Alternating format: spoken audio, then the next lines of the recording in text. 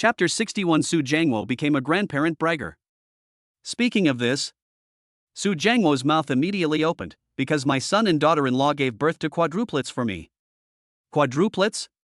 The people around him were shocked. Yes. Su Jiangwo was very satisfied with his reaction. Everyone else in the car was sleeping. When the man shouted, it quickly attracted people's attention. And they looked over in disbelief. Really, 4? Yes, 4. Su Jiangwo said this while taking out his mobile phone.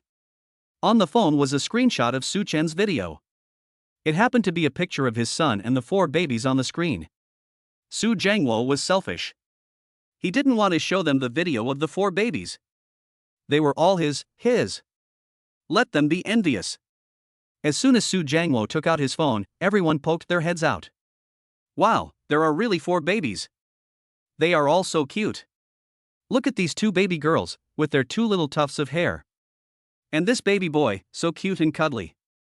And this baby boy is kind of handsome when he smiles. Ha ha ha, isn't he adorable? Su Jiangwo couldn't stop smiling when he heard their compliments. His grandchildren were simply the most adorable in the baby world. This handsome guy in front, is he your son? Your son is still young. Su Jiangwo nodded with a smile. Yes, that's my little rascal. He's still in school. A few elderly people on the bus were envious. What? Still in school? Well, he's in college. That's amazing. If only my son were that amazing, he wouldn't still be single at 30. I'm envious. Can you tell us, brother, how your son found a wife and had quadruplets? I'll go home and educate my useless son, so that he can learn from him. Su Jiangwo was even happier when he heard this. Ha ha ha ha. I don't know either. Someone nearby interrupted, don't you know? Of course it's handsome. Everyone laughed heartily. Su Jiangwo was very happy the whole way. When they arrived in the city, Su Jiangwo immediately called Li Dong. Dongzi, come pick me up. Su Jiangwo is Li Dong's distant cousin. Li Dong was shocked when he heard that he was here. Uncle, why are you here? I'll tell Chen right away. No, I snuck in here, so don't tell anyone. Why? Li Dong was puzzled. When he thought about Chen and the babies, Li Dong became nervous again. He was considering whether to quickly notify Chen so that she could get ready. Uncle, do you know something? Yes, Chen said he had given birth to 4 grandchildren, and even sent a video. Li Dong let out a sigh of relief, but that's not right, is it? If you already knew, why did you sneak up on me like that? It's for Chen's daughter-in-law. Su Jiangwo told him everything. Li Dong couldn't help but laugh, so that's how it is. Okay, I'll come and get you. Okay. You know where Chen lives, right? Take me to a hotel near there. Okay. Sunday morning. Su Jiangwo got up before dawn. To be precise, he didn't sleep at all that night. He was just too excited. After getting up, he went to the entrance of Furong community to wait for his babies. He had prepared snacks and water, and was determined to see his babies even if he had to keep watch all day. After a while, Su Jiangwo saw Su Chen. Su Chen was driving an SUV. It looked very luxurious. But Su Chen didn't see him. Strange, where did Su Chen get the car? Su Jiangwo was surprised for a moment and peeked into the car. There was no one in the car. Su Jiangwo angrily cursed in private. You brat, you're not taking the kids on the weekend, you're going to go have fun by yourself? I'll deal with you when I get back. Su Chen, who inexplicably was going to be dealt with, sneezed. He rubbed his nose and didn't notice anyone around. What's going on? Why do I feel like someone's looking at me? Have I recently become mentally weak? Su Chen shook his head and put these emotions behind him. He was going to talk to Chen Hu about something today, and he was supposed to bring the babies. But because of what happened last night, when Chi-Chi insisted on not going with him, she said she wanted to rest. Su Chen had no choice but to drive there by himself. At this time, when Chi-Chi had also finished breakfast, prepared her things, and brought the babies downstairs. After wandering around the entrance for a while, when Chi-Chi realized that she didn't seem to have anywhere to go. With Su Chen not around, she felt a little inconvenienced going out. When Chi-Chi realized that she was becoming more and more dependent on Su Chen, She decided to take the babies for a stroll in the garden. Su Jiangwo, who was standing at the entrance, happened to see this. His eyes lit up.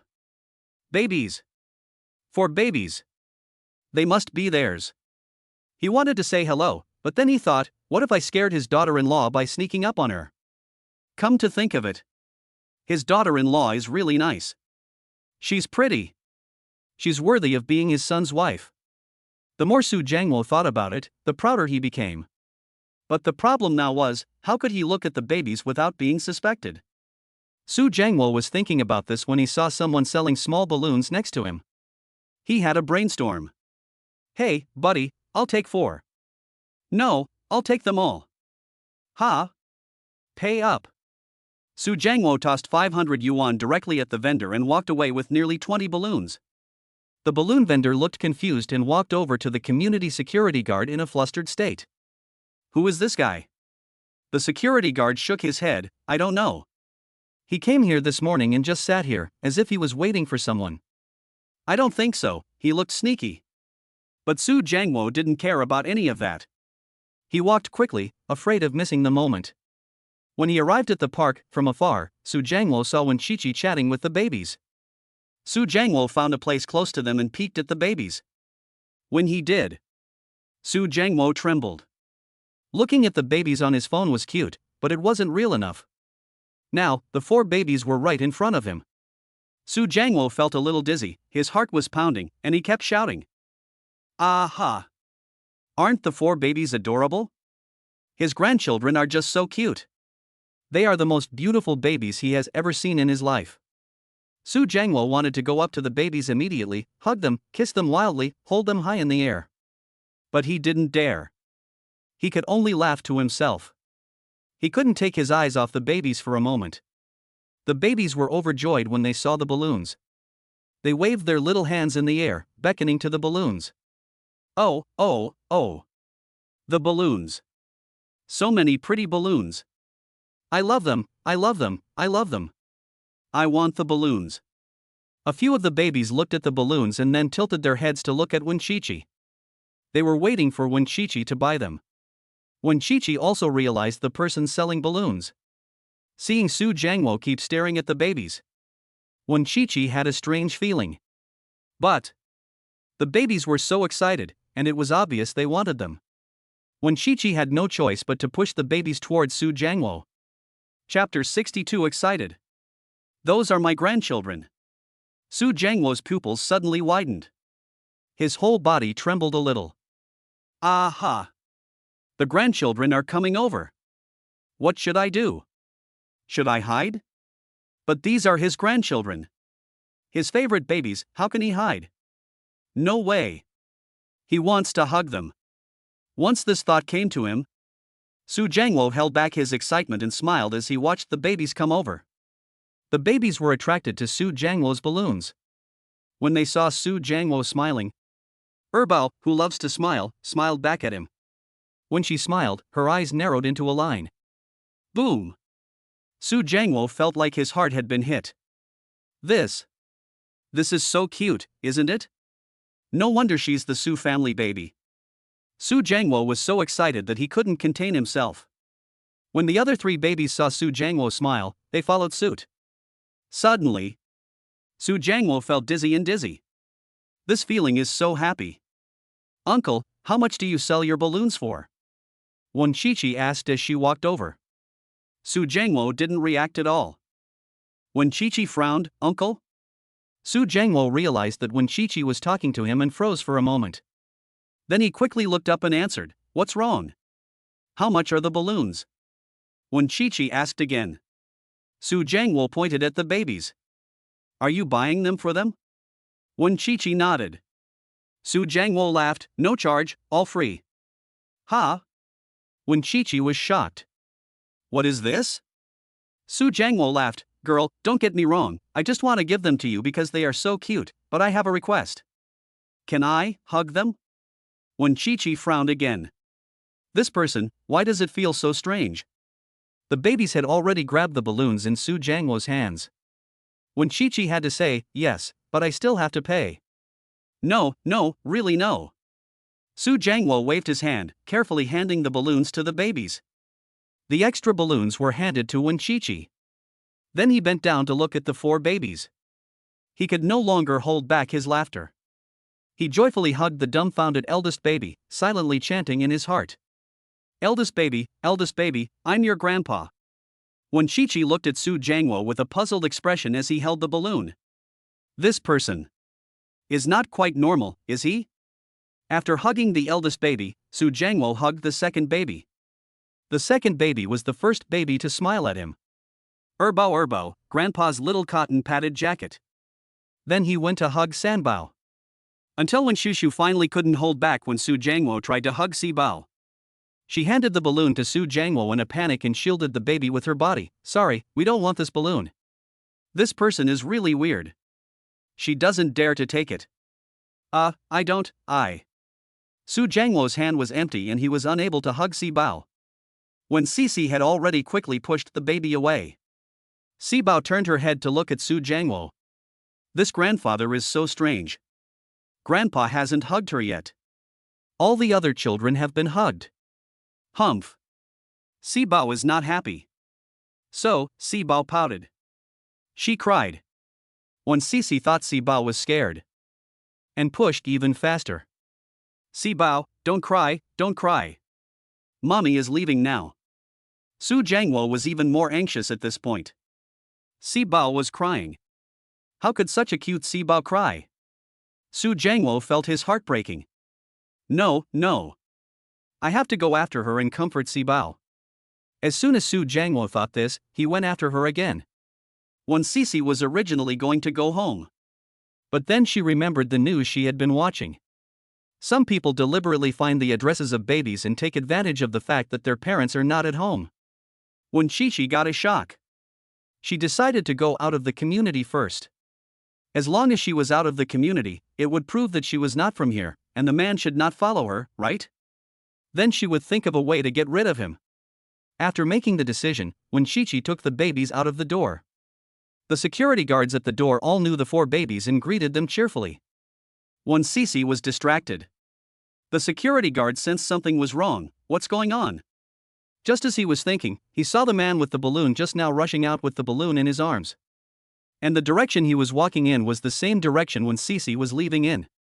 The security guard suddenly had a chill. No way. Call the police. The thought crossed his mind, and the security guard immediately picked up the phone. After when Sushi left the house, she walked aimlessly. After walking for a while and losing sight of the people behind her, she let out a sigh of relief.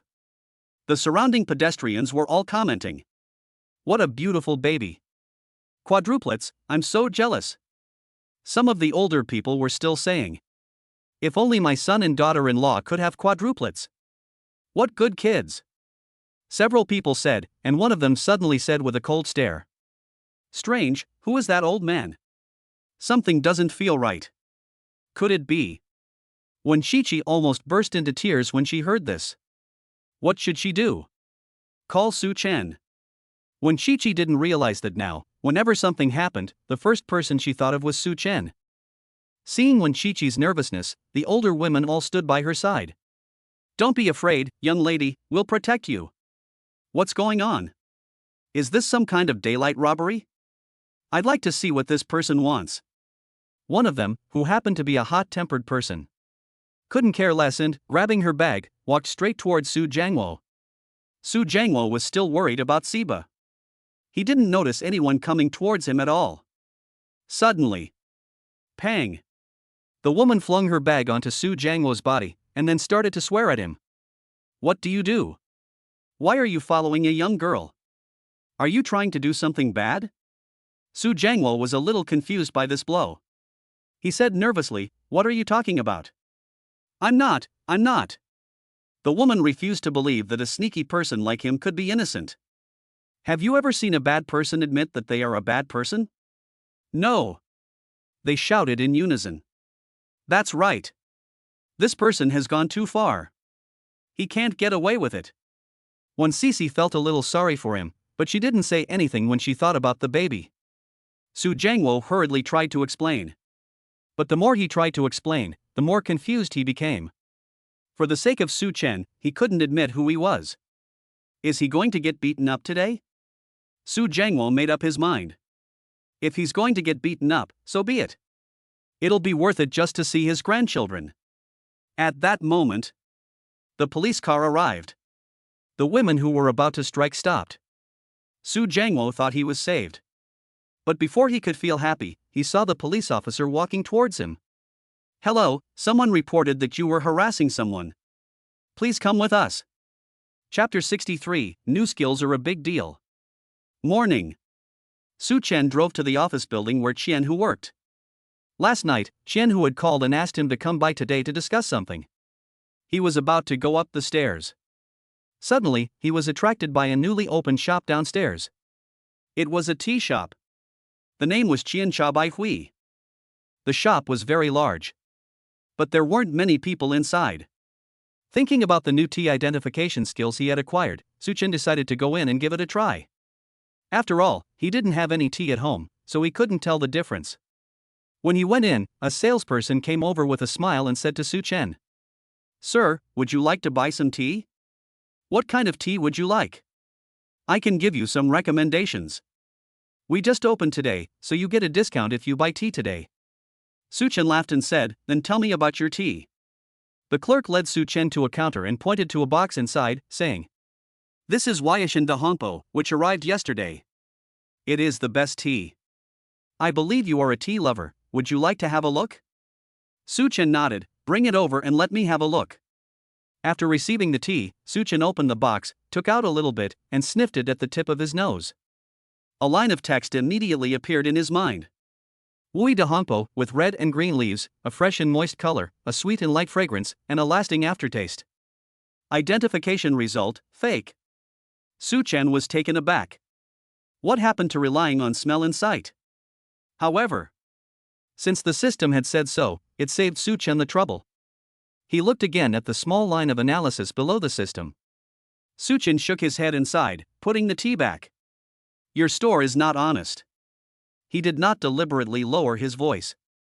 Everyone around could hear it. A few of the few customers gathered around. The clerk's face changed slightly. Sir, what do you mean? Su Chen sniffed the tea again like a real expert. This tea is fake, right?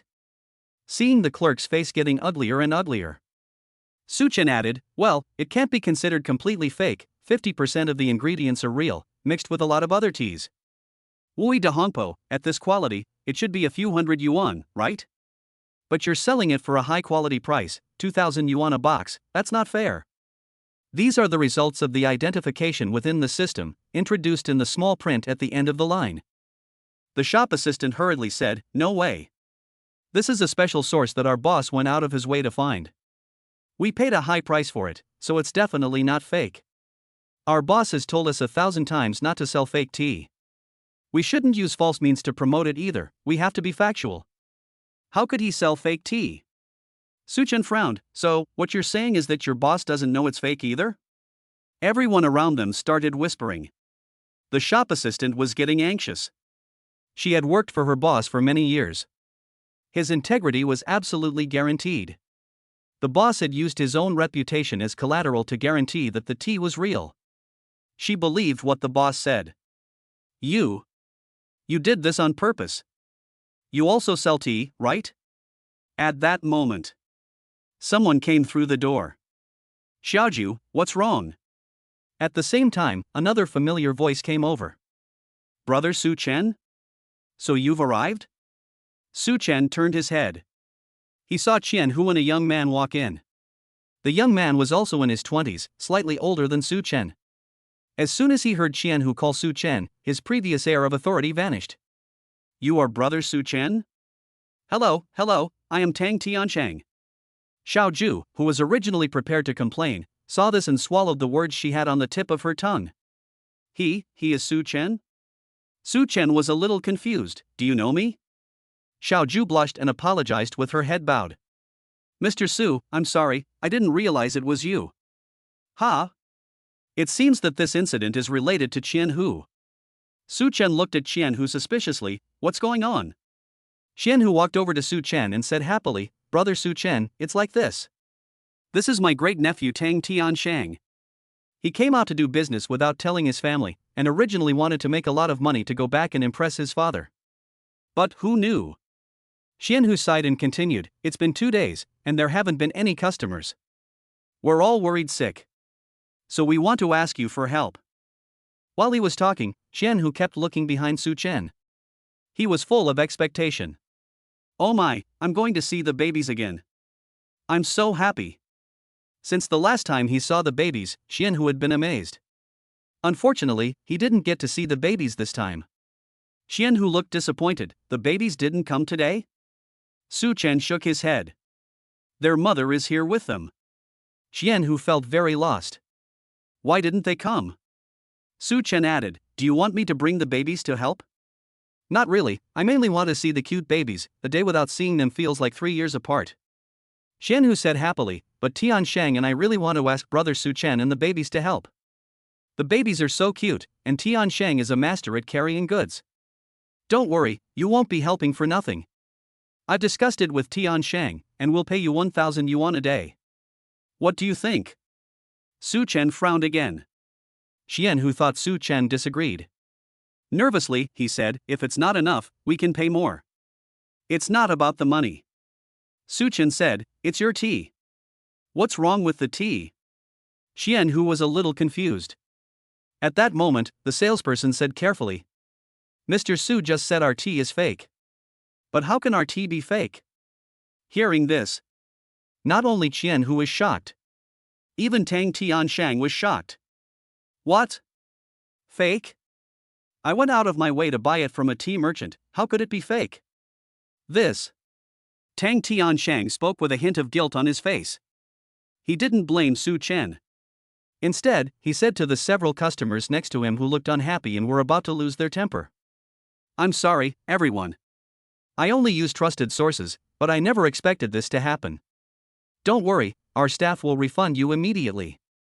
Juju, go. Call all the customers who bought the tea in the past few days and tell them to come for a refund. I need to check the sources again. We must never sell fake products. Tang Tianxing's face was very serious. Su Chen was also a little shocked. He thought this man would at least argue with him a bit, but he didn't expect such decisiveness. He's a nice guy. Xianhu came over curiously, is this really fake? Before Su Chen could say anything, Tang Tianshang said, you'll know if you try it. I have the real thing here. Xiaoju, go and pour 2 cups of boiled water over here. As the owner of a tea shop, Tang Tianshang has the habit of bringing his own tea. But the tea he was going to sell, he had already seen it, and there didn't seem to be anything wrong with it on the surface. Besides, if he tasted just one kind without any comparison, he wouldn't be able to tell. Fortunately, today he can make a comparison. He takes out a small bag of tea leaves from his pocket. This is my father's authentic dahongpo. I secretly brought some with me. If that one is fake, the taste should be different. Su Chen nods. Tang Tianqing is right, this is the best way to identify it. Xiaoju quickly pours 6 cups of tea. She takes some of the tea for sale and pours it into 3 of the cups, and then puts the tea leaves handed over by Tang Tianqing into the other 3 cups. A few minutes later, the teacups on Su Chen's side gave off a strong aroma of tea. Xiaoju was shocked, is this real? It smells so good. Without waiting for Su Chen to answer, Tang Tiansheng answered for himself, it's fake. Xiaoju, how come? Tang Tiansheng, smell this side. Chapter 64 I'm the babies. Xiaoju walked over suspiciously. As soon as she arrived, a light fragrance of tea wafted out. The amazing thing was that, although the tea fragrance was very pleasant, it was not at all strong. It was very light and smelled very comfortable. Xiaoju was shocked, what a difference! Yes. Then the 2 of them tasted it again. The fake one was fragrant, but there was always something missing. The real one was different. The light fragrance spread through every pore of the body as the tea entered the mouth. It makes you feel so good. Chen said as he tasted it, it really is different. Su Chen, you're amazing. How did you know that the tea was fake? Tang Tianshang also looked at Su Chen. He also wanted to know how Su Chen knew. Anyway, according to his level, he couldn't tell. Just now, he was completely concerned about the reputation of the store. If he didn't refund the money immediately, the customers would definitely make a scene, and they wouldn't care whether it was real or not. After trying it, Tang Tianshang was also convinced of Su Chen's judgment. Su Chen smiled. If I said I could tell, would you believe me? Tang Tianshang was shocked. He looked at Su Chen carefully and found that Su Chen really didn't use any tools. Xian Hu and Tang Tianshang glanced at each other and both said in unison, "Believe it." Su Chen looked at Tang Tianshang with slight surprise. Xian Hu trusted him because they had cooperated. But he had just met Tang Tianshang for the first time. Tang Tianshang saw Su Chen's curiosity and said, "Boss Qian told me about you. You are the supplier of those high-quality potatoes and tomatoes. Moreover, you personally cultivated those. Anyone who can cultivate those must have their own unique techniques. And you have 4 babies.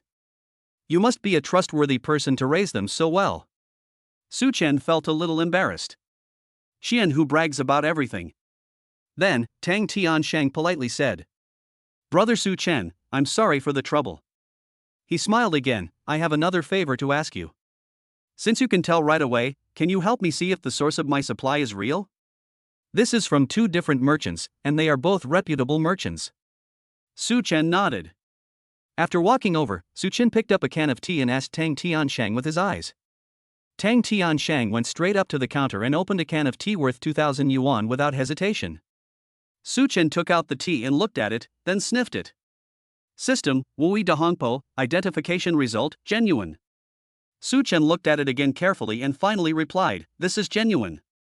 Tang Tianshang let out a long sigh of relief. "Thank goodness. Brother Su Chen, thank goodness you were here. Otherwise, if I really did a dishonest deal, my grandfather would beat me to death."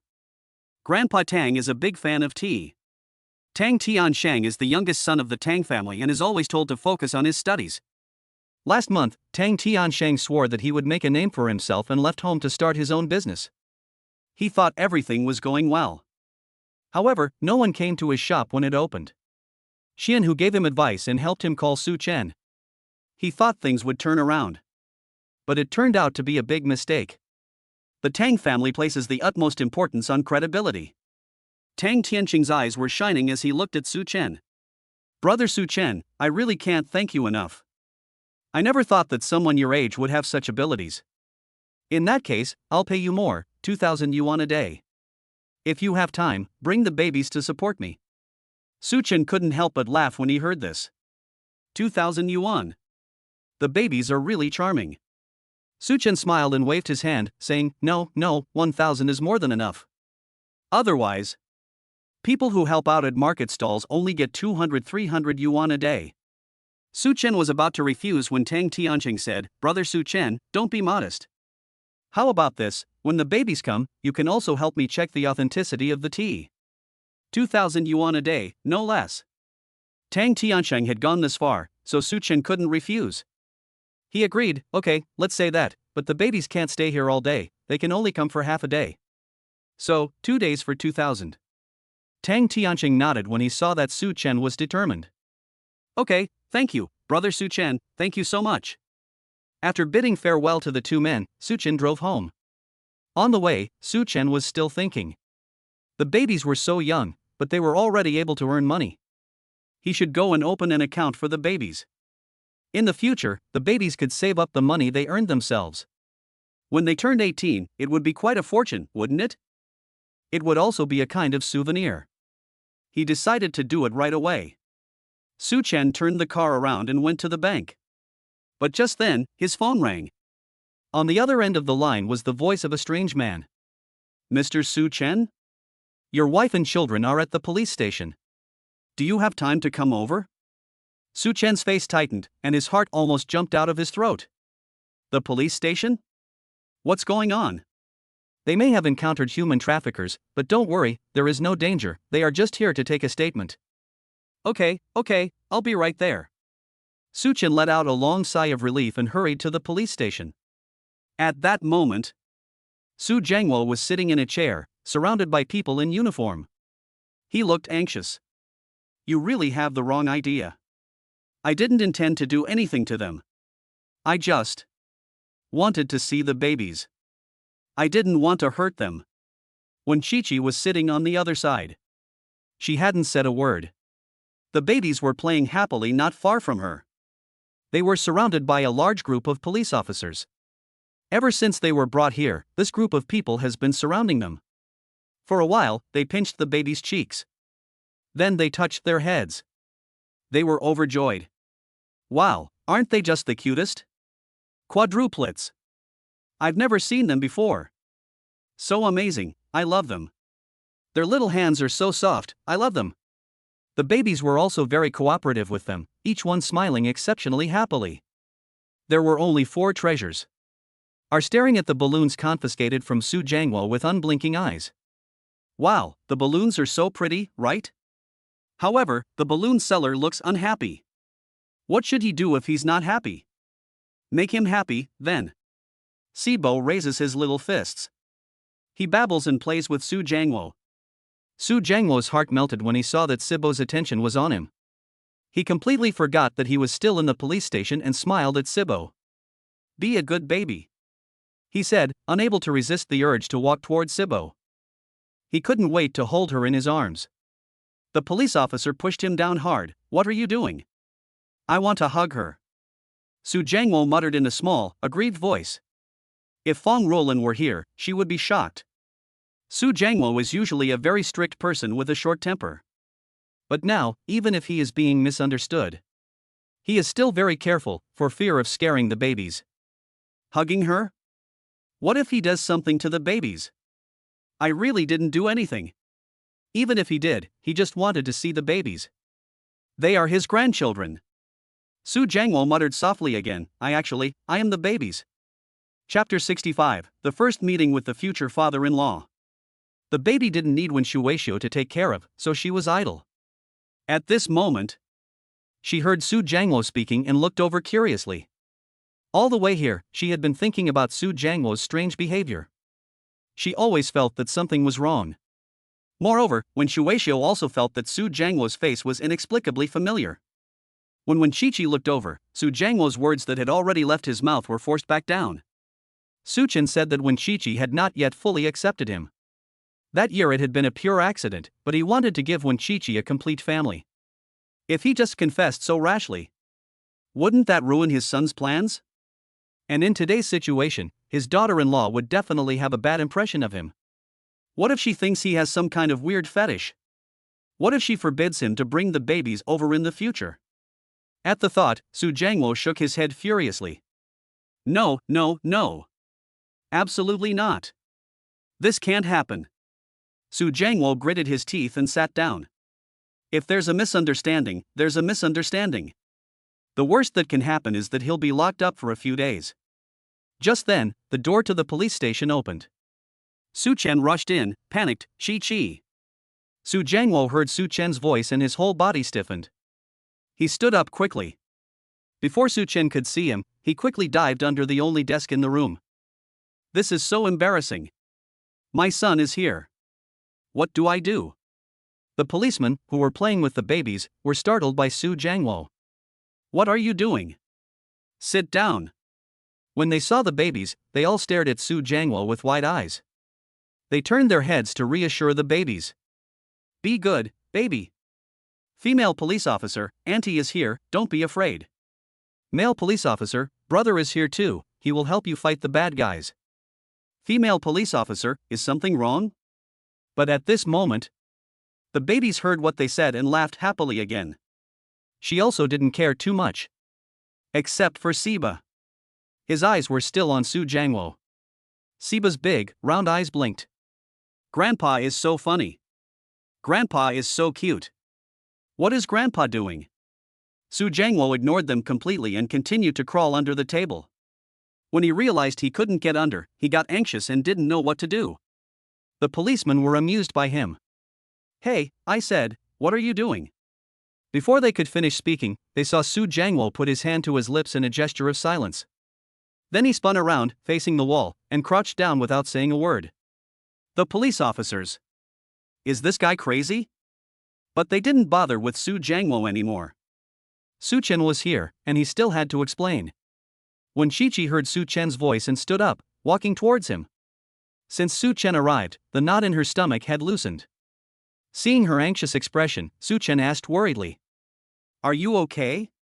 Wen Sisi shook her head. Su Chen took hold of Wen Sisi's hand. "That's good, let's go see the baby." If it were in the past, Wen Sisi would have no hesitation in breaking free from Su Chen's grasp. But today, she didn't want to break free. For more than a year, Wen Qiqi has been on her own. No matter how big a problem there is, she has been carrying it alone. She is used to going it alone and used to shouldering the responsibility of taking care of the babies on her own thin shoulders. If it were in the past, in a situation like this, Wen Qiqi would definitely have been scared and cried. But today, she did not cry. She knew that Su Chen would always be there. It feels so good to have someone by your side. Without making a sound, Wen Qiqi took Su Chen's hand in her other hand. Su Chen was so worried at the moment that he didn't notice this. Seeing that the babies were having a great time playing with the police, Su Chen let out a sigh of relief. "Babies, Daddy is here." The police officers were shocked again when they saw Su Chen.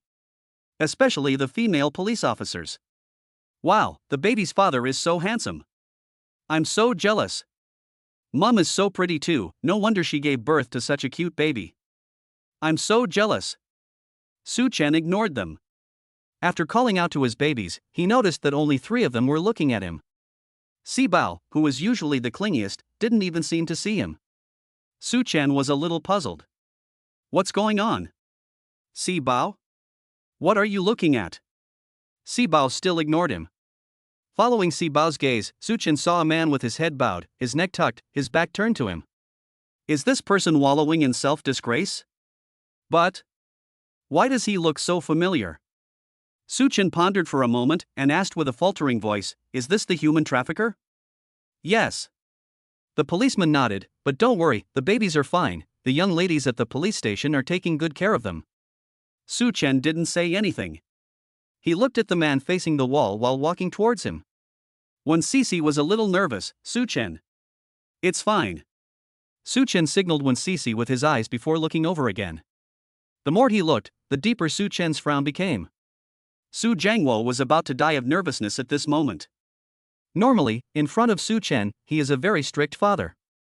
If he looks like this today, and is recognized, Su Jiangwo can't imagine Su Chen's reaction. He lowered his head again.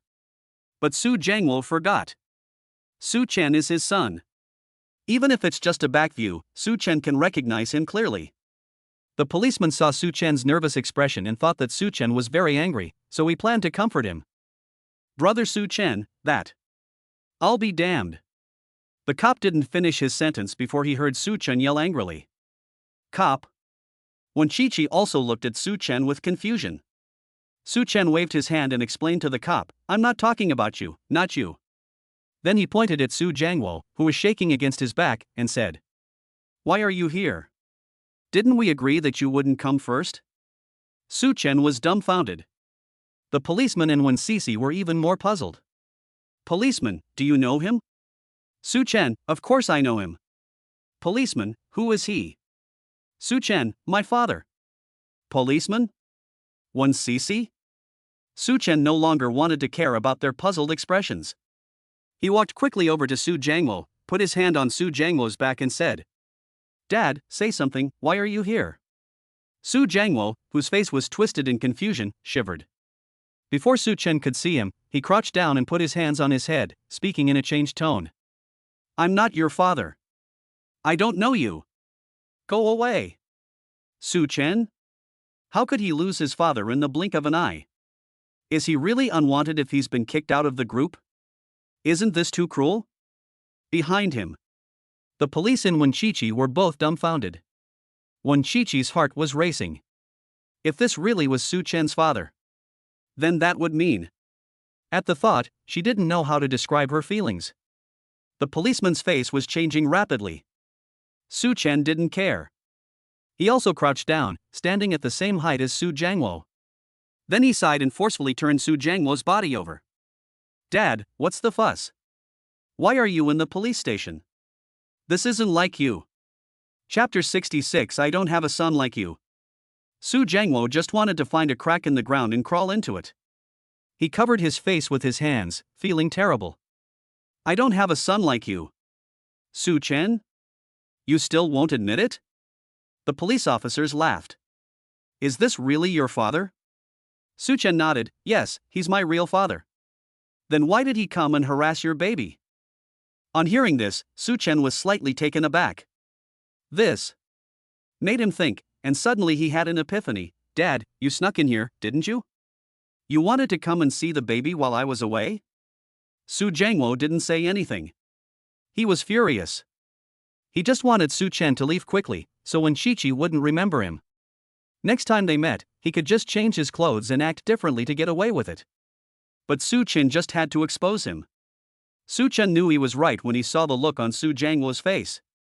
He laughed. If you really want to come, just tell me, I can. Su Chen's words had not yet finished when Su Jiangwo suddenly let go of Su Chen's hand, stood up abruptly, and glared at him with anger on his face. What do you know? You little brat, if it weren't for you. Su Jiangwo opened his mouth, but the words he wanted to say got stuck in his lips. His daughter-in-law was still there, so there were some things he couldn't say. He was really having a hard time. But this sentence was immediately understood by Su Chen, who was a new father. Su Jiangwo was afraid that he would not be able to win when Chi-Chi. He was afraid of causing him trouble. But because he missed the babies, he could only sneak in.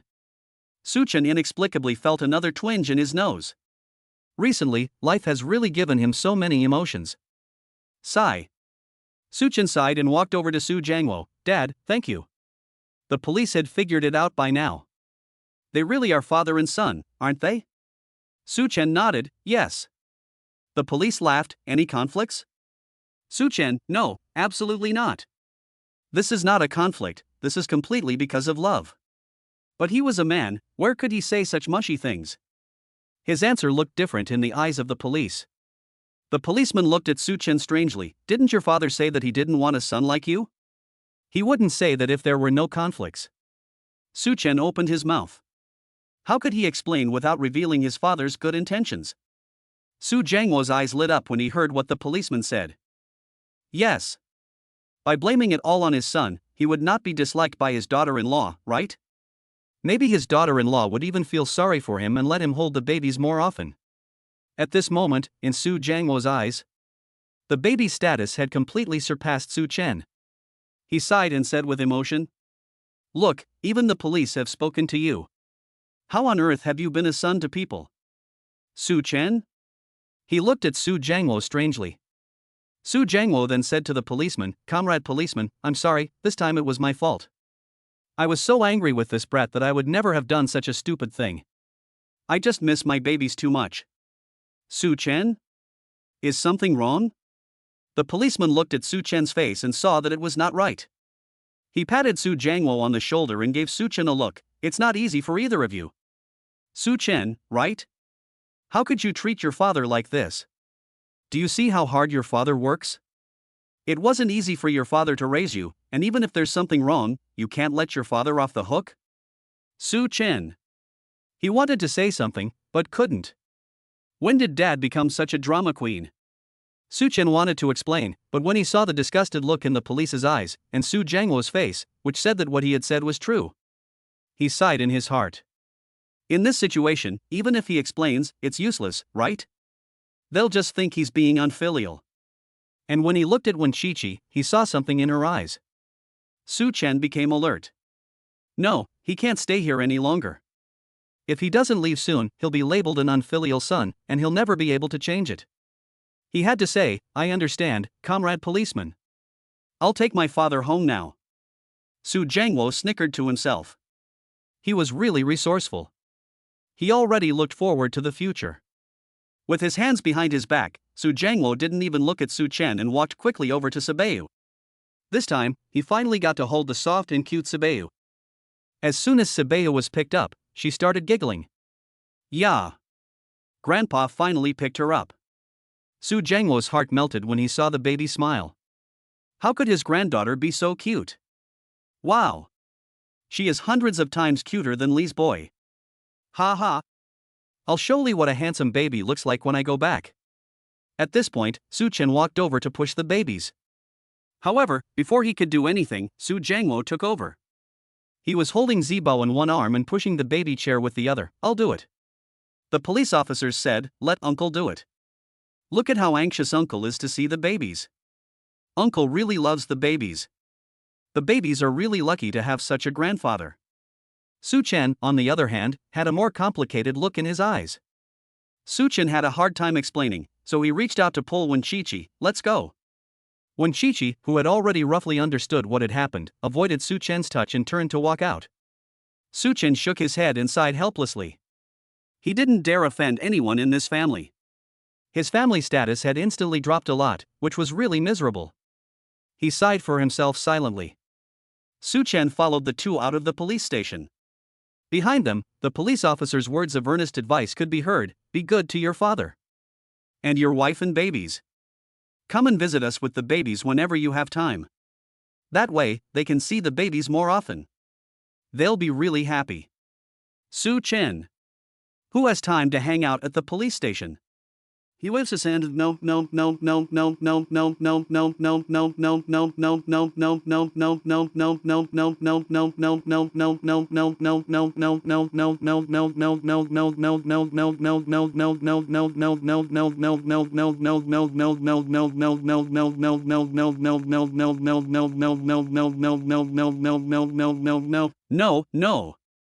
He really didn't want to be separated from the babies for a moment.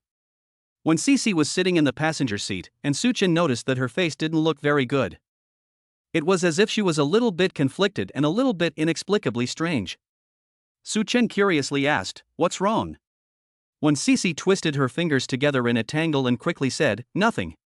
When Cece was dying of anxiety. The moment she knew that Su Jiangwo was Su-Chen's father. Her face was calm, but inside she was already in a state of turmoil. Even now, she still hadn't reacted. Su Jiangwo is Su-Chen's father, which means he's her future father-in-law? Oh my. The first time they met, it was because of the babies. Her future father-in-law was arrested? What? What? Chapter 67: Su-Chen's family status. When Chi-Chi had no idea that she had already regarded Su Jiangwo as her future father-in-law. She looked troubled, her mind in a complete mess. How was she going to get along with Su Jiangwo in the future? Would he think she was meddlesome and dislike her? It was all Su-Chen's fault. If it weren't for Su-Chen, this wouldn't have happened. When Chi-Chi gave Su-Chen a cold look. Su-Chen, who was driving, suddenly felt a very cold gaze and was startled. "Is everything really okay?" "No." When Chi-Chi's voice also sounded a little colder. Su Jiangwo, who was playing with the babies, angrily said, "Stupid boy, are you stupid?" Chi-Chi said, "It's okay, but is it really okay? Look at how scared you've made Chi-Chi. As a man, shouldn't you comfort your wife? You don't have any of the charm I had back then." Su-Chen looked helplessly through the rearview mirror in the direction of Su Jiangwo. It seems like he's the one who scared Wen-Chi-Chi, right? Why is he taking all the blame? However, Su-Chen didn't dare to argue. Dad's drama addict is addicted again.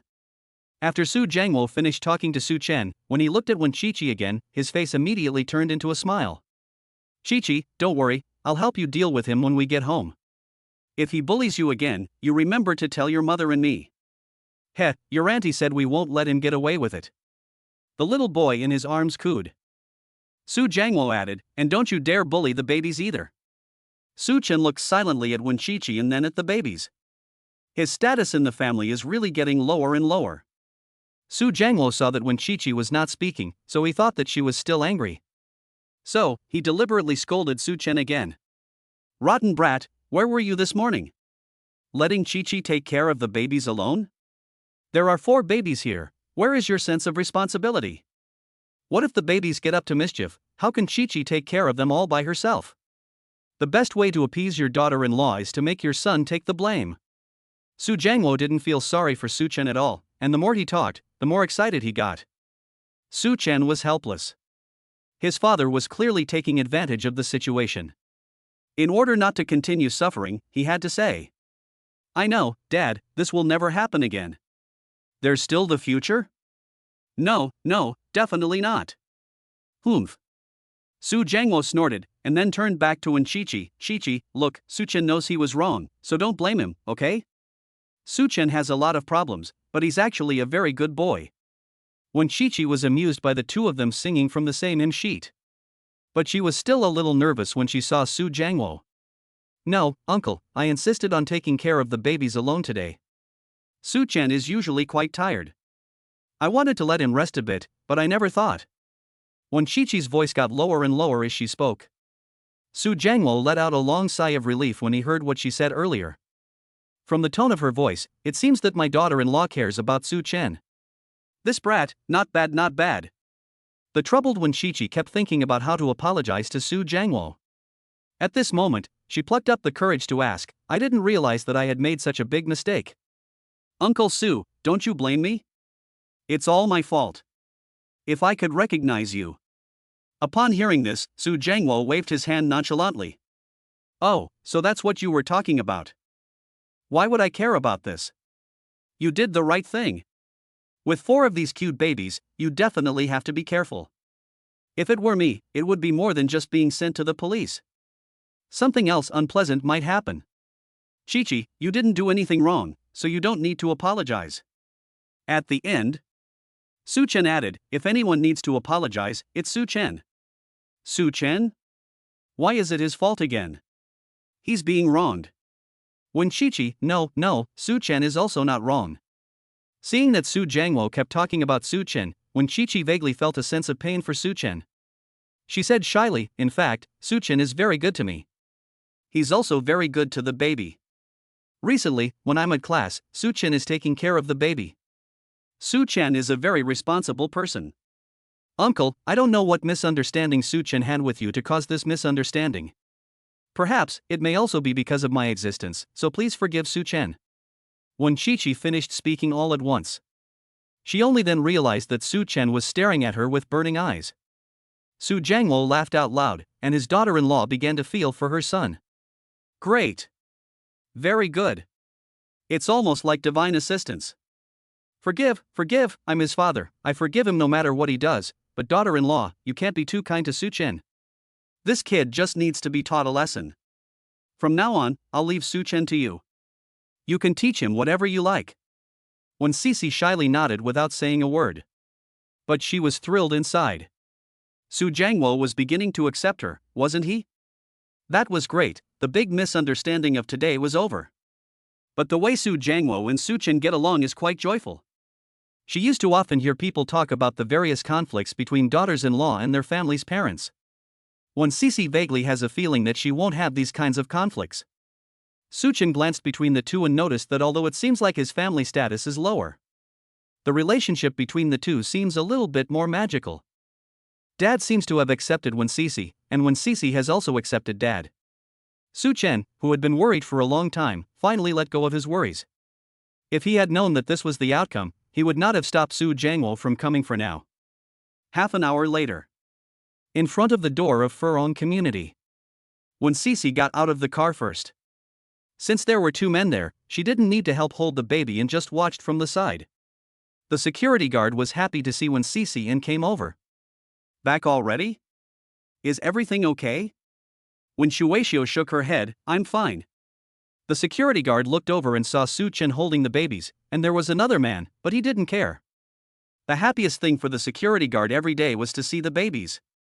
At this moment, he would love for the whole world to know that he was able to do something for the babies. I'm glad you're fine. You don't know, I saw that man following you today, and I felt something was wrong. It was obvious that he had bad intentions. The security guard said, looking at Wen Chi-Chi's strange expression. Miss Wen, are you feeling unwell? Wen Chi-Chi smiled awkwardly, no. Oh, you don't know, I was, and saw him following you out of the community again, how could I bear it? I couldn't stand to see the babies in any danger, so I immediately took out my phone and called the police. Wasn't I very resourceful? The security guard was waiting to be praised. If you get on well with the parents, you'll have more opportunities to get in touch with the babies. The security guard was thinking this when he suddenly heard a huff of disapproval. That was really clever. Chapter 68 Security Guard, you're a real dog. The security guard who was talking felt a cold wind blowing past him. He turned his head and saw Su Jiangwo approaching him with a cold face.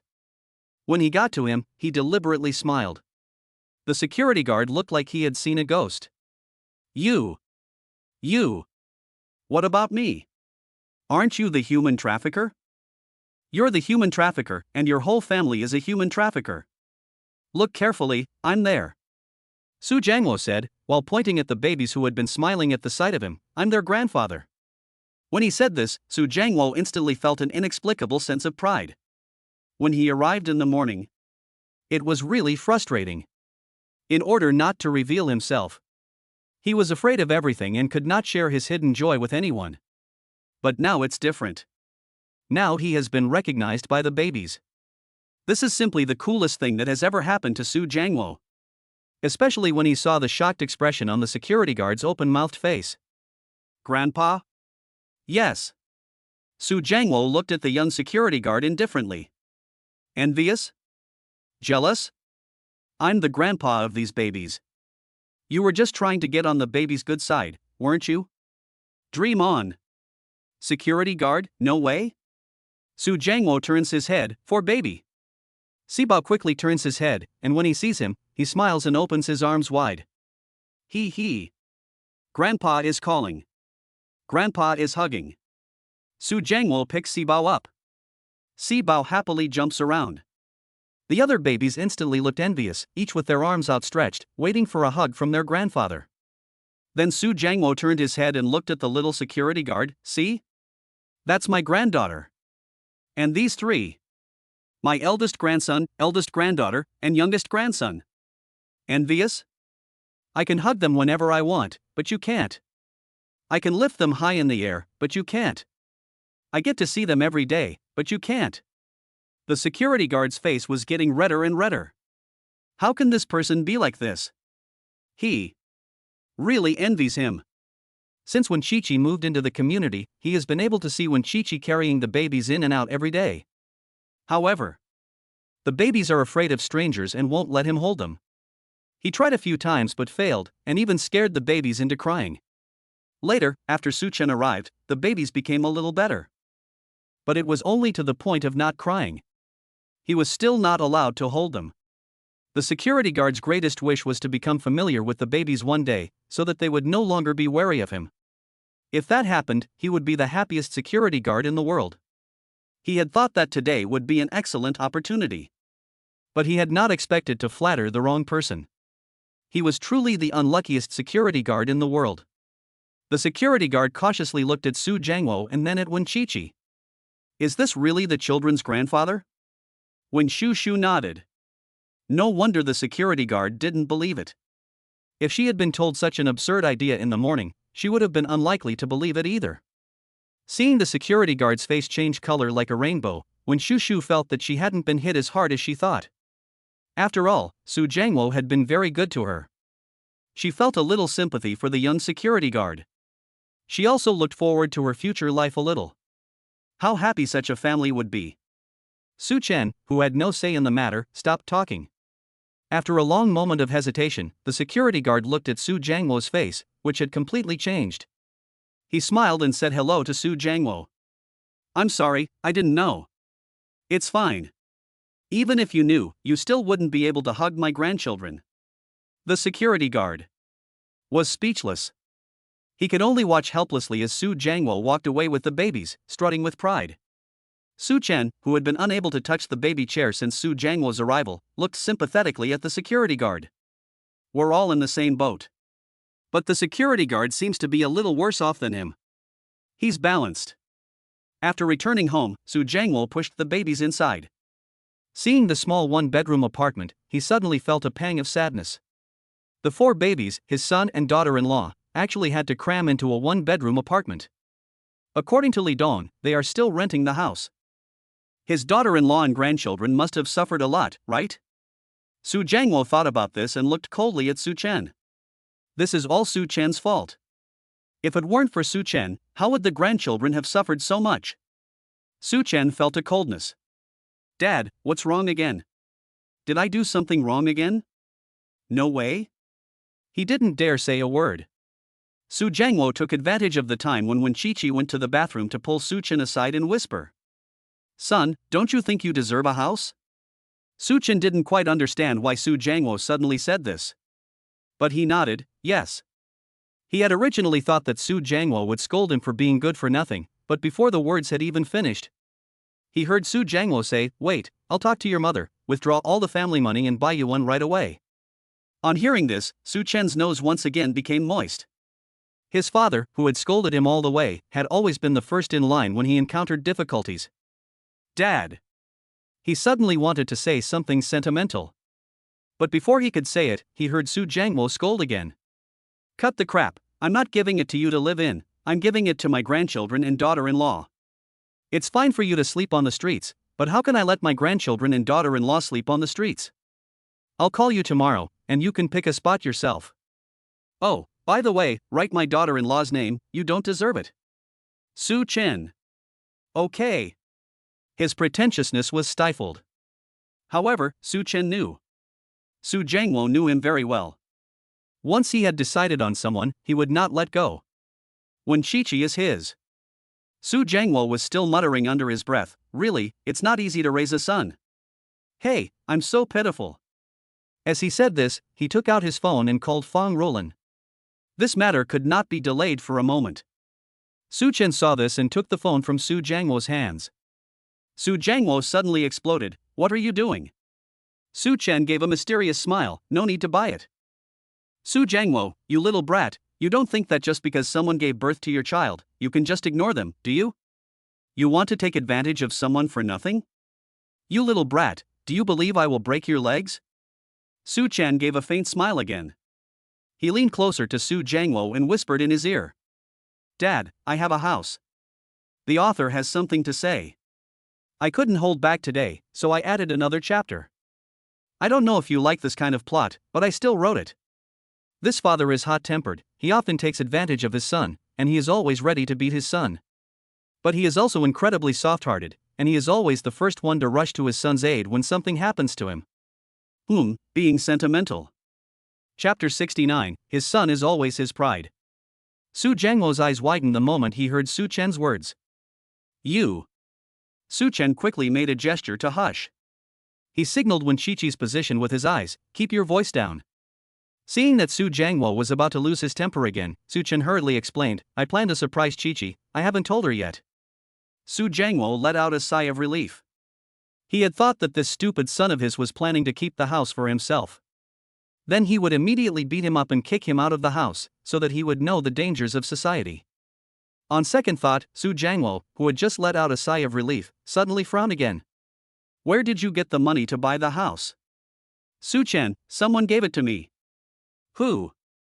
Do you take people for idiots? They gave you the house. Su Chen had no choice but to tell him about Zhang Weiqiang and Liu coming to see the baby and soak up the good luck. Of course, he hid the system and just said he was cultivating potatoes. You can farm? Dad, don't look at me like I'm an idiot, okay? I can do anything. I'm not a kid anymore.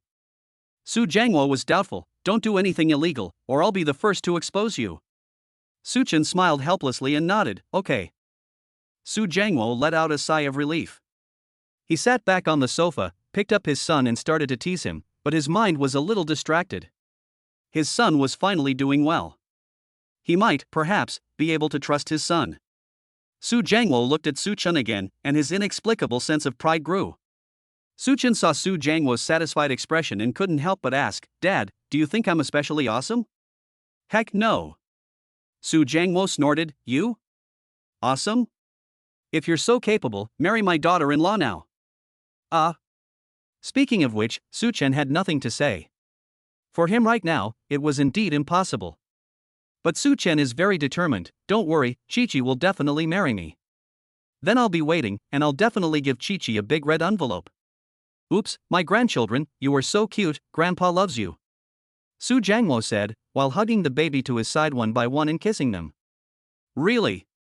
So happy. Su Chen saw that Su Jiangwo was happy, and was about to go and cook dinner, when he heard Su Jiangwo say, Wait, where did you get the car? Su Jiangwo had almost forgotten about this. The car was obviously very expensive. Su Chen was about to speak when Su Jiangwo said, You're not going to say you bought it too, are you? Do you believe I'll take you back to the police station right now? Su Chen. Forget it. If I tell him too much at once, he won't be able to take it. Let's take it slowly then. Well, I rented it. Because we have so many kids, it's not convenient to go out, and Chi has to go to class, so I rented a car for now. Don't worry, as soon as I have the money, I'll buy one immediately. Su Jiangwo nodded suspiciously.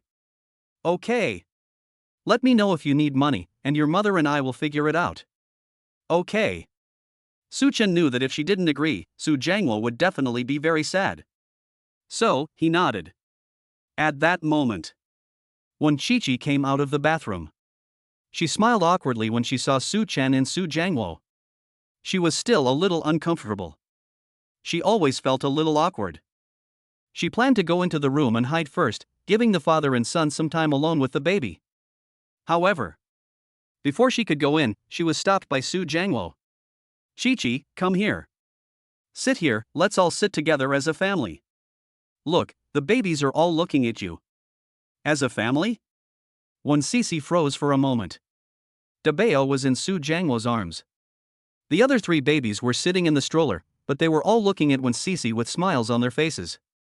Sanbao even held out his hands for a hug. Mommy is so beautiful. Mommy smells so good. I want a hug. When Shue couldn't help but want to go over. But Su Chen and Su Jiangwo hadn't seen each other in a long time, so she should give them some time, right? Seeing Wen Shue hesitate, Su Jiangwo gave Su Chen a cold look. Su Chen immediately understood. Shue, come sit over here, or our 3 babies will cry in a moment. Speaking of babies, when Shue didn't hesitate any longer. The babies were all gathered around Su Jiangwo, and the only seat was next to Su Chen. In front of the elders, when Cici didn't want to get too close to Su Chen, feeling awkward, but now, there was no other way. She could only walk over to Su Chen and sit down. Su Jiangwo looked at the 2 of them and a happy smile appeared on his face. Good, really good. You boy are really blessed. Su Chen also smiled. Dad, aren't you too? My mom is also very beautiful. Su Chen heard that Feng Ruolin was a flower in the village back then. As soon as Feng Ruolin was mentioned, Su Jiangwo's face immediately revealed a proud expression. Of course. Your mother is the most beautiful woman in the world. Of course, that's in my eyes, you brat. You'd better treat your wife well too, otherwise, hee. Su Jiangwo's ha-ha sounded cold and harsh. Su Chen shrunk his neck and turned his head to look at Wen Chi. Chi, look, Dad is scolding me again. He's so pitiful. He wants someone to defend him too. Wen Chi suddenly felt a bit nervous when she was called on. Especially after hearing the word dad. She wanted to argue back, but Su Jiangwo was here, so she didn't dare. She could only blush and nervously smile. That Uncle Su Chen is very good to me. She had already said this on the bus. Today, she was saying it for the second time, without the shyness of the first time. In the past few days, she had deeply felt how happy she was with Su Chen's presence. So when Chi repeated, it's really very good. Su Chen, who had been praised, looked at Wen Chi's flushed little face and couldn't help but feel excited. His wife had praised him. His wife had finally praised him today. If Su Jiangwo wasn't here, Su Chen would even be tempted to go up and kiss Wen Chi. Su Jiangwo, who had seen the 2 interact, couldn't help but laugh out loud. You too. You really are a nuisance. Okay, the babies are hungry. Let's go and prepare the formula. Where is the formula? Su Jiangwo put his grandson in the stroller, put on a stern face and became extraordinarily gentle.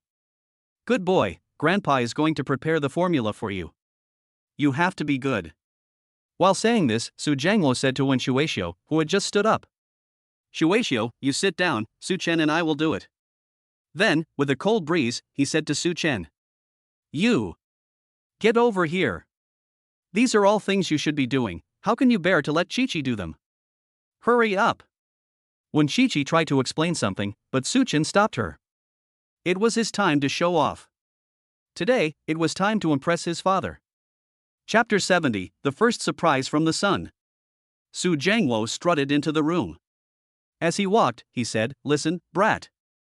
When you were little, I made your formula, changed your diapers, washed your clothes, and fed you. This traditional virtue must not be lost. Today, I'm passing it all on to you, so pay attention. Take good care of the babies in the future. If I see the babies unhappy, I'll break your legs. Su Chen, who had his legs broken every day. Yes, Dad. I know, Dad.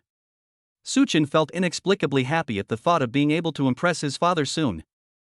Su Jiangwo was still rambling on and on. In his impression, Su Chen was a good-for-nothing brat who knew nothing. He had never stayed at home much since starting kindergarten. Su Jiangwo was afraid that Su Chen would not do well in school, so he signed him up for a lot of tutoring classes.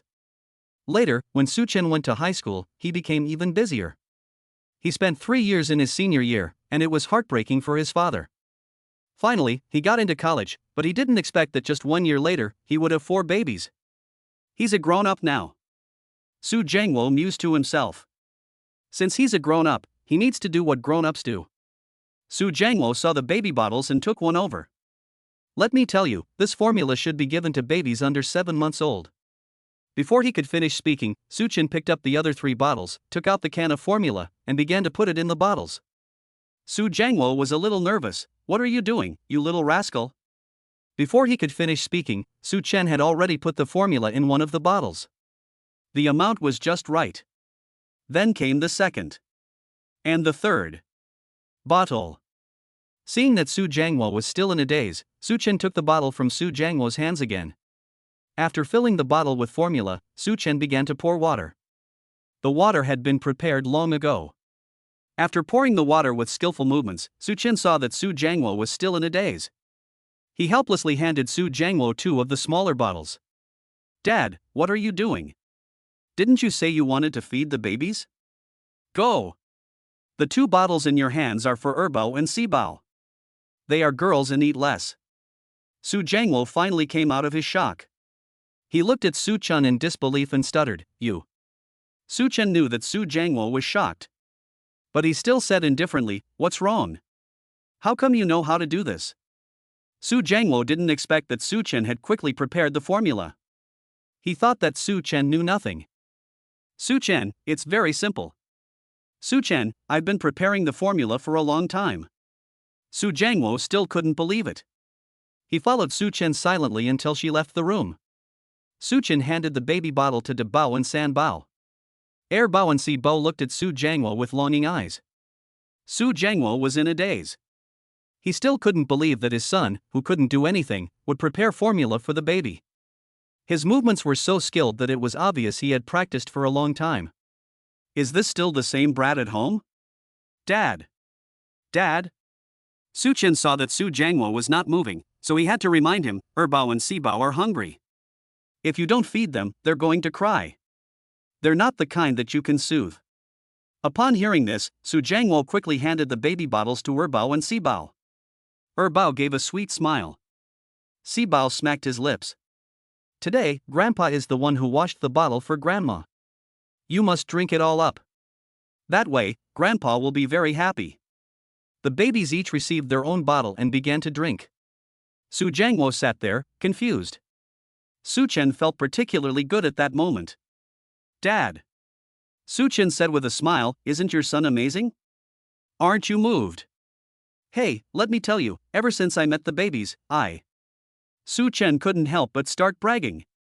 He had been belittled by Su Jiangwo all the way, and no matter what, he had to regain face in front of his daughter-in-law. Otherwise, how humiliating. However, before Su Chen's words had finished, he heard Su Jiangwo sneer again. Awesome my ass? It's obvious that it was Chi-Chi who taught him, so it's still Chi-Chi who's awesome. You should hurry up and thank Wen Chi-Chi properly. What are you so smug about? Su Chen. Why is Dad so stubborn? But Dad is right. Wen Chi-Chi has played a big part in his success. Su Chen really turned his head and was about to thank Wen Chi-Chi. But when Chi-Chi said to Su Jiangwo, Uncle Su Chen has learnt all this on his own. I didn't teach him.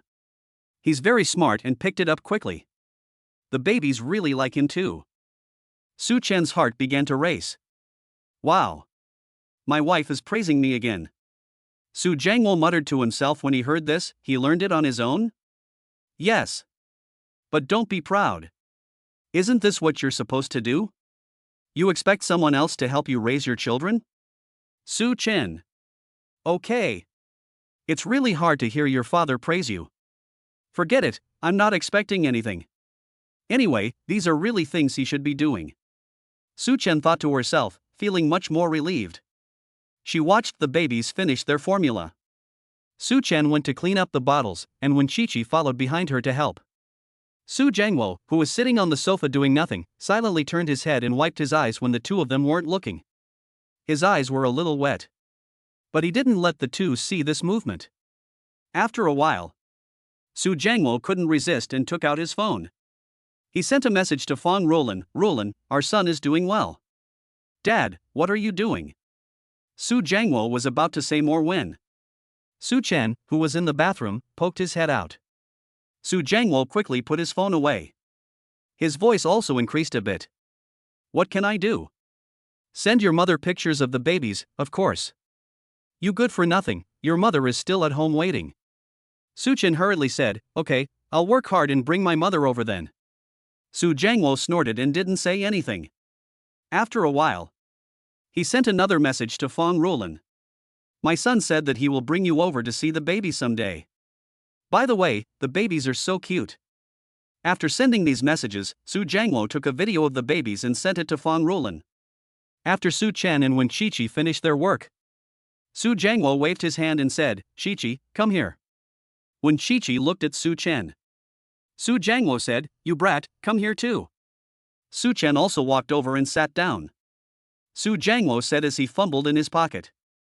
Your mother said that if I ever had the chance to see Wen Qiqi, I must give her this. Wen Qiqi was a little surprised. What is this? Chapter 71. Su Chen, Dad, is the cucumber delicious?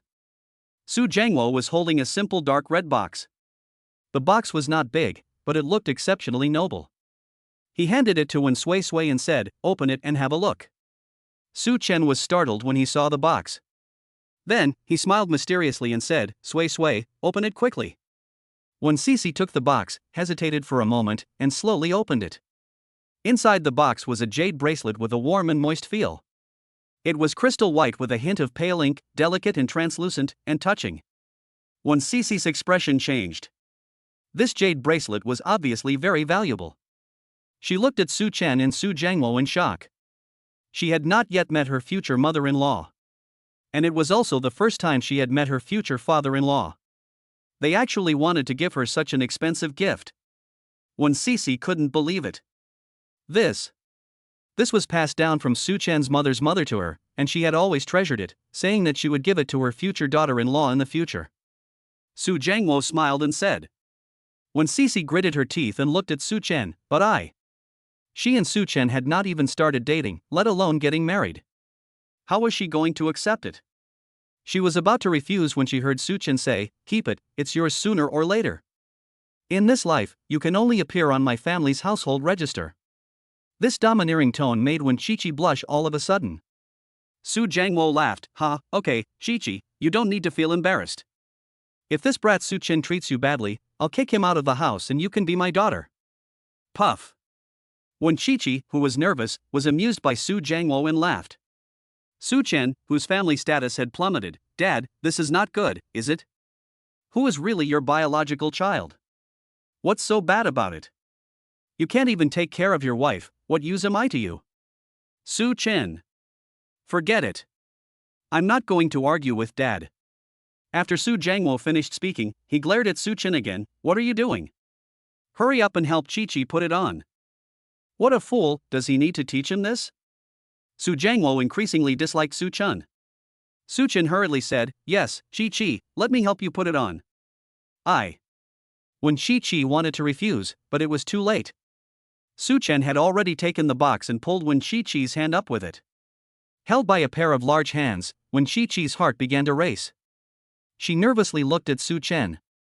Su Chen picked up the jade bracelet again and carefully put it on Wen Qiqi's wrist. The cool feeling from the fingertips to the wrist, coupled with the touch of Su Chen's fingers. Wen Qiqi's face was burning. It's done. Finally hearing Su Chen speak, Wen Qiqi didn't hesitate and immediately pulled her hand back. If this continued, she would suffocate. Su Jiangwo said happily after seeing Wen Sisi put on the bracelet. Not bad, the size is just right, it seems that this bracelet was made for you. Sisi, you and Xiaochen really match well. When are you going back with Xiaochen, so that Xiaochen's mother can take a look? This was an invitation for her to meet the future mother-in-law. Hearing this, Su Chen had to look at Su Jiangwo. Brilliant! When Chi stuttered when she heard this, I'll go whenever I have time. Ha, good, then I and Chen's mother will be waiting for you at home. Su Jiangwo looked at the babies with a loving expression on his face, and my little grandchildren, you have to go see your grandmother early. Although the babies didn't understand what Su Jiangwo said, they beamed with joy when they saw him looking over at them. Su Jiangwo instantly became very happy too. It was dinner time in the evening. Su Jiangwo looked at the kitchen and went in. What's for dinner? Su Chen, go downstairs and buy the ingredients, I'll cook dinner. He wants to make a good impression. He wants his daughter-in-law to think he's a capable man, so that he can take care of his grandchildren himself in the future. Su Jiangwo was thinking about this in his heart. There are some ingredients in the fridge. Su Chen says as he follows him into the kitchen. Su Jiangwo gives him a dirty look when he hears this. Don't you know that food should be eaten fresh? How lazy are you to buy so much to put in the fridge? If you don't pay attention to nutrition, how are my grandchildren and daughter-in-law supposed to? Su Chen. Oh no, Dad is getting to dislike him more and more. If he doesn't show himself off, he might not even be able to enter the house in the future, right? This is not good. Su Chen quickly walked to the kitchen and opened the fridge door. Dad, why don't I do it? He took out a potato and a tomato. You can cook? Su Jiangwo was about to continue scolding Su Chen when he suddenly saw the potato and tomato in Su Chen's hand. He was instantly shocked. The words to scold him came to his lips, but he swallowed them back down. Did you just buy this food? No, it's been in the fridge for a day. Su Chen took it out of the space and put it in the fridge when he left in the morning. Su Jiangwo froze for a moment. He asked in disbelief, where did you buy it? Su Chen, I grew it myself. Su Jiangwo's eyes widened in disbelief, looking at Su Chen. You grew this? Yes. Su Chen handed Su Jiangwo the tomatoes again, this one too. Oh, by the way, there are cucumbers in the fridge. Dad, do you want some? They're quite tasty. They're sold as fruit, and they sell quite well. I'll wash one for you to try. With that, Su Chen turned around and took another cucumber. Su Jiangwo didn't react for a moment, and Su Chen had already handed him the washed cucumber. He took it blankly and took a bite, a little unable to believe it. Instantly, Su Jiangwo's eyes widened. The taste was crisp and slightly sweet, and it was more than 10 times better than the usual cucumber. Dad, what do you think? Su Chen's face was full of expectation. Although he was rejected, he still hoped that his father would take a second look at him. Su Jiangwo didn't care about responding, and he nodded while nibbling on the cucumber. One bite after another. Until he finished the whole cucumber, Su Jiangwo still didn't feel satisfied. He looked at Su Chen and then at the refrigerator. He wanted to ask Su Chen for more, but he felt embarrassed. So he could only glare at Su Chen. Stupid kid, why don't you move? Su Chen saw Su Jiangwo's expression and was finally satisfied. He burst out laughing and deliberately blocked the refrigerator door. Dad, is it delicious? He looked as if he would not rest until he got a compliment. Su Jiangwo. Su Chen, Dad, if you want to eat it, just tell me and I'll get it for you again. Su Jiangwo. Su Chen, Dad, the tomatoes are also very tasty, don't you really want to try them? Su Jiangwo. This son of mine. If I don't beat him one day, he'll go to the roof and start a fire? But it really is delicious. What should I do? Should I say something? Su Jiangwo agonized for a long time, and then made an important decision. Author's note. Su Jiangwo, son, you're really a dog. Chapter 72. Su Jiangwo, has someone switched my son with someone else? Su Jiangwo looked at Su Chen coldly. Before Su Chen could react, he took the tomato that was on the cutting board. Then he turned on the tap, washed it, and started eating. Humph. He wants him to praise him? No way. Su Chen? Dad, you're not playing by the rules. What's the point of talking? You want to cook, so get going. He would never admit that he really wanted to eat it. Since his son wanted to cook, he would let him do it. He wanted to see what kind of mess he would make. Su Chen had no choice. He nodded. Okay, then wait for me, Dad. Su Jiangwo didn't even look at him, and while nibbling on the tomato, he took another cucumber from the refrigerator and went out to eat. He saw Wen Qiqi sitting in the living room and motioned to her. Qiqi, are you eating? Shall I get you some too? Wen Qiqi shook her head. She had eaten a lot in the past few days, and although it was really delicious, she still had to eat. Seeing that Wen Qiqi wasn't eating, Su Jiangwo nibbled on his food as he walked over to the babies. Dabeo was looking at him with a crooked head, blank, not knowing what to think. As soon as Erbao saw him, he smiled and his eyes narrowed into a line. Sanbao was minding his own business, not sure what to play with. Siba waved his arms cheerfully and looked at Su Jiangwo with a smile. The babies are so good. Su Jiangwo saw them and all the anger he had just felt from Su Chen disappeared. You brat, it's my grandchildren who love me. He crouched down and played with the babies. Sibao took Su Jiangwo's arm and reached out his little hand to grab the cucumber in Su Jiangwo's hand. He had a determined air about him, as if he wouldn't give up until he got it. The tomboyish look on his face made Su Jiangwo laugh out loud. He handed the cucumber to Sibao, who grabbed it with his tiny hand and brought it to his mouth. Su Jiangwo became anxious. No, Sibao, you can't eat it yet, wait until you grow up. Be good and listen to me, or else Grandpa will be angry. Sibao looked at Su Jiangwo blankly. What was Grandpa talking about? Angry? Grandpa is going to be angry? But Grandpa's mustache is so cute. As if discovering a new world, Sibao dropped the cucumber in his hand and went to grab Su Jiangwo's mustache. Su Jiangwo was happy to see that Sibao had thrown away the cucumber, but suddenly felt a sharp pain in his chin. Hey! Sibao. Baby, let go, it hurts. Although he said this, Su Jiangwo still moved his body in the direction of Sibao, allowing Sibao to hold on to him. The hands of children are tender, so it doesn't matter if he hurts, but he must not hurt Sibao. Their movements quickly alerted the other three babies. Dabeo stopped daydreaming. Erbao smiled even more happily. Sanbao finally looked over. Then, the three babies quickly joined the battle. Dabeo grabbed Su Jiangwo's left hand. Erbao grabbed Su Jiangwo's right hand. Erbao couldn't reach it and was so anxious that he was about to cry. Su Jiangwo quickly held his head out for Erbao to grab. Erbao grabbed Su Jiangwo's hair as he wished. Wen Qiqi saw this and shouted anxiously, "Babies!" Su Jiangwo quickly waved his hand. No, it's okay, I don't hurt. As long as the babies are happy, he. Grandpa likes them best. Wen Qiqi suddenly felt a little moved. If he didn't really like the babies, Su Jiangwo would never have done that. Su Jiangwo is always scolding Su Chen when they are together, but in front of the babies, he is like a different person. When Sushi, who had been worried about the impact of this big misunderstanding with Su Jiangwo, let go of her heart. She smiled and said, "Uncle, you can't spoil them like this." "It's okay, my little grandchildren, I'm willing to spoil them." When Sushi didn't say anything else. This heartwarming scene is really wonderful. If only my own father could be like this. When Qiqi lowered her head, a little bit of entanglement. Dinner was ready soon. When Su Chen came out of the kitchen, he saw Su Jiangwo playing with the babies happily. Su Chen helplessly said, "Dad, dinner is ready." Su Jiangwo, who was holding Erbao and Siba in his arms, said, "Serve me." Su Chen said, "Hey! When will my family status rise?" At that moment, when Qiqi came over, "I'll join you." "Okay." Su Chen nodded, and saw when Qiqi enter the kitchen with nimble movements.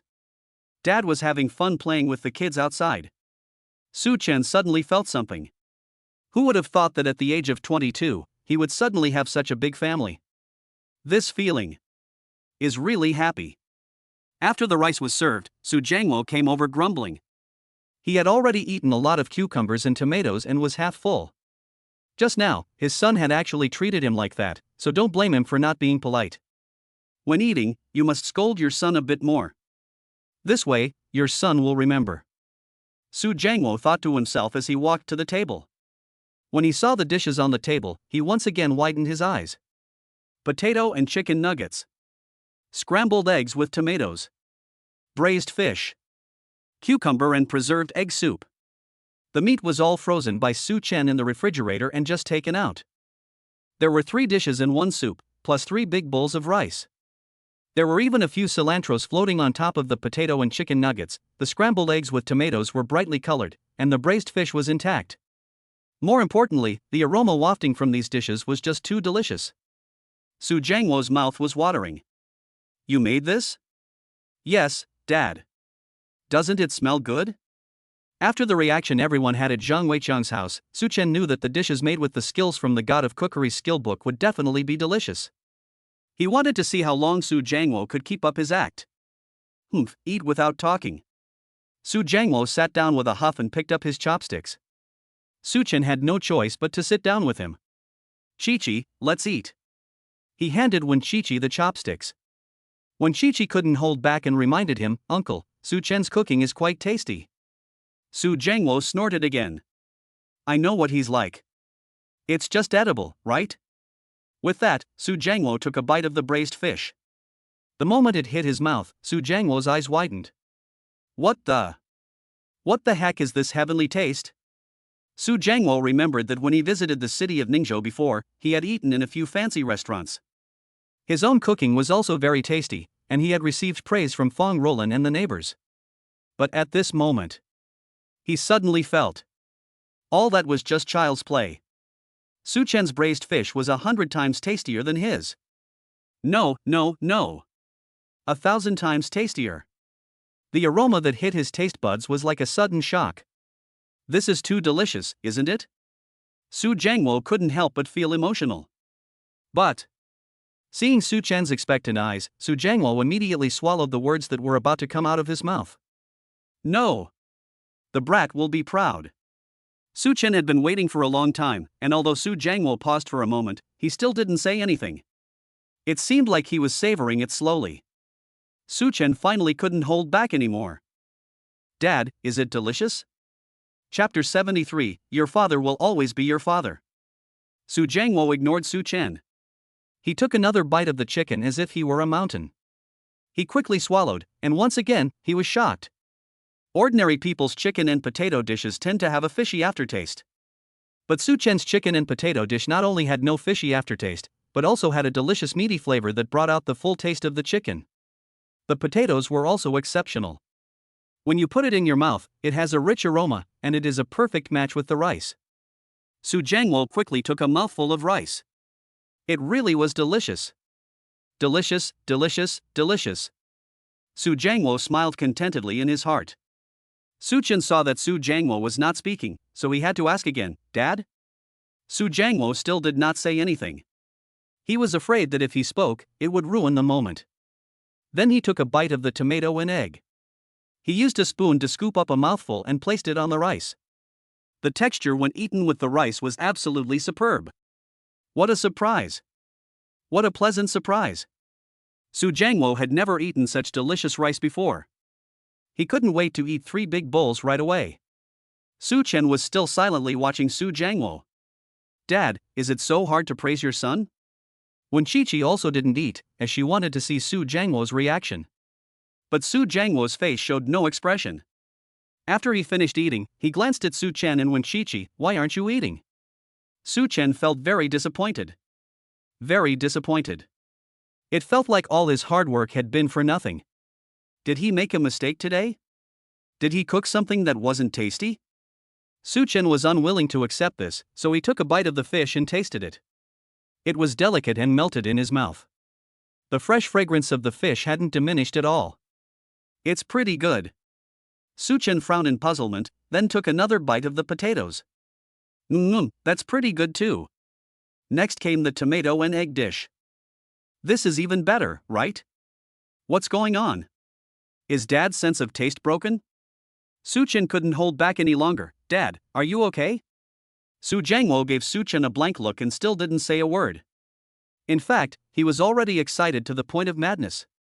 This is so good. So good. It's delicious. Can't my son stop talking? It's distracting him from eating. Su Chen noticed that Su Jiangwo wasn't moving much, so he took a bite of food for one sushi and then ate in silence himself. Su Jiangwo wasn't eating quickly.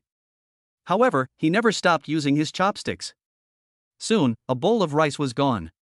Su Jiangwo was far from satisfied. But if he went to eat now, would Su Chen notice? What if he gets too proud? He can't help it if he doesn't eat. Su Jiangwo was at a loss. At that moment, when Chi-Chi stood up, "Uncle, let me serve you?" Su Jiangwo's eyes lit up. His daughter-in-law really knows how to do things. He nodded imperceptibly and handed the bowl to Wen Chi-Chi. "Yes, thank you, daughter-in-law." He can't not eat the rice his daughter-in-law served. He can't be blamed for that. Wen Sushi smiled. She served Su Jiangwo his meal.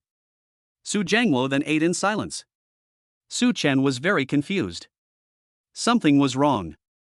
Everyone else had reacted so strongly, but Wen Sushi was the only one who was unperturbed.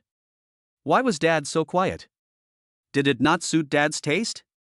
That wasn't it either. He had made it according to Dad's taste. Su Chen looked at Su Jiangwo with a troubled expression. As a result, he noticed a problem. Although Su Jiangwo wasn't eating quickly, he was chewing each bite slowly, and the way he looked while doing so made it clear that he was enjoying it. Moreover, his usual meal was just one bowl of rice. Just now, when Chi-Chi had served him rice, and he hadn't refused. It hadn't even been long, and the bowl of rice was almost finished. Is this person pretending? Su Chen smiled without being noticed. He didn't expose Su Jiangwo. Su Jiangwo was almost finished with his second bowl of rice. At the moment, he was very torn. What if he wanted to eat more after finishing? If he didn't finish, he would be in a hurry. Su Jiangwo was almost tired of holding back. But if Su Chen saw through him, then wouldn't it be a waste of effort? Su Jiangwo, who was torn, had to eat slowly, bite by bite. When there was only one last bite of rice left, he was afraid to eat it. Just then, he saw Su Chen stand up. "Ah, I suddenly need to go to the bathroom. You guys eat first." When Chi-Chi glanced up at Su Chen and didn't say anything, Su Jiangwo's heart leapt with joy. Here's my chance. But he still cursed under his breath, "Going to the bathroom during dinner, you're so full of problems." Su Chen smiled and turned to go to the bathroom.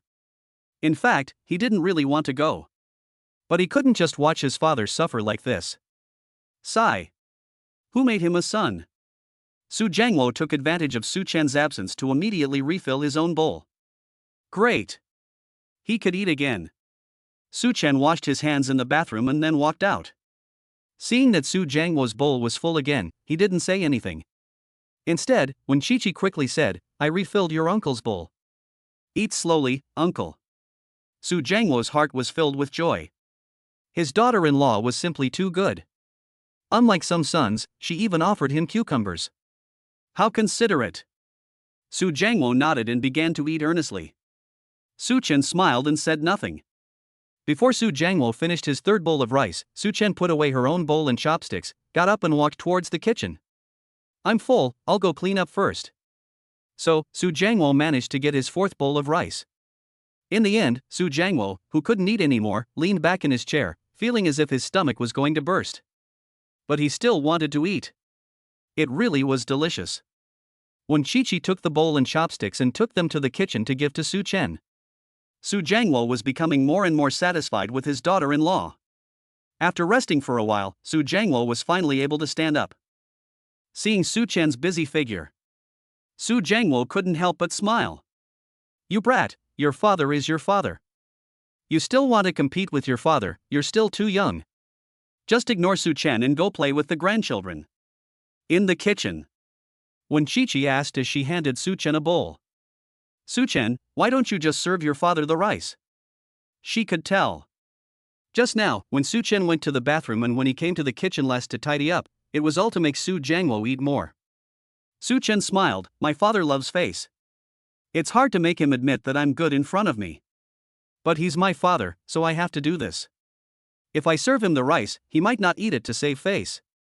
Su Chen said this nonchalantly. When Chi-Chi, however, took every word to heart. She was a little moved. Such a father and son, it's really nice. When Sushi was envious and sad. Su Chen saw that when Sushi was silent, so he casually asked, "Sushi, where is your father? When can I meet him too?" Chapter 74, How Do You Sleep at Night? When Sushi didn't expect Su Chen to suddenly ask this. She froze for a moment, and with a troubled expression, she lowered her head, "My father. We haven't had contact for over a year. I don't know how he is." When there's a chance, I will. When Chi-Chi's mood was a little low. Su-Chen nodded, okay. After putting away the last set of dishes, Su-Chen added. Chi-Chi, if there is a conflict, you should take the initiative to resolve it. Maybe things aren't as you think. Su-Chen finished and walked out. Sometimes, you need to give someone some personal space. He could tell that there were definitely some problems between Wen Chi-Chi and her father. But she didn't want to talk about it, so he didn't ask anymore. Su-Chen firmly believed that one day, Wen Chi-Chi would be willing to tell him. When he came out, he saw Su Jiangwo playing with the babies. Just as he was about to say something, he heard Su Jiangwo say, Su-Chen, how are you going to sleep tonight? How about you two sleep in the bedroom and I sleep in the living room? Su Jiangwo pointed at the sofa. Su-Chen froze for a moment. Wen Chi-Chi, who had just reached the kitchen door, also stopped in her tracks. Her heart suddenly started racing. The house was really small, and Su Jiangwo was right to think that way. But the idea of her and Su-Chen living in the same room made Wen Chi-Chi feel nervous just thinking about it. If Su-Chen really had to live there, and if he were to do something to her. Wen Sushi didn't know what to do. Just then, she heard Su-Chen say, Dad, why don't we both live in the living room together? You sleep on the sofa, and I'll sleep on the floor. He didn't want to sleep in the bedroom. But in that case, it would put a lot of pressure on Wen Sushi. Things hadn't reached that point yet, and coercion would only cause harm. Besides, a year and a half ago, he still hadn't figured out what had happened. Su-Chen wanted to give Wen Chi-Chi enough respect. Su Jiangwo gave Su-Chen an approving look when he heard what he had said. His son was really good. He had considered the facts very thoroughly. Then he had to put up with his father. Su Jiangwo sighed for himself silently. Then he added, okay, you can make your own bed. And you want your old man to stay with you? Are you dreaming? I booked a hotel outside, which is much better than your sofa. Goodbye. After saying that, Su Jiangwo hugged the 4 babies again before reluctantly leaving the house. Oh. He didn't want to be separated from the babies for even a moment. What should he do? But for the sake of his son, he had to bear it. This good-for-nothing son. Su Jiangwo cursed and left the house. When Chi-Chi was a little anxious when she saw Su Jiangwo leave, Su-Chen, why don't you let your father sleep in the house? Where would you let someone sleep outside just after they arrived? Su-Chen said, it's fine, Brother Dong has arranged it, it's definitely safe. Just looking at his father's back, Su-Chen felt a little sad. When Dad comes next time, I must give Dad a warm home. In the evening. After feeding the babies, when Cece hesitated for a moment, then opened the door and walked into the living room. Su-Chen had just lain down and was playing with his phone. When he saw Wen Chi-Chi coming over, he sat up. What's wrong? Did the babies get up? No. Wen Chi-Chi answered with a troubled expression. Su-Chen could tell from the look on Wen Chi-Chi's face that she must have something to ask him. So he asked with a smile, so what's wrong? Do you want to invite your husband to come back to bed? Wen Chi-Chi. She gave Su-Chen a blank look and said helplessly, don't be a smart ass. Okay, honey. I know, honey. Su-Chen made room for Wen Chi-Chi and motioned for her to sit over. Wen Chi-Chi walked over to Su-Chen and handed him a bank card. Su-Chen was surprised. What's this for? When Shueishio said, there's another 20,000 yuan in here. I earned it recently while I was taking care of the babies. I was going to save it for formula. But now I don't need it anymore, so I'll give it to you. When Shueishio's head dropped as she spoke. I know it's not much. I'll see if I can find some other work to do and give it to you. You should save some money too, and we'll work hard to buy a house. When Cece sniffed as she finished speaking. Next time, when Uncle Su comes again, he must be allowed to stay at home, not go out and stay in a hotel. When Cece thought for a long time before coming up with such a solution. She was afraid that Su-Chen would not accept it, and said, this is also a gift I give to the child's grandfather, you cannot refuse. Su-Chen looked at Wen Cece's expression and suddenly felt a warm current in his heart. At this moment, he could no longer control himself and pulled Wen Cece over and wrapped her in his arms. Su-Chen, you. Wen Cece was taken aback by this move and struggled to get up. Su-Chen's voice was a little hoarse, don't move, otherwise, I can't guarantee what I'll do. Wen Chi-Chi dared not move again. Held in Su-Chen's arms, her heart was pounding. When Chi-Chi was nervous and stiff, I didn't mean anything else. I know. Su Chen whispered, you didn't mean anything else, you were just afraid that I was too tired. Afraid that my father would be unhappy. Afraid that the children wouldn't have a good life. Chi-Chi, how can you be so kind? Su Chen said, and then placed his head on Chi-Chi's shoulder. He never wanted to let go of this warmth for the rest of his life. If it had been in the past, he might really have lost control of himself. But now, he couldn't bear to. The woman in his arms was so good, he couldn't bear to hurt her. He wanted to wait for her and accept her wholeheartedly. In the future, they could never be separated again. When Chi-Chi's cheeks flushed after being held for a while, she felt like she was going crazy. Fortunately, Su Chen let her go. When Cici saw Su Chen with a faint smile. The smile was shallow, but it had endless charm. She fainted. When Cici quickly threw the bank card into Su Chen's arms, hurry up and take it. Otherwise I'll be angry. Okay, take it. Su Chen did not refuse. He put the bank card away and said to Cici, go to bed and get some rest. Cici nodded, and then Su Chen took out the bank card. He opened his phone in WeChat and found the transfer function. He still had more than 300,000 yuan on him. Without hesitation, Su Chen transferred 300,000 yuan to Cici's card. Then, he put the card in Cici's bag. Then, he fell asleep contentedly. Your wife still needs to be spoiled by you. He was a little looking forward to Chi-Chi's reaction to the money. The next day was Monday. Su Jiangwo arrived home early. Su Chen took the babies and was going to send Chi-Chi to school. But before he could move, he heard Su Jiangwo say, don't bring the babies, I'll take care of them at home. Su Chen was stunned. Dad, are you sure? What's wrong? Don't you trust your old man? Su Jiangwo was indignant. If you can do it, why can't I? Su Chen, okay, I'll be right back, Dad. Call if you need anything. Hurry up and go. Su Chen left. Su Jiangwo looked at the babies in the stroller and gave a loving smile. Babies, Grandpa's here. The author has something to say. Okay, I've successfully written myself hungry. Going downstairs to cook dinner. Guess if Grandpa can take care of the babies? Chapter 75, Chicken flying, eggs broken, and Su Dad deflated. In the car. When Chi-Chi is a little worried, Su Chen, are you really okay? Su Jiangwo has taken care of Su Chen before, but after all, at that time, there was only Su Chen as a child. Now there are 4. It's fine. I'll come back after I drop you off. When Cici nodded doubtfully. After they left, Su Jiangwo happily entered the house. The 4 babies were looking around blankly when they saw Su Jiangwo. Debeo tilted his head and frowned slightly.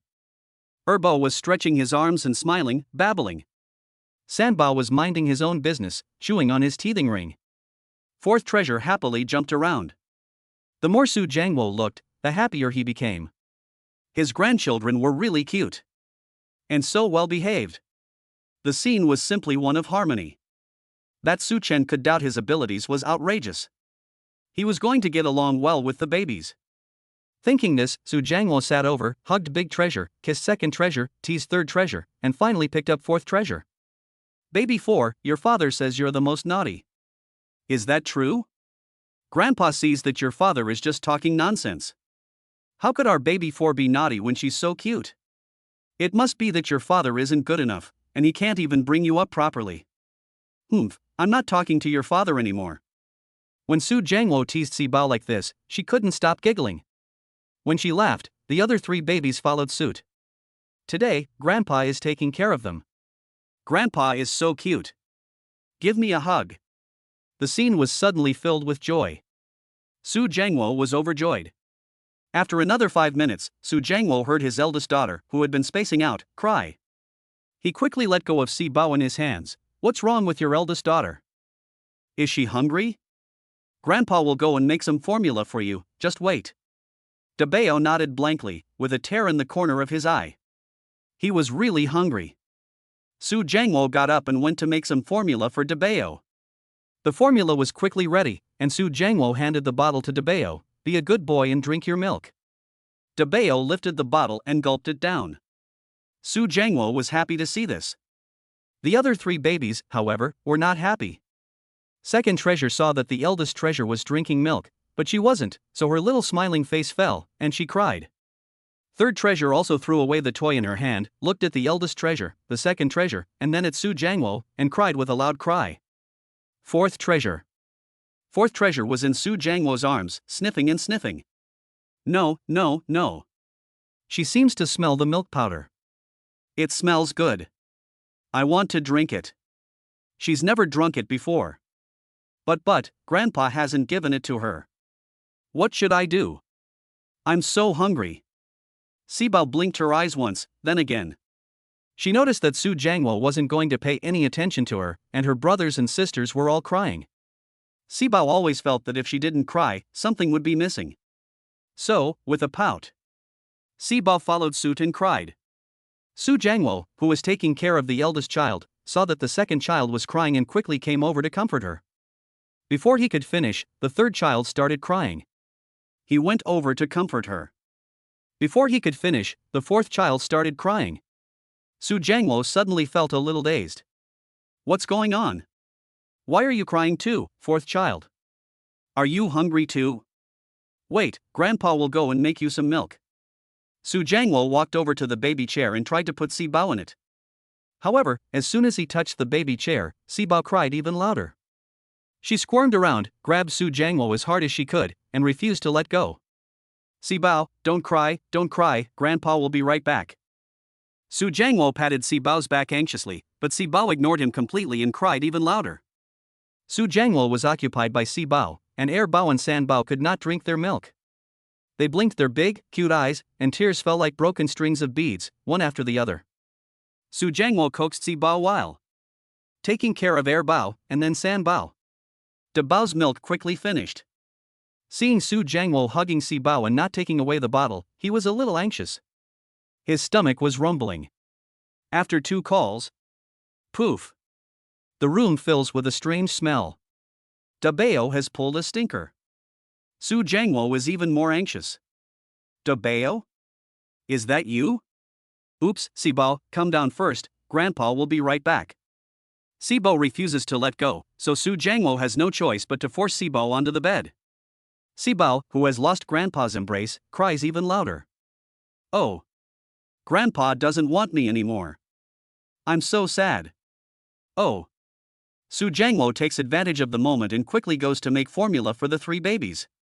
While he's doing it, he keeps saying to himself, how much should I put in? Oh, don't cry, babies, Grandpa will be right there. Water, yes, water, water. In his haste, Su Jiangwo bumps into the water bottle. As a result, the bottle falls over and the hot water stops flowing. Su Jiangwo. He wanted to smack himself. He had to start boiling water again. The formula wasn't ready, and the babies were still crying, so Su Jiangwo had to go in and change the eldest baby's nappy first. After removing the eldest baby's nappy, Su Jiangwo quickly tidied up the mess. The second, third, and fourth babies saw that Su Jiangwo wasn't paying any attention to them and their tears flowed even more. Oh no! Grandpa only cares about the eldest baby. Grandpa can't see us. We're so miserable. Su Jiangwo was so anxious that fine sweat starts to appear on his forehead. Don't worry, babies. Grandpa will be done soon. Just wait a little longer, Grandpa. However, the babies don't understand a word he says, and one is crying louder than the other. Finally, Su Jiangwo finishes with the first baby and the water finally starts to boil. Su Jiangwo goes to cool the boiled water. Suddenly, the third baby also poops. Su Jiangwo. He's crazy. How can these cute little grandchildren be so noisy? He's simply not enough for everyone. What should he do? Su Jiangwo is at his wit's end, and his whole body is not feeling well. He rushes to prepare the formula, before going over to clean up Sanbao. For a moment, the whole house is filled with the milky smell of formula and the stinky smell of the baby. Su Jiangwo is thinking about quickly changing Sanbao's nappy when Sibao's little face turns red.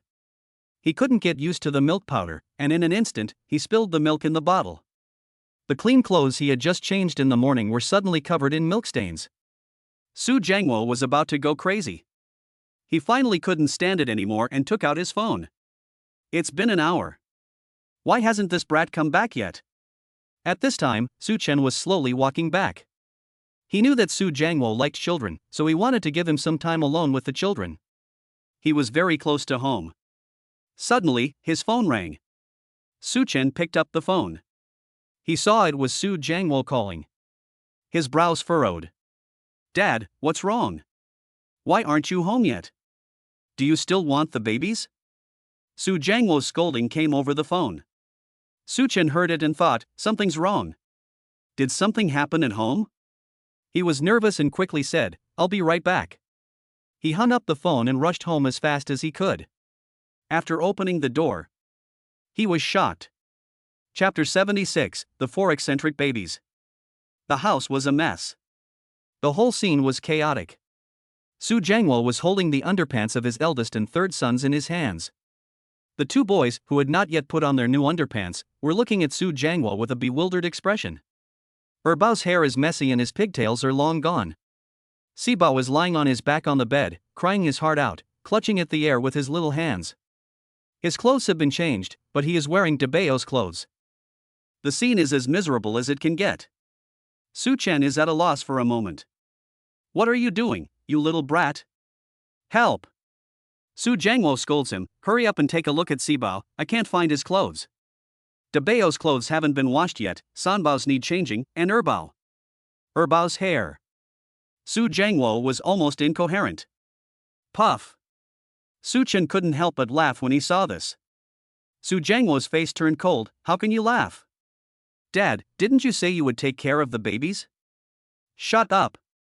Su Jiangwo didn't want to admit that he was the one who had messed up the whole scene. "Hurry up." Su Chen had made a few jokes, but his hands had never stopped moving. He went over to Sibao and picked him up. Sibao, who had been crying, stopped immediately when Su Chen picked him up. Su Chen held Sibao and went over to Debao, Erbao, and Sanbao. The three babies looked at Su Chen with confusion. Su Chen then used one hand to pat the head of the eldest baby. He then rubbed the second baby's hair, and finally said to the third baby, "Look, mommy is over there. Isn't mommy pretty?" Su Chen was referring to the photo that Wen Qiqi had placed on the bedside table.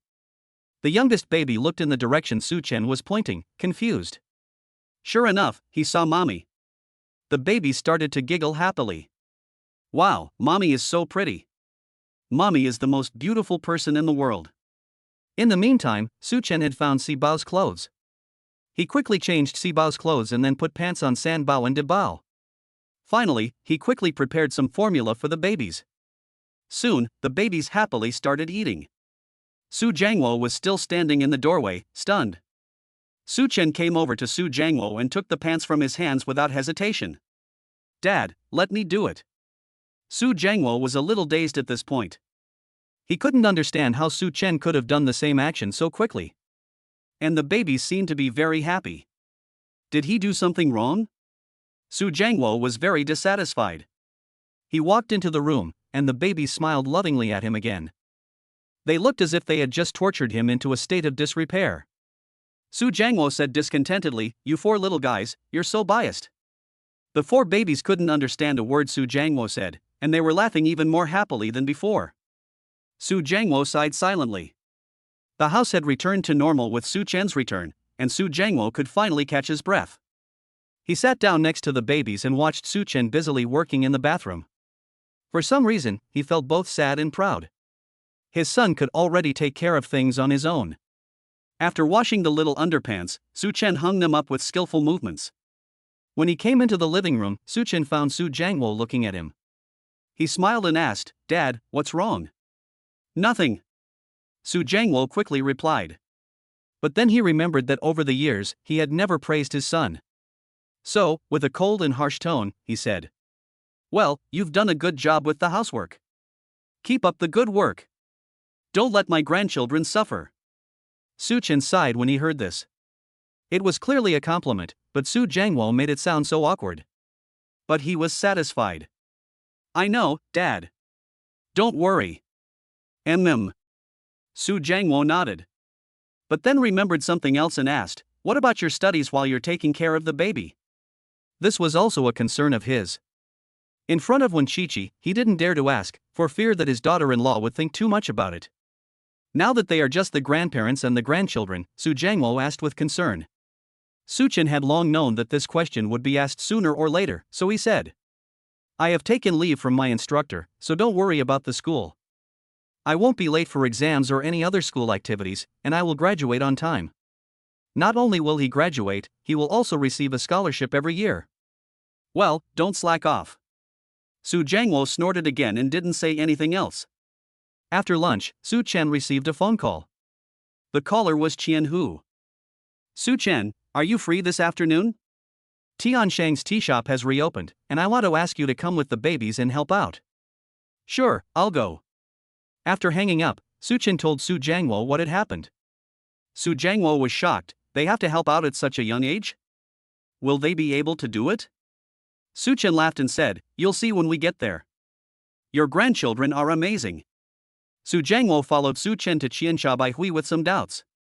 As soon as they got out of the car, Qian Hu and Tang Tiansheng surrounded them. Su Chen's brothers are pretty quick. Oh, the babies are here. Qian Hu's eyes were so wide with laughter that they almost closed. So cute, let uncle give you a hug. Tang Tiansheng's mouth was also wide open in shock. He had always heard that Su Chen had 4 adorable babies, and every time Su Chen's babies arrived at the market, the business would be booming. But that was all hearsay. Tang Tiansheng had never seen Su Chen's babies. He had seen many other people's babies, but he had never seen such attractive babies at such a young age. Therefore, although he knew that Qian Hu would not lie to him, he was still skeptical. Until now. He saw Su Chen's 4 chubby babies. He was instantly shocked. Qian Hu said that Su Chen's 4 babies looked like they had come out of a painting. Where does it look like that? It's exactly like that. Oh no! They are even cuter than the babies in the painting. Tang Tiansheng couldn't hold back his excitement and quickly ran towards the babies. Su Chen thought that Tang Tiansheng was going to say hello to him. So he held out his hand and said, Tang. Just as he was about to say something, Tang Tiansheng whizzed past him. He was gone, leaving only a back view. Su Chen. Last time he came, Tang Tiansheng seemed to take him quite seriously. But today, as soon as the babies arrived, he couldn't be seen. Tang Tiansheng didn't care. Together with Qian Hu, he went over to the 4 babies and tried to hold them, but he was afraid of hurting them, so he tried again and again. Su Jiangwo had never seen anything like this before. He was a little confused. It wasn't until he saw the 2 men standing next to the babies, beaming with joy, that he realized what was going on. Su Jiangwo was a little anxious. Hey, what are you doing? Let go of my babies. Chapter 77, Do your babies need a father figure? Qian Hu and Tang Tiansheng didn't care what Su Jiangwo was shouting. Qian Hu held baby 1 in his arms, while baby 2 was in his embrace. Tang Tiansheng picked up baby 4 and stroked baby 3's little face. Wow, this is so cute. Brother, your genes are awesome. Excuse me, do your babies need a father figure? I can do it. Tang Tiansheng had completely forgotten his original persona and was absorbed in the joy of cuddling the babies. Su Jiangwo had just finished holding the babies and got out of the car late, so he didn't see Qian Hu and Tang Tiansheng saying hello to Su Chen. Now he saw his precious babies being held by others. He was furious. Move over. Su Chen walked over helplessly. Dad, it's fine, they just like babies and won't hurt them. Su Chen pointed to Qian Hu again. This is Qian Hu, the owner of Qian, the contractor of this vegetable market. This is Tang Tiansheng, the owner of Tang, the owner of this tea shop. Su Jiangwo was stunned by what he heard. They are both bosses? Yes. Su Chen pointed to Su Jiangwo again and said to Tang Tiansheng and Qian Hu, This is my father.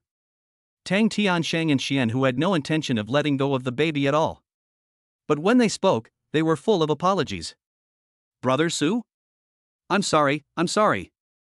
The babies are so cute, I couldn't help myself. Me too. I want to have such cute babies too. Tang Tiansheng's self-control is about to snap. Qian Hu laughs happily. Tiansheng, are you daydreaming? Tang Tiansheng is a little depressed. He also knows that not everyone has such good genes. But he really envies it. Can't I think about it? You find a girlfriend first. Tang Tiansheng. Is it really good to deliberately stab people in the heart? He was going to be depressed to death. Su Jianguo saw that the babies were not crying when they were being held by them, but were quite happy instead, so he didn't say anything. Instead, he felt an inexplicable sense of pride. His grandchildren were just outstanding. So many people liked them. Su Chen saw that the two were still arguing, and couldn't bear to interrupt. Are you still opening in the afternoon? He came to work with the babies today. Open, look at this, we're forgetting about the real business. Uncle Qian, it's all because of you, I can't walk when I see babies. Who are you talking about? Aren't you the same? Tang Tianshang was unable to refute. Without hesitation, one of them picked up two babies and walked towards the store. Su Chen and Su Jianguo, who were empty-handed. It seems that they have become useless tools. The two men had to bring in the empty baby chairs. Inside the store, several saleswomen, including Xiaojue, had been waiting for a long time. They had originally said that they could open for business in the morning. But since Su Chen had said that he could not come in the morning, Tang Tianshang had changed it to the afternoon. Who would choose to open for business in the afternoon? It's not a good omen. They were a little upset. After some discussion, they decided to give Su Chen a good scolding when he arrived with his babies. But when Tang Tianshang and Xian Hu walked in with their 4 babies in their arms, the women's eyes went wide and they didn't have time to react. Tang Tianshang asked curiously, "What's wrong with you?" They pushed Xiaoju forward. You tell them." Xiaoju fidgeted and stammered for a long time. She had forgotten all the lines she had prepared. And there was no time to think of new ones. She pointed at the babies in Tang Tianshang's arms and exclaimed in shock, "These are Mr. Su's children?" "Yes," Tang Tianshang said, while looking at the babies in his arms. "They are really cute." He really doesn't want to give them back to Su Chen. Xiaoju is shocked. "They are really cute, aren't they?" Tang Tianshang, you think they are cute too? Ha ha ha. Xiaoju is shocked again. Is the boss laughing? The boss usually acts like a nobleman, very stable. When has he ever laughed like this? Did she see it wrong? The other saleswomen were also dumbfounded. They had forgotten all about their previous agreement and each one of them fixed their gaze on the babies, not wanting to take it away. I wonder if we can hold them? Su Chen, who had entered the room, timidly asked. Of course you can, Su Chen, who had entered the room, answered. Juju was closest to the babies and, hearing this, quickly rushed to Tang Tianshang. Tang Tianshang was holding Sanbao and Sibao. As soon as Sanbao saw Xiaojui, his little face was full of surprise. Ah! There's a pretty auntie. So pretty. Please hug me. Sanbao opened his arms wide and nestled into Xiaojue's arms. Although Tang Tianshang was reluctant to give Sanbao to Xiaojue, Sanbao was going to go to her anyway, so there was nothing he could do. Xiaojue successfully hugged Sanbao. At this moment, her heart was full of joy. Oh my! So soft and fragrant. What should I do? I love it so much. Who just said something bad about the babies? They deserve a spanking. Sanbao could sense Xiaojue's joy. He grabbed Xiaojue's face and held out his own little face for her to rub. Xiaojue was about to go crazy with excitement. So soft, so soft, so soft. The baby seems to like her, right? She's so happy. Several other salespersons quickly came over and snatched the babies away from Tang Tianshang and Xian Hu. Those who didn't get a baby clung to the babies, their eyes full of expectation. No matter what, they had to hold a baby today. Xian Hu and Tang Tianshang, who were originally happily holding the babies, were speechless at this moment.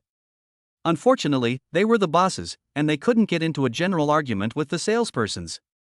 Hey, it's too miserable to be the boss. They wished they could be salesmen. Su Jianguo felt better when he saw that they didn't have any babies to hold either. Let you guys take the babies. Ha ha ha. Tang Tianshang stood helplessly on the side, never taking his eyes off the babies for a moment. No. I must hug them more often in the future. But how can I see the babies more often? Tang Tianshang thought for a moment, and suddenly had a brainstorm. Yes. It would be good to work with Su Chen more often in the future, wouldn't it? So, Tang Tianshang walked over to Su Chen and said, Brother Su Chen, come and see if there are any problems with this tea? Su Jianguo was shocked when he heard this. Su Chen has this skill? The author has something to say. today, what shall I say? Chapter 78, Proud. My son is amazing. Although Su Jiangwo doesn't drink much tea, he knows that the skill of identifying tea is not something that just anyone can do. Tang Tiancheng exclaimed in surprise, Uncle Su, didn't you know? Su Jiangwo looked at Su Chen blankly, waiting for an explanation. Tang Tiancheng said, Brother Su Chen is amazing. He can tell the authenticity of tea just by looking at it. This is even better than many tea experts. Xianhu also chimed in, yes, Brother Su, your son is really amazing. Can you share the secret of raising your son? I would also like my son to learn from him. Su Jiangwo was overjoyed by the compliment. He couldn't care less about anything else and just laughed heartily. No, you're flattering me. My son is not that amazing. In fact, Su Jiangwo was already extremely excited inside, and there was also a trace of inexplicable emotion. My son is amazing. He has even managed to take advantage of my son's reputation. Tang Tiancheng. Qian Hu. Uncle, you're just waiting to write the words my son is that amazing on your face, aren't you? Su Chen heard the conversation between the men and felt extremely helpless. He knew that if he didn't explain, Su Jiangwo would definitely grill him again when they got home. So, as he walked, he said, I learned this in my first year of university. Anyway, I rarely go home when I'm at university, so I just made up an excuse. Su Jiangwo nodded, good, then why don't you go show it to Boss Tang? What if Boss Tang is getting impatient? Su Chen had no choice but to go. His father really never praised him. Tang Tiancheng looked at the two men with envy. Xianhu asked curiously, what's wrong with you? Tang Tiancheng sighed, if only my relationship with my family could be as good as theirs. Xianhu didn't have the heart to hurt him. He followed Su Chen to the place where the new tea leaves were stored. Very quickly, Su Chen went through the new tea leaves and concluded that there was nothing wrong with them. Tang Tiancheng let out a long sigh of relief. Thank goodness, Brother Su Chen, I really can't thank you enough. It's nothing, just a small favor. Then we can officially open for business. Su Chen nodded. The door opened, and Su Chen didn't just stand there, he went to help. Xianhu stood next to Su Jiangwo, his face full of emotion. It's really a blessing to have such a son and grandchildren. Brother Su, I envy you. Once again, Su Jiangwo was overwhelmed with joy. He patted Xianhu on the shoulder. Just as Xianhu thought that Su Jiangwo would comfort him, he suddenly heard Su Jiangwo say, Don't think too much, not everyone is so lucky. Xianhu? Is this supposed to be comforting?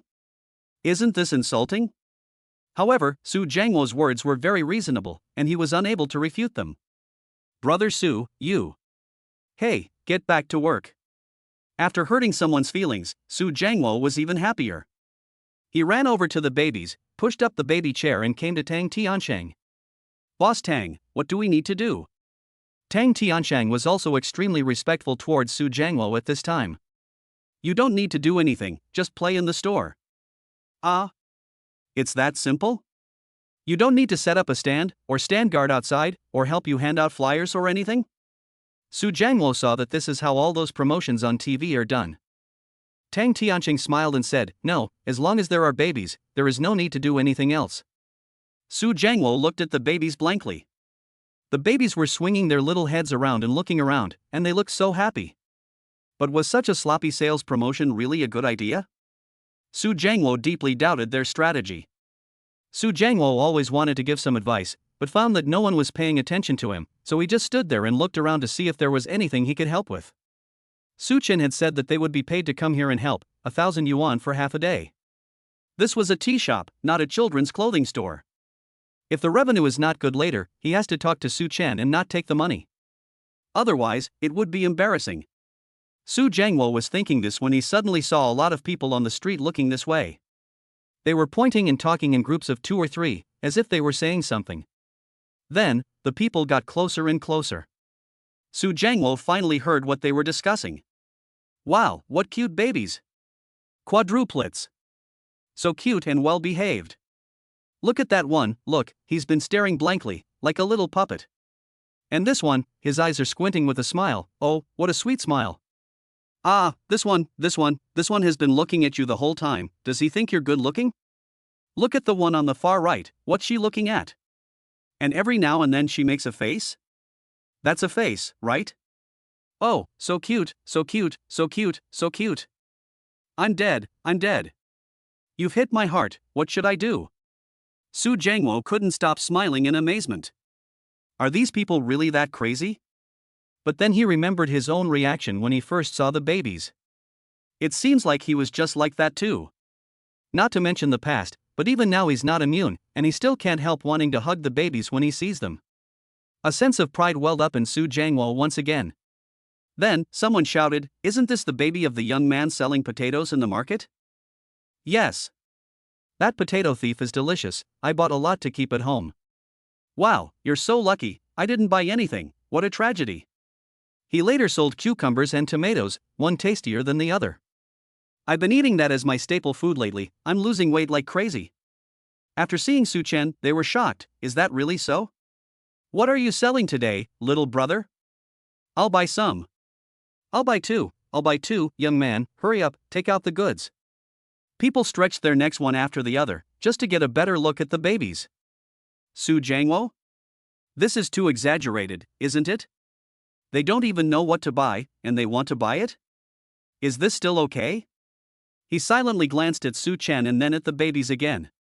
He knew that the babies were cute, but was Su Chen that handsome? Su Jiangwo even doubted that his son had been switched. When had he become so attractive? He is 1.8 meters tall, just the right weight, not hunchbacked, and always smiling. Is that what you call handsome? Su Jiangwo thought about it for a long time, but couldn't figure out what it was about Su Chen that they were so fond of. If he had to say, it might be that he looks like him? When he thought about it, Su Jiangwo felt much better. Sure enough, it is handsome to look like him.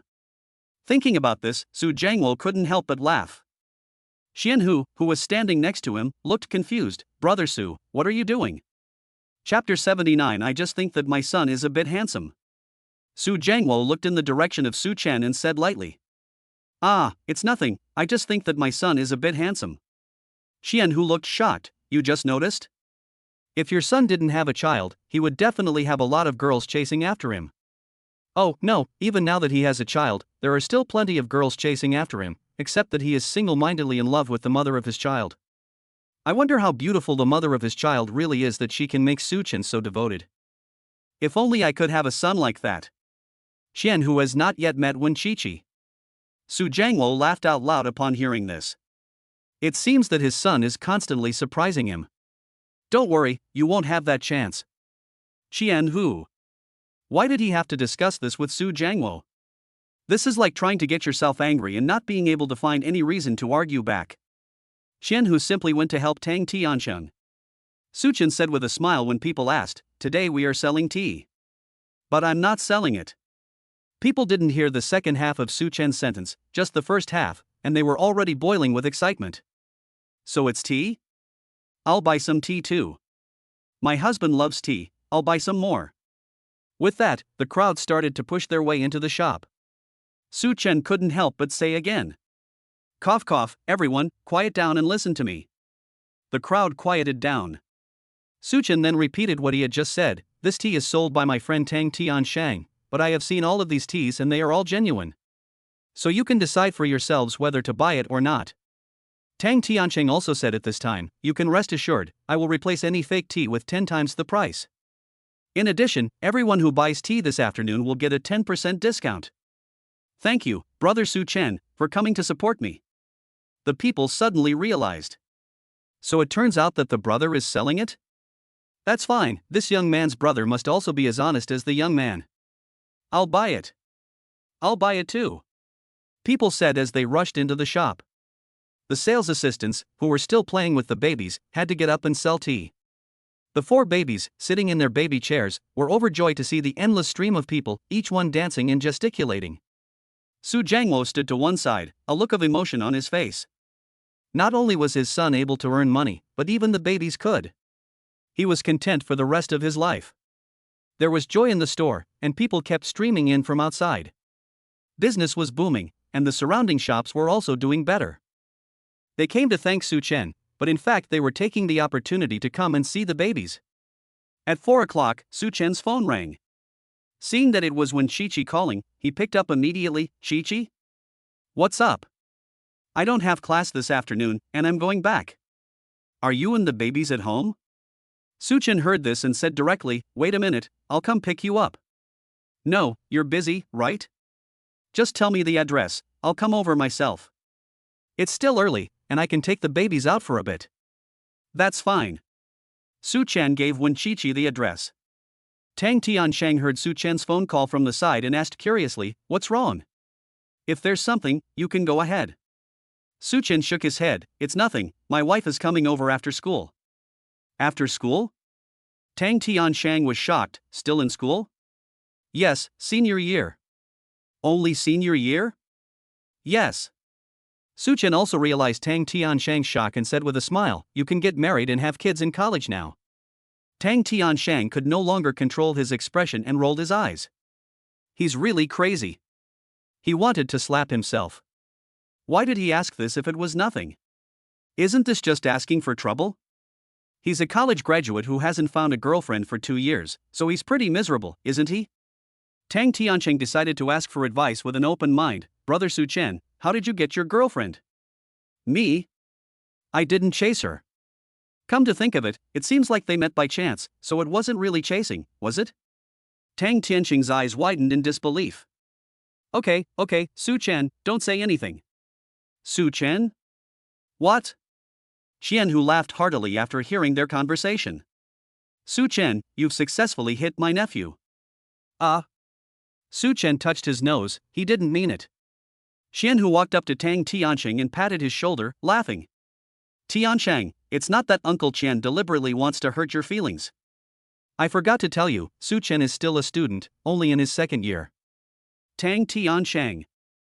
Qianhu continued, I heard that his wife is still the school beauty queen. Tang Tiansheng. Qianhu continued, Brother Su Chen is also the recipient of a scholarship at the university. Tang Tiansheng.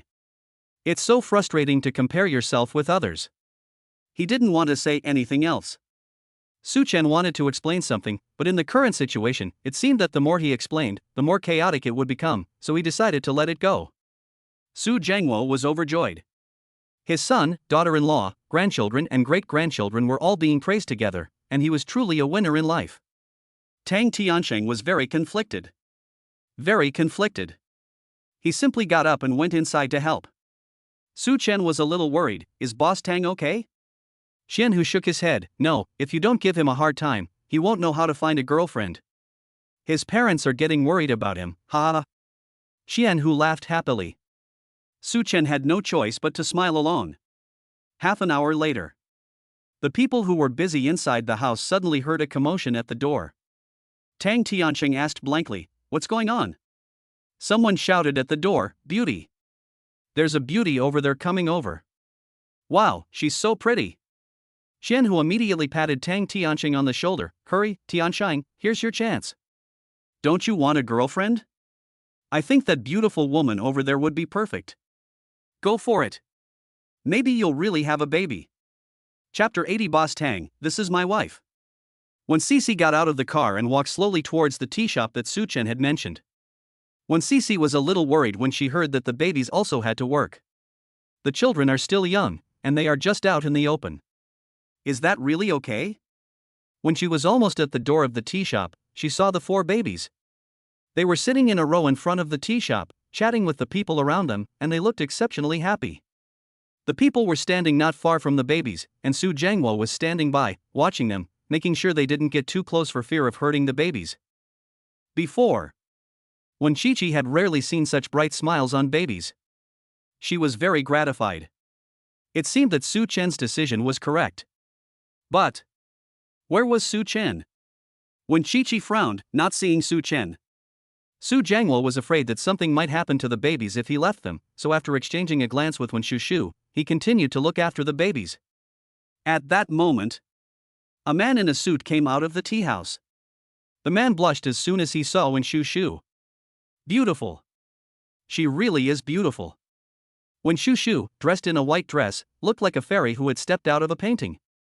Her slightly furrowed brows were so sad that they were pitiful. Tang Tianqing's eyes were glued to her. The people around them were also attracted to her. Holy cow, a fairy! Isn't she beautiful? She's as beautiful as a celebrity. Isn't she even more beautiful than a celebrity? What good fortune is this? I get to see Meng Bao and a beauty today, which are literally the two creatures I love most in the world. What should I do? I want to ask the beauty for her contact information. Several people were eager to try, but no one dared to go up to her. Tang Tiancheng also tried, but stopped in his tracks. Seeing this, Xianhu didn't hesitate to push Tang Tiancheng out of the way. What are you shy about? How will you ever catch up with Su Chen if you keep acting like this?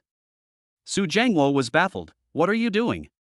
Xianhu said, Brother Su, look, there's a beautiful girl over there. I'm letting Tiancheng ask for her WeChat ID. Su Jiangwo looked up and saw Wen Qiqi. Puff. Su Jiangwo couldn't help but laugh. Xianhu looked confused. Brother Su, what are you laughing at? He'll never catch up. Xianhu? Brother Su, you can't say that. Although our Tiancheng is not as good as your son Su Chen, he is still quite handsome. I think he has a chance. Can't you just give him your blessing? Su Jiangwo shook his head. Hey, it's not that I don't wish him luck. Even if he did, his son wouldn't agree. However, Su Jiangwo did not say the latter part of the sentence, but instead asked, Where is Su Chen? He's inside helping. Tell him to hurry up and come out. Wait a minute, let me see my eldest nephew win the beauty over. Su Jiangwo shook his head helplessly. Tang Tiancheng had already walked up to Wen Qiqi. Seeing Wen Qiqi made him even more shy.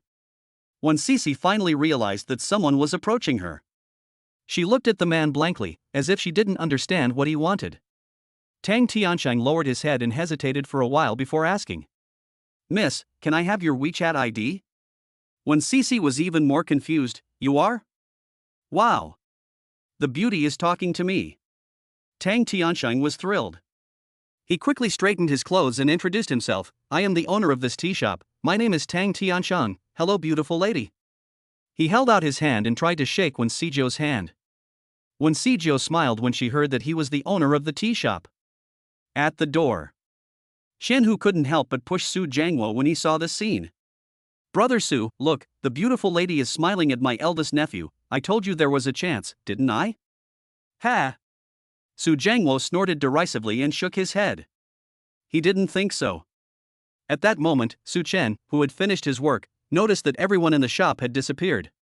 There were a lot of people gathered at the entrance.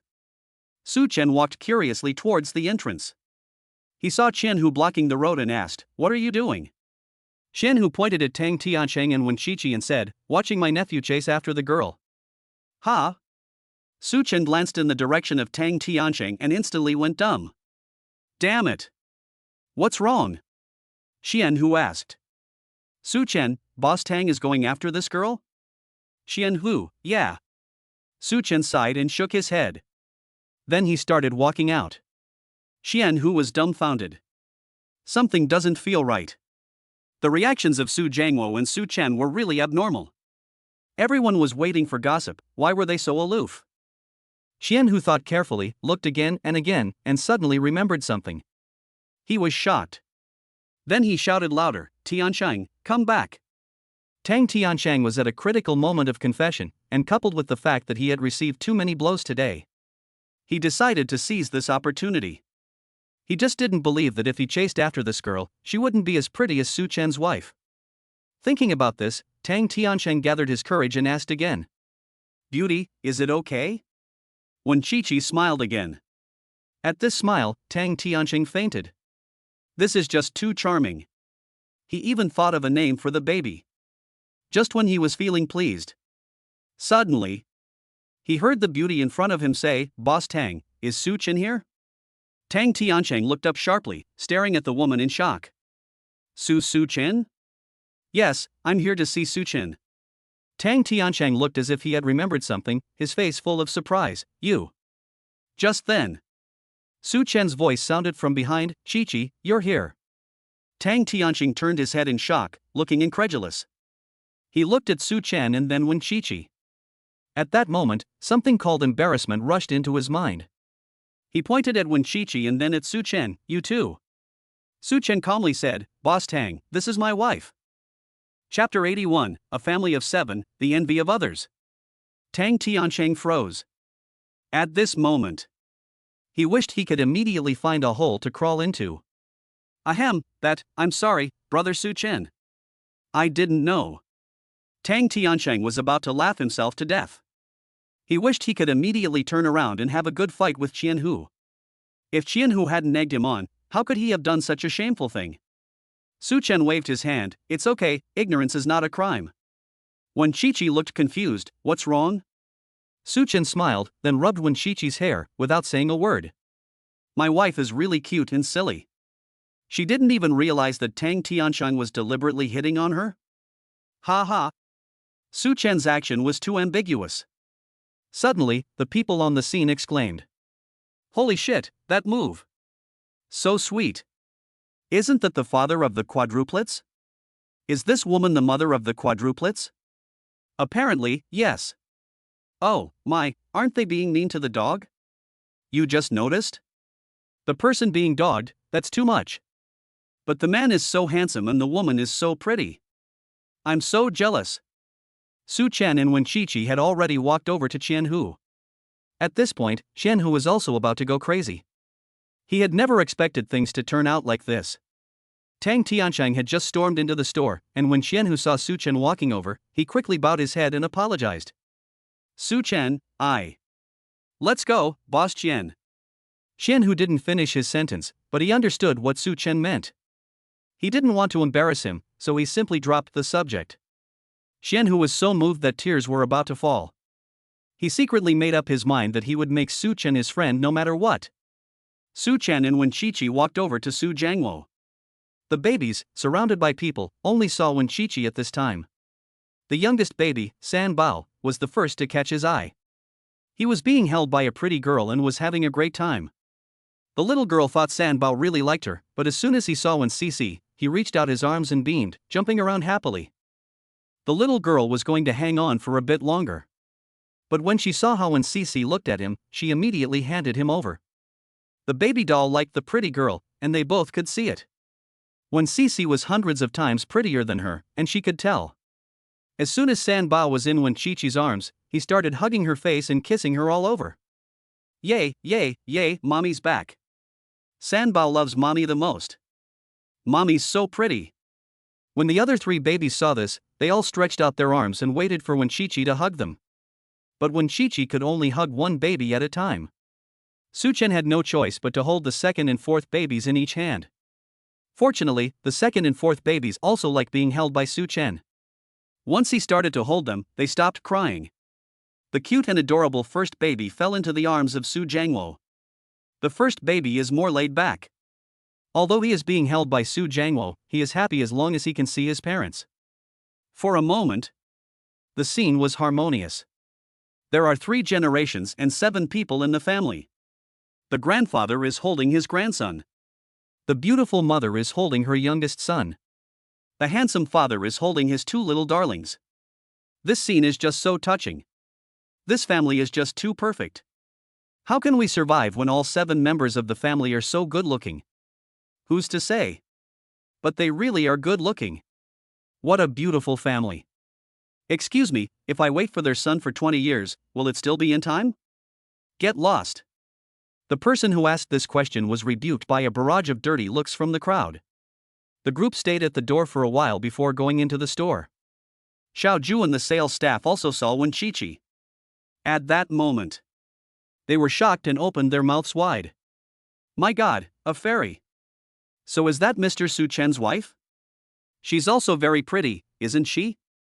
Sure enough, a handsome guy needs a beautiful woman to go with him, so that they can have cute babies. I don't stand a chance.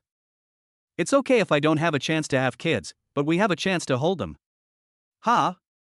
Think about it, Mr. Su Chen and the babies will come to the store from time to time, and we store assistants are the most convenient people to hold the babies, aren't we? Seems like it. Wow, for the first time, I feel so happy to be a salesperson. I love my job. Su Chen shook his head helplessly. When Chi-Chi is holding San Ba in her arms, looking shy but also very proud. These are all things that Su Chen has brought her. Even Su Jiangwo feels particularly happy. If he had known that bringing up children was so happy, he would have let Su Chen get married long ago. That's not right. In that case, he wouldn't have met Wen Qiqi. Su Jiangwo was torn. The afternoon passed quickly. The store sold out of all the tea. Tang Tiansheng was very happy. He had planned to sell all this tea for at least 10 days. He looked at Su Chen happily. Now I can go back and report that I have done my job. Brother Su Chen, thank you so much. As he said this, he apologized awkwardly to Wen Sisi. I'm sorry, sister-in-law, I'm really sorry about that. Tang Tiansheng looked older than both her and Su Chen. Su Chen was also a little confused. Boss Tang, what are you doing? It's fine, age doesn't matter. I think you guys are worth me calling you brother and sister-in-law. Su Chen was helpless. Then, Tang Tiansheng took out a big red envelope and handed it to Su Chen. Take it, today's pay. Su Chen froze for a moment. I thought you said you'd pay me monthly? Besides, this is too much, isn't it? That wad of money looked about 20,000 yuan in thickness. Tang Tiansheng waved his hand. Not much, not much. The income you brought me today is really too much, this is nothing.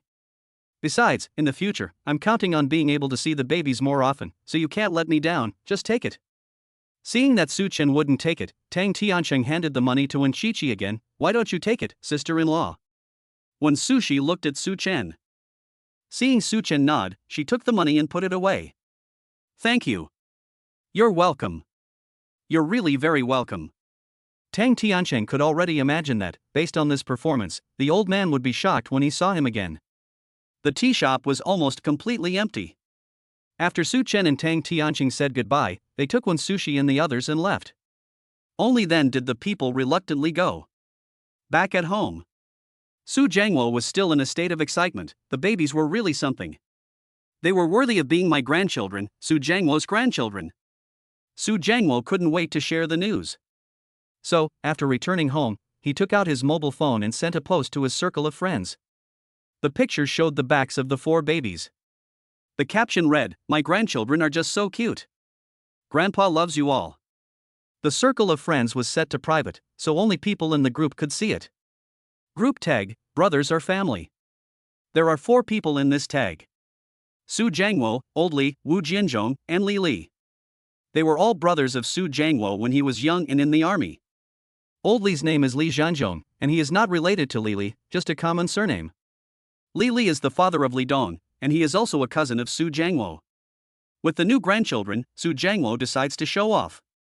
Let's see their reactions. But he doesn't want to post their full faces. He doesn't want them to see the cute babies either.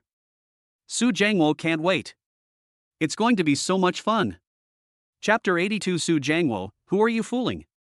In a small town on the outskirts of the city, a WeChat group called Brothers Are One Family is in an uproar. 3 people are frantically replying to Su Jiangwo. Wu Jianzhong, Lao Su, what did you post in your circle of friends? Li Li, what little grandchildren? Li Li, when did your son get married? Wu Jianzhong, isn't Xiaochen still in college? Wu Jianzhong, you posted 4 quadruplets? Who are you kidding? Li Li, who are you kidding? Only Li too kept quiet. In fact, he was furious at this point. He was at home minding his children and thinking about what to cook for dinner, in a great mood, when he suddenly saw Su Jiangwo's post. He instantly remembered that Su Jiangwo seemed to have gone to the city. He said he was going to see his 4 grandchildren. After thinking about it for 2 days, Old Li came to the conclusion that there was 0 chance that Su Jiangwo had any grandchildren.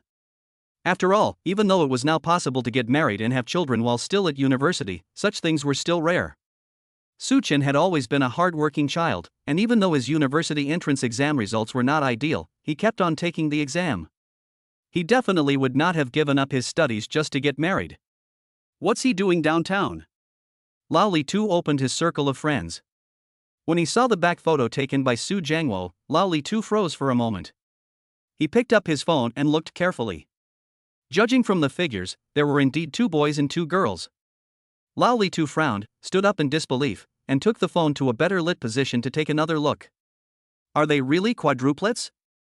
No way. What's Lao Su showing off for? Is he being deliberately provocative? At that moment, he also saw that the group was chatting.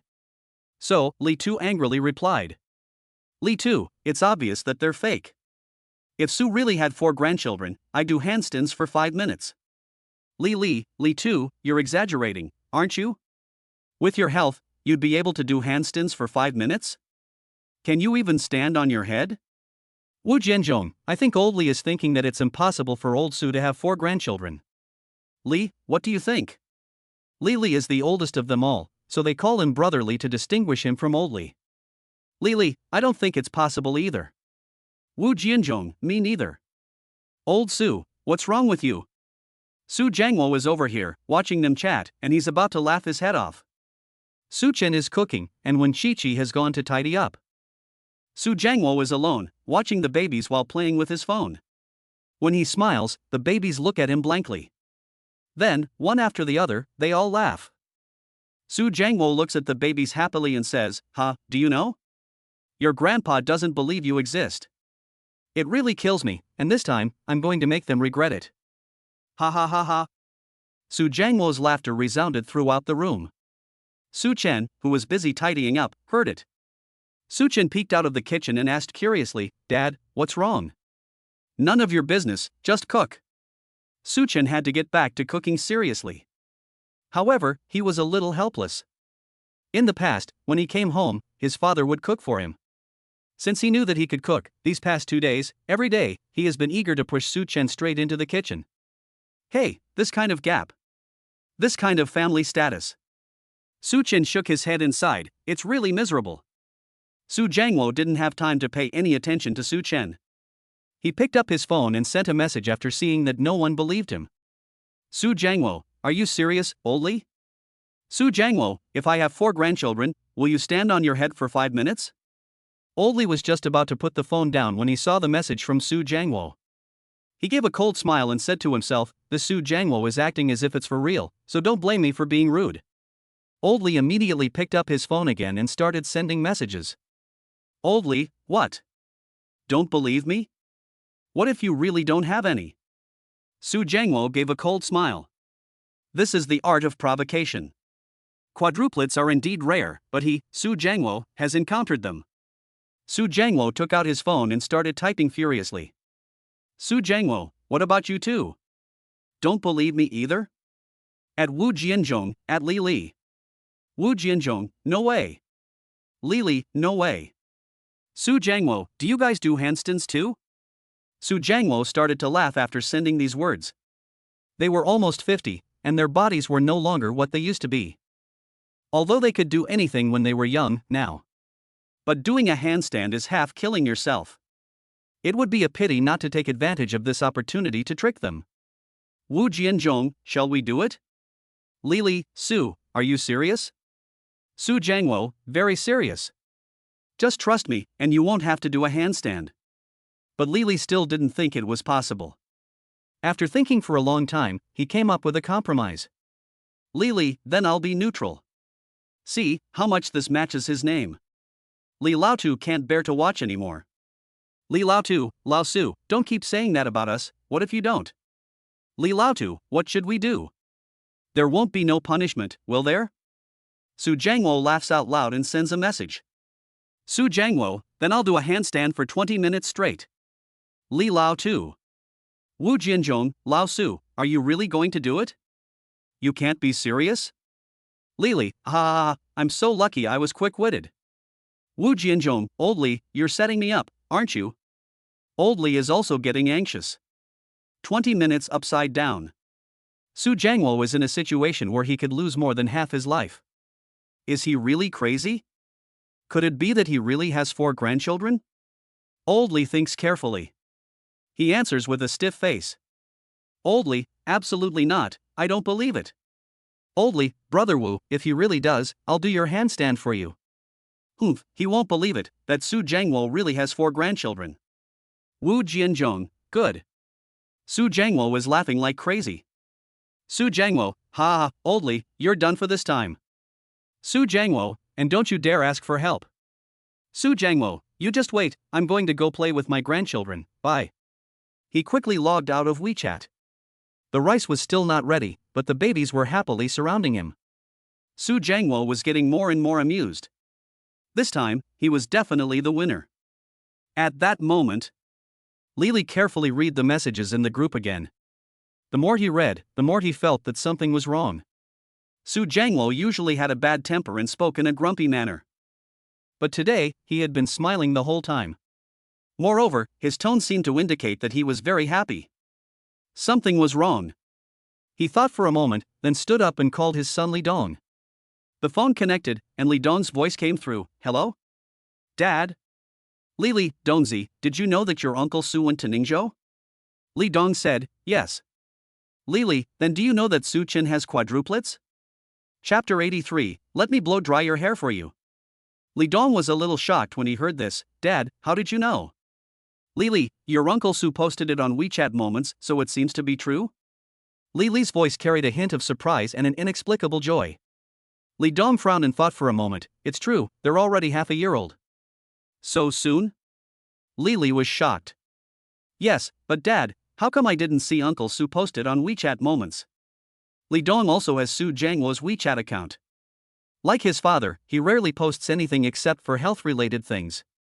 Lili was shocked when he heard this. You didn't see it? No. Lili was silent for a moment, then suddenly burst out laughing. Old Su, is this only visible to a few of us? Ah, this is going to be fun. Li Dong listened with a puzzled expression. Dad, what's wrong? Nothing, except that your Uncle Li is going to have bad luck. Lili suddenly looked forward to that day. He was also glad that he had remained neutral today. Lili was about to say something else when he heard Li Dong say, okay, I'll stop now. Dongzi, you should hurry too. If you really can't make it, hurry back for the blind date, or your old man will be mocked again. Li Dong smiled awkwardly and gave a perfunctory reply. Okay, Dad, I know. Well, I'm hanging up. I'm looking forward to the show. After hanging up, Lili checked his circle of friends again and found that there was no message from Su Jiangwo. Come to think of it, he hadn't yet met Su Chen's baby and wife. He had missed them every time because he was busy. Are the babies that cute? Li Dong was looking forward to it too. After dinner, Su Jiangwo lingered. He kept playing with the babies until they fell asleep, when he reluctantly got up. Su Chen felt that something was wrong with Su Jiangwo, so he asked. Dad, what's wrong? Su Jiangwo's eyes kept falling on the babies. He sighed, I've been out for 3 days. Your mother is very worried. I have to go back tomorrow, but I don't want to leave my grandchildren. What should I do? I really want to take them home. Su Chen could tell what Su Jiangwo was thinking, so he said helplessly, don't worry, it's the National Day holiday. I'll discuss it with Chi-Chi and see if we should take the babies back. Su Jiangwo's eyes lit up at this. You promised. He had been trying to figure out how to get Su Chen to come home for the National Day holiday. Now he didn't even have to look for an excuse. Su Chen nodded. Come on, son, even if you don't go back, you have to bring Chi-Chi and the babies back to me. Otherwise, don't ever come back. 11 is not many days away. By then, you can let Old Li redeem his promise. And you can bask in the sunshine with the babies, which is an incredibly happy thing to do. Su Chen. Why do I feel like a tool for delivering the babies? Seeing that Su Jiangwo was looking forward to it, Su Chen could not let his father down. He could only nod. I'll try my best, Dad. What time is your bus? I'll see you off tomorrow. Oh, 10 o'clock. Su Jiangwo said and left. In the evening, when Chi-Chi was washing up when she returned to the room and saw Su Chen sitting on the sofa looking at her. When Chi-Chi, wearing her pajamas and with her hair still damp, felt a little embarrassed. When Chi-Chi's face flushed a little, what are you looking at? Su Chen stood up and walked over to Wen Chi-Chi. Before she knew what was happening, he took the towel from her hands. Wen Chi-Chi was shocked by this move. Then, Su Chen placed the towel on Wen Chi-Chi's head and started drying her hair. Su Chen was a good head taller than Wen Chi-Chi, and this angle was just right. Wen Chi-Chi froze for a moment. Su Chen's voice soon came from above her head, Chi-Chi, let me blow dry your hair. I can do it myself. Wen Chi-Chi's voice grew smaller and smaller as she spoke. Somehow, she seemed unable to refuse Su Chen. Her face was flushed, like a ripe apple. Su Chen pretended not to hear, and pulled Wen Chi-Chi onto a stool. What did you say? No, it's nothing. Wen Chi-Chi shook her head. In the past, she used to read romance novels and always longed to have a boyfriend in the future, so that she could be spoiled like the heroines in the books. Unexpectedly, her dream had now come true. Su Chen's touch was very gentle. When Cece sat there, and the warm breeze followed Su Chen's fingertips and landed on her head. Her freshly washed hair still had a light fragrance, fresh and pleasant. Su Chen suddenly liked this kind of life very much. Someone to care for, someone to love, someone to keep her company. And there were also those adorable babies. His life seemed to be off the hook. Well, it seems that it really is off the hook. After all, he is a systematic man. Su Chen's hair was almost dry, but he didn't notice as the hairdryer blew past his ear. The strands of hair fell onto Wen Qiqi's face, almost landing in her eyes. Wen Qiqi closed her eyes. Su Chen laughed softly at this. He bent down and gently brushed the hair off Wen Qiqi's face with his hand. It revealed the delicate little face, which had turned a rosy red. Looking further down, Su Chen didn't dare to look. When Sijio opened her eyes and saw Su Chen staring at her, the burning gaze made Wen Sijio not know how to react. The next moment, she suddenly felt the man approaching. Before she could react, a gentle kiss landed on her cheek. Wen Sijio was stunned. Su Chen once again lifted the hairdryer, calmly stepped away, and started blow-drying her hair. It was accompanied by a light, flirty comment. "Wife, you're so beautiful." When Cece didn't care about drying her hair, she stood up abruptly. Her heart was beating so fast she could hardly control it. She didn't dare look at Su Chen, and rushed into the house as fast as she could, slamming the door behind her. Su Chen, who was holding the hairdryer, was a little confused. Is she shy again? But his wife didn't refuse. That's good. She tidied up the living room a little. Su Chen lay back down on the sofa. He had a dreamless night. Wen Qiqi, however, did not sleep soundly. Early the next morning, when Qiqi got up and saw Su Chen busily working around the kitchen in an apron, he looked up at her and asked, "Qiqi, do you have your household registration book with you?"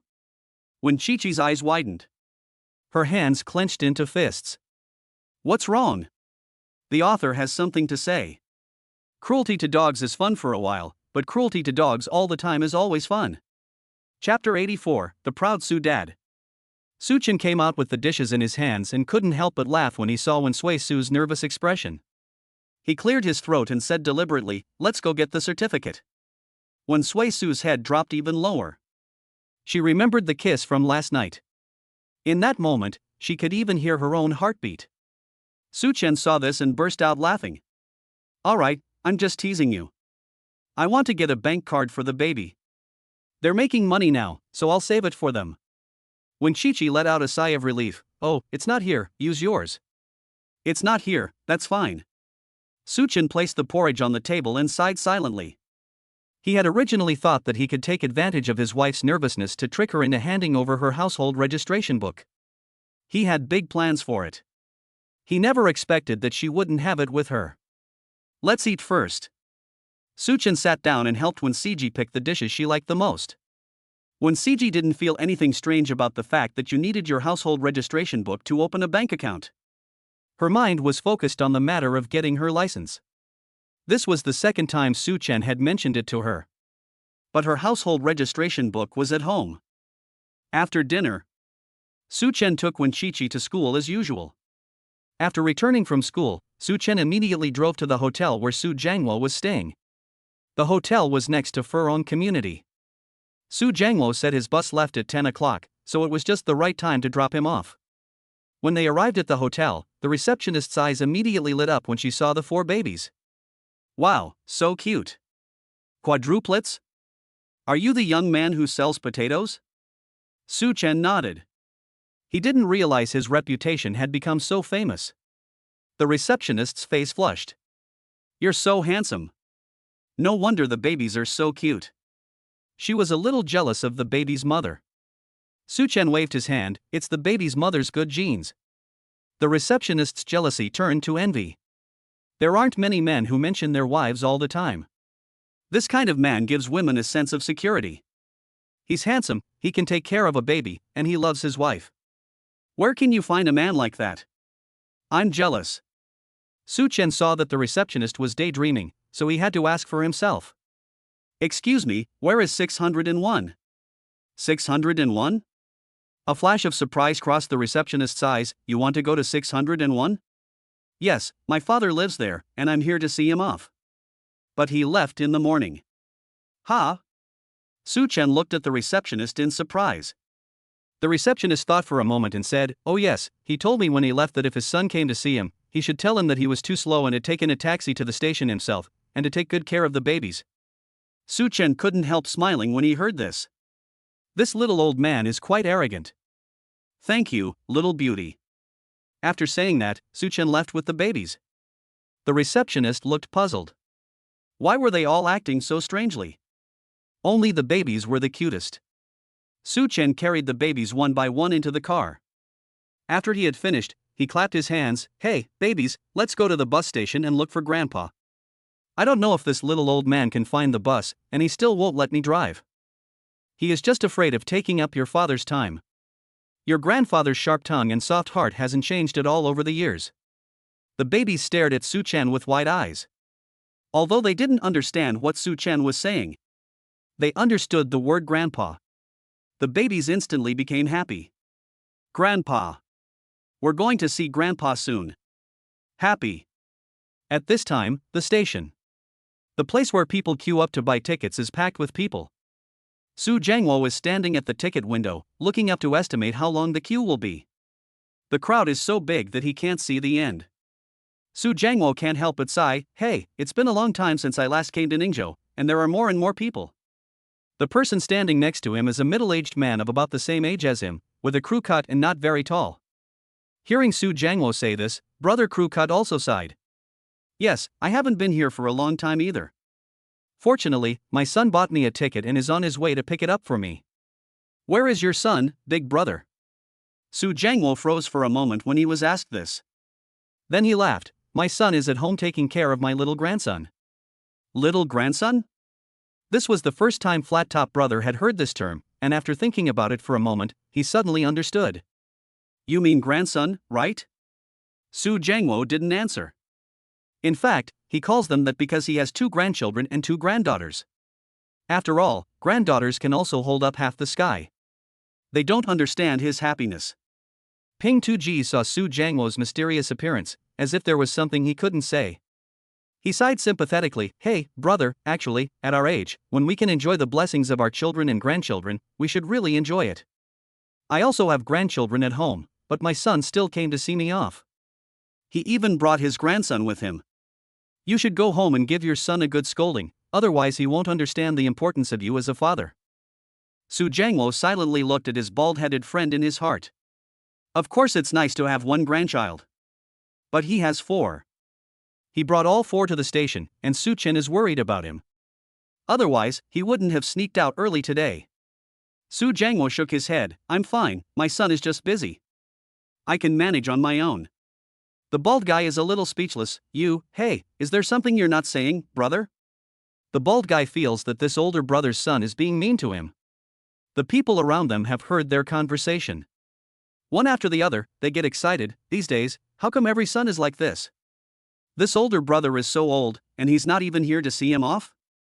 Really? Hey. Su Jiangwo, who is not yet 50 years old. You're only this old, and your whole family is this old. But they are well-intentioned. Su Jiangwo couldn't say anything. At that moment, Ping Tu's son came over. The baby in his arms was already 1.5 years old. At this time, he was sweetly calling Grandpa. This cry of Grandpa stopped Su Jiangwo in his tracks. He silently thought, when the grandchildren will be able to call Grandpa. It will be so happy to have 4 of them gathered around his knees. Su Jiangwo was looking forward to this kind of life. But his expression turned into envy in Ping Tu's eyes. Ping Tu sighed again. Ping Tu's son asked curiously, "Dad, what's wrong?" Ping Tu told him what had happened. Ping Tu was secretly amazed too. "Hey, uncle, where are you going? Why don't I go buy you one?" "Wait for me a moment." Su Jiangwo waved his hand quickly. No. It's fine, uncle, I'm already at the station anyway." They were at a loss for words about Su Jiangwo's son, but they still couldn't bear to see Su Jiangwo go to the long queue by himself. At that moment, There were exclamations of surprise at the ticket office. Su Jiangwo looked up and saw Su Chen. Chapter 85, My son is here. Envious? The son of the bald guy still didn't understand what was going on. He asked again tentatively, Uncle, can you give me your ID card first? No need. Su Jiangwo waved his hand and laughed. The son of the bald guy frowned. The commotion at the entrance was getting louder and louder. Wow, 4 babies. So cute. So cute. So cute. The man pushing the stroller is the baby's father, right? He's so handsome. He looks so young, probably just in his early 20s? This is really a winner in life. Su Chen didn't expect such a big reaction when he came to the station. There were too many people. The 4 babies were happy to see so many people for the first time and looked around happily. From time to time, they also sold cuteness to the people. Or made faces. In short, Su Chen felt happy and at the same time felt Alexander. Fortunately, the people did not intend to gather around. Perhaps they were worried that the babies would be scared or hurt, so they all watched the babies from a distance. Su Chen felt a little more relieved. He walked through the door to the ticket hall. Su Chen saw Su Jiangwo at a glance. He was standing there, beaming from ear to ear. Peng Tu-ge also saw Su Chen and the 4 babies. He was a little dumbfounded. Quadruplets? And they were all so good-looking? The grandchildren of Flat Top Brothers' family are also very good-looking. However, compared to Su Chen and the 4 babies, they are far inferior. Flat Top Brothers suddenly began to envy this person. Whose children are these? So amazing. Flat Top Brothers' son was even more confused. He had never seen quadruplets before. In fact, at the beginning, when his wife was pregnant, the doctor misdiagnosed it once and said that she was pregnant with twins. Flat Top Brothers' son was overjoyed. He happily prepared a large pile of clothes, with 2 of each item. Unfortunately, subsequent tests confirmed that it was a single fetus. At the time, Peng Tu-ge's son was extremely disappointed. And this made him feel that his child was missing one at all times.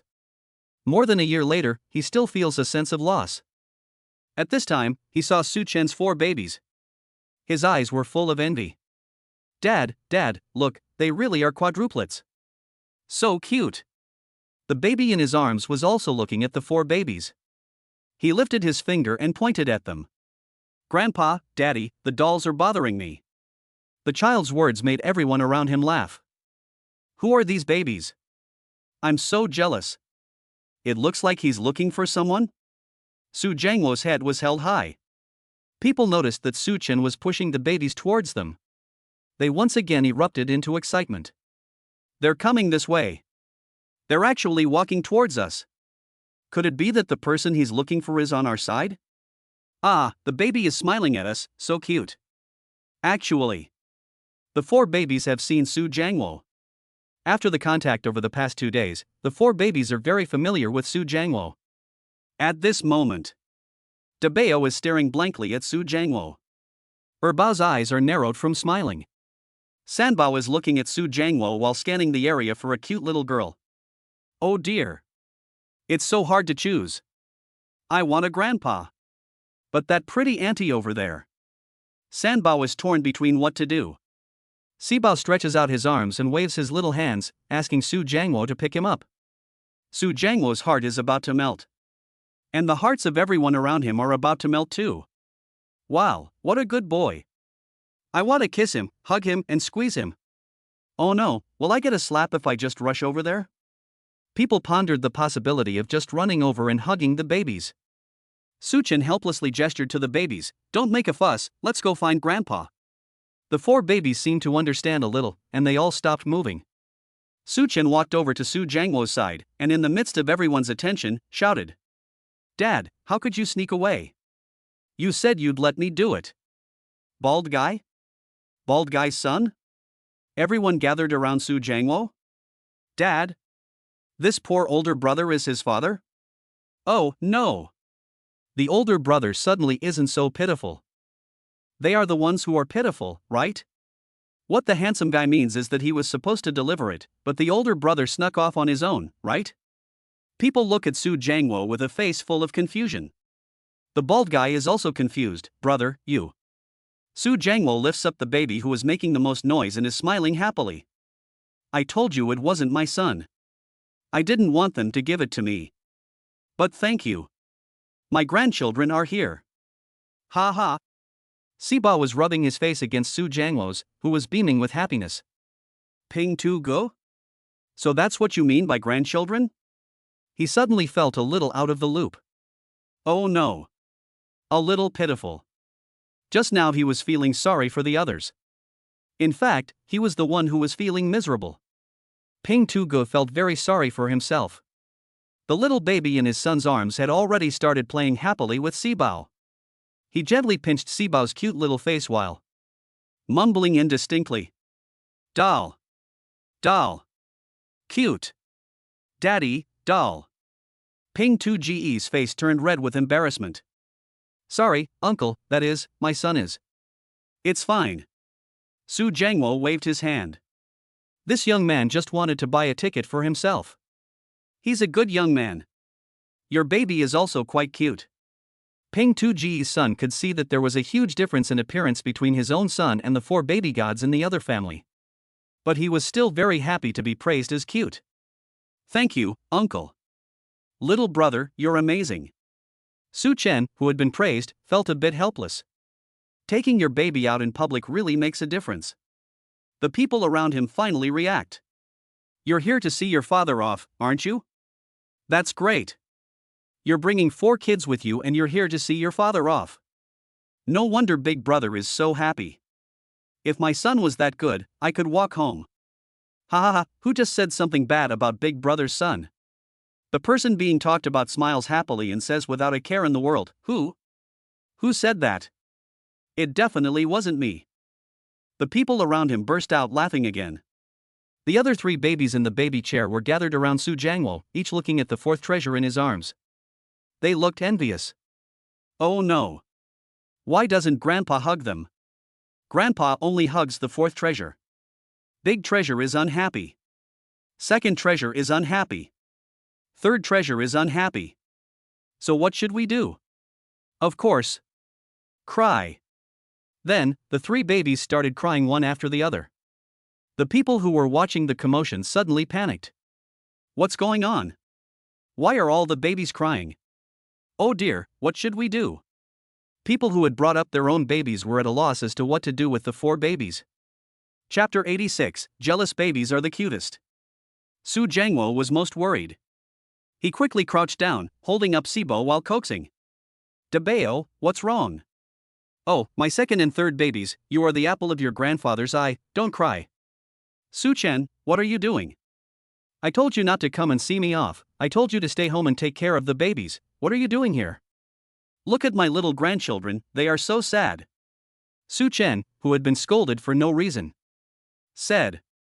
Forget it, people with low status in the family just have to put up with it. Su Chen had no choice but to squat down. He looked at his 1st, 2nd and 3rd babies, and then at his 4th baby. He finally understood, Dad. Why are you shouting at me? Hurry up and comfort the babies. Su Chen said calmly, put Siba down and hug the 3 of them? Ha! Su Jiangwo looked at Su Chen and then at the 3 babies, who were crying their hearts out. For some reason, he suddenly felt that what Su Chen said made a lot of sense. So he crouched down. He put Siba back in the stroller and then picked up Daba. Dabeo stopped crying. After holding Dabeo for a while, he put him back in the stroller and held Erbao. Erbao gave Su Jiangwo a kiss. Then came Sanbao. Sanbao rubbed his face against Su Jiangwo's. None of the 4 babies were crying anymore. They were all happy. Yay, yay, yay. Grandpa is holding us. Grandpa is not biased. So happy. Su Jiangwo looked at the 4 babies blankly, what's going on? Everyone around them was envious and crying. Hearing Su Jiangwo's words, they couldn't help laughing. Brother, can't you tell? They're jealous. Ha ha, so cute, I didn't know babies could be jealous. Really, if I had such well-behaved babies at home, I would be smiling in my sleep. Su Jiangwo finally reacted, jealous? They're so young, how would they know jealousy? Suchen smiled and said, Dad, they remember you and know that you are their grandfather, so of course they are jealous. On hearing this, Su Jiangwo could no longer hold back his excitement. He laughed happily.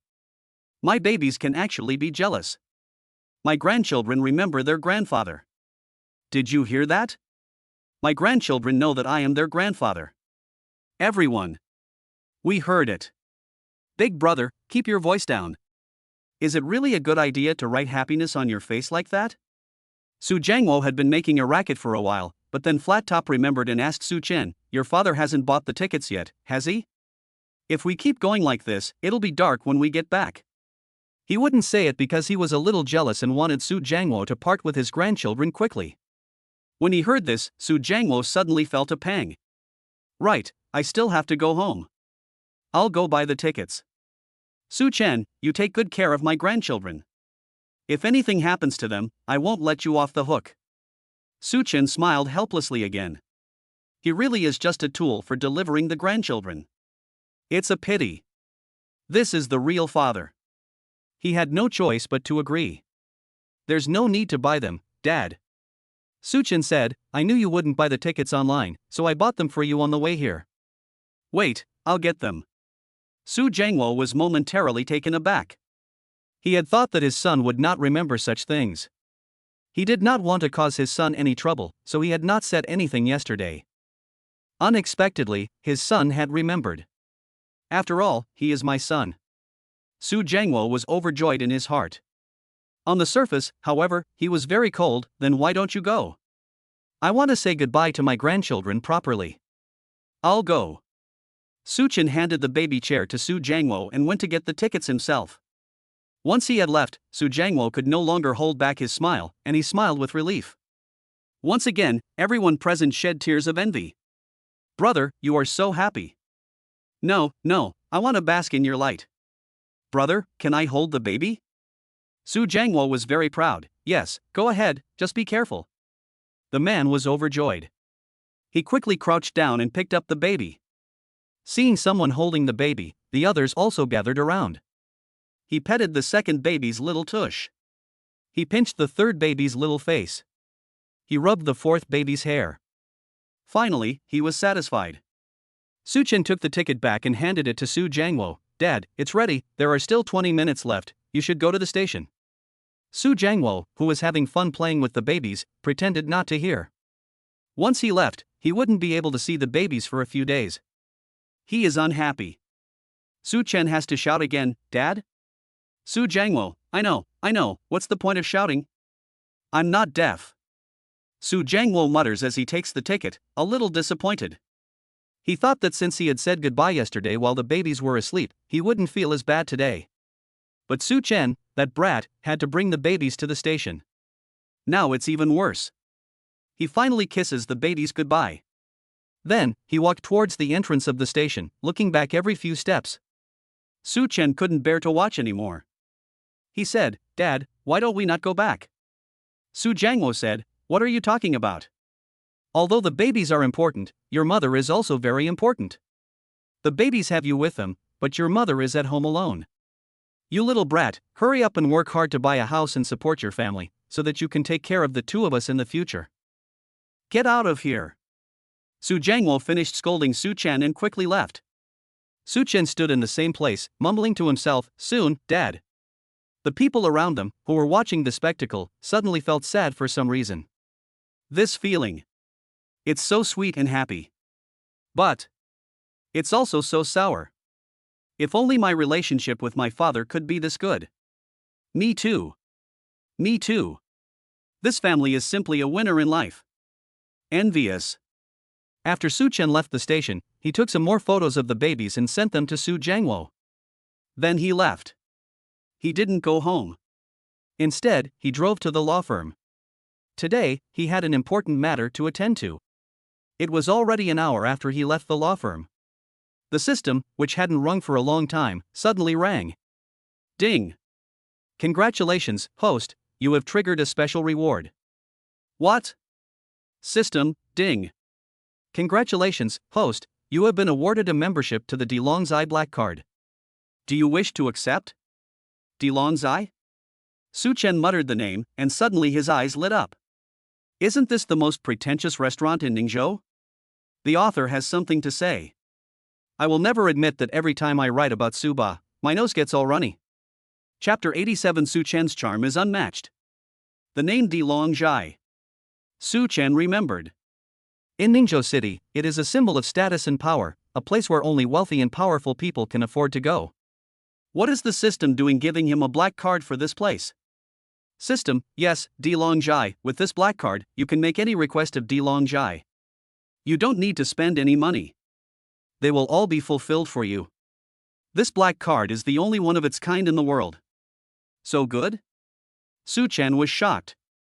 This benefit is really something. May I ask the host if he would like to receive it? Of course I would like to receive it. Su Chen did not hesitate. It so happened that he was worrying about where to go for Wen Qiqi's birthday. At this thought, Su Chen suddenly had an epiphany. System. Yes. You gave me this card, and you don't want me to take Wen Qiqi to her birthday, do you? Host, this system is a super dad system designed to serve babies, including people associated with babies, such as their mothers, to enhance their sense of well-being. So that's what it is. The system is really something. It's also very considerate. Okay, thanks. Su Chen received the black card and drove directly to Delongzai. He had been in Ningzhou for a few years, and had passed by Delongzai many times, but he had never been inside. Today, it was time to open his eyes.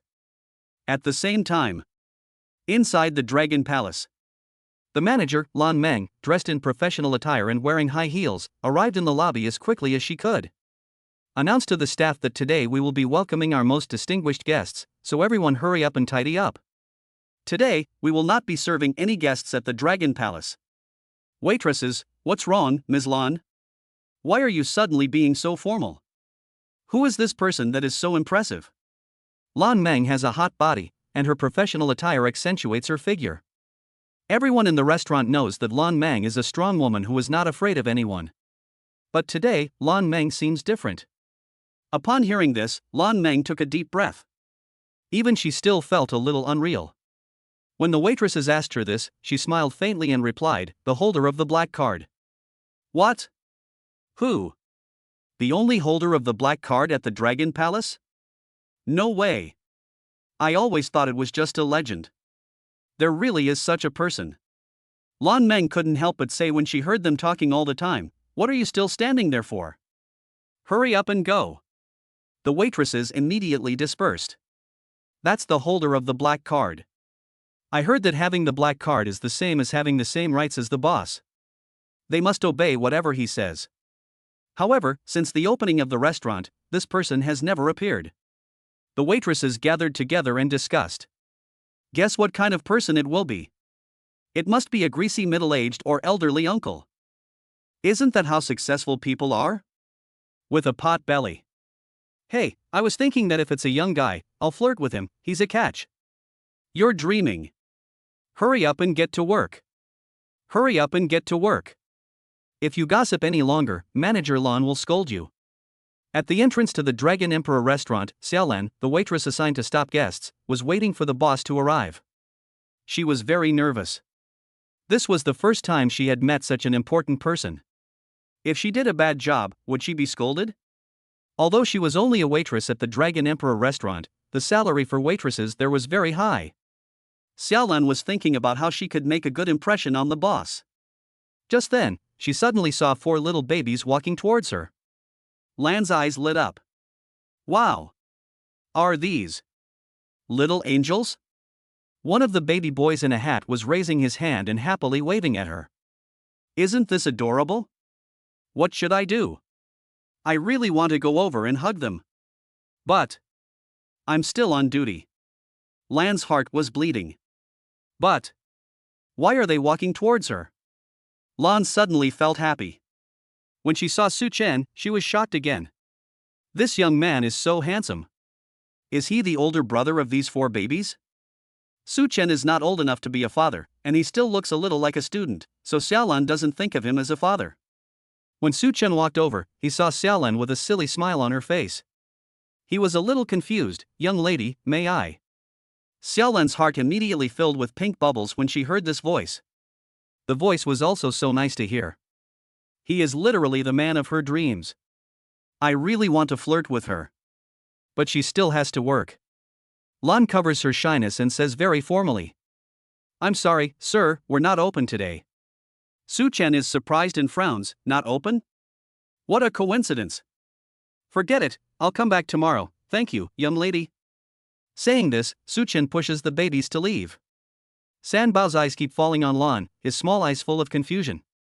The young lady is so pretty. Why is daddy leaving?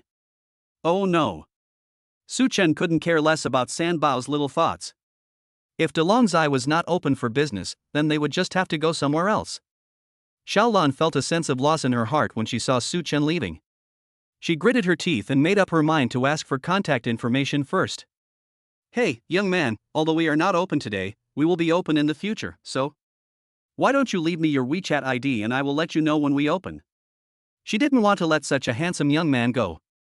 Besides, if she had this young man, wouldn't she be the sister-in-law of the 4 cute babies? Just thinking about it made her happy. Su Chen turned around and saw that Xiaolan had blushed, so he deliberately drew away from her. No need. I still have to take my babies home. Xiaolan looked up in disbelief. Your babies? Yes, they're all mine. Aren't they cute? Su Chen decided to use the babies to ward off any romantic advances. Xiaolan nodded blankly. So cute. They really are. But how can this young man have children? What a pity. But why is this young man bringing his own baby? Where's the baby's mother? The mother is still at school. The waiter's casual question caused her to be stunned. At school? Yes, a college student. Lan once again surprised her by growing a big mouth. She felt that she had been hit by too many blows today. She could not quite digest it. So that's how it is. Lan had to gather her thoughts. Then you can also add WeChat. I'll let you know when we open for business again. Her wish was not fulfilled, but it was good to be able to see the babies more. Xiaolan comforted herself. After all, the babies were so cute. Su Chen thought for a moment and took out his phone. That's fine. If your boss comes back, tell her that someone with a black card is here to see her and needs her help. Before Su Chen finished speaking, Xiaolan looked up in shock. What did you say you had? Chapter 88, The Fairy Baby and the Handsome Man. Su Chen thought that Xiaolan hadn't heard him, so he repeated himself, the black card of your DeLong's eye. Black card? Xiaolan looked at Su Chen in disbelief. You are the mysterious person who has the black card? Where is the middle-aged and elderly person? Where is the greasy person? Where is the pot-bellied person? These words in the young man in front of her are completely unrelated, right? Lan couldn't believe it. The legendary holder of the black card was so young and handsome. What's more, he was also very approachable. Su Chen nodded. It should be me, right? After all, the system said there was only one black card. Lan smiled in surprise. Sir, please follow me. Su Chen was a little confused. Didn't you say you weren't entertaining guests today? The reason we aren't entertaining guests today is so that we can wait for you to come. Xiao Lan explained. I've been waiting for you here too. Our boss, Lan, has been waiting for a long time. As she spoke, Xiao Lan led Su Chen into the restaurant. At that moment, the waitresses in the restaurant had finished tidying up and were waiting for the mysterious person to arrive. They were all full of energy. Some of them were still discussing. Do you think we need to be respectful? If we don't do a good job, we'll get scolded, won't we? Oh, I'm so worried. Why has such an important person suddenly come? Just as they were talking, they saw Xiaolan bring someone in. One of them said, Here he comes, here he comes. Xiaolan has come in, so everyone, don't say anything. The group quickly found their own seats and stood properly. From time to time, they glanced in Xiaolan's direction out of the corner of their eyes. Soon, they saw a man and 4 babies. The man looked very young, with a faint smile on his face, humble and polite. The babies were all adorable, looking around, full of curiosity about this strange place. The waitresses immediately went into a frenzy. Who is this man? He's so handsome. Those babies are so cute too. Could this person be the black card holder? Are you dreaming? How could the black card holder be a young man? Did Lon bring in a handsome guy again? Lon is asking for trouble. The others looked at Lon with concern. Lon, who was walking in front of Su Chen, was unaware of her sister's worries. She was especially proud. Her sisters would never guess that this handsome guy was the holder of the black card, would they? I can't wait to see their faces when they find out. Lon walked up to the others with a calm expression and asked, "Where is President Lon?" One of them nervously said, "Lon, what are you doing? Don't you know that today is?" Lon interrupted her, "President Lon is upstairs, right? I'll go find her." Then she turned to Su Chen and said, "Sir, please wait a moment." Su Chen nodded. The elevator was being used, so Lon decided to take the stairs, which would be faster. Su Chen stood where she was and waited for her. Several waitresses were discussing. What's wrong with Xiaolan? Isn't she not entertaining guests today? I don't know, maybe she thinks the babies are cute and went to ask Manager Lon for permission? In their eyes, Su Chen was too young. So even though Xiaolan had said she was going to ask Lan Meng, they still didn't think Su Chen would be the one they had to wait for. But soon, they were captivated by the babies. The babies were all wide-eyed and looked around. Especially one little boy. Started smiling when he saw them. He was so cute. You couldn't help but want to pinch his cheeks. The waitresses had received all kinds of education. But at this moment, they couldn't help themselves. One couldn't help but ask, "Little brother, can we hold the babies?" Su Chen nodded, "Sure." The women immediately came over happily to hold the babies. Two of them even comforted Su Chen. "Little brother, did you come here today to reserve seats? We're not going to be open today, and it's no use asking Mr. Lon. Why don't you leave your contact details and come back next time?" Su Chen was about to speak when suddenly the elevator doors opened. 5 minutes earlier. Second floor of DeLong's. Lan Meng was busy, and one of the men came up to report. "Mr. Lon, there's a man here with 4 babies. 4 babies? Lan Meng frowned. As a strong woman, Lan Meng is unmarried and doesn't like children. All she cares about is her career. She has always believed that men and children are just obstacles in her way.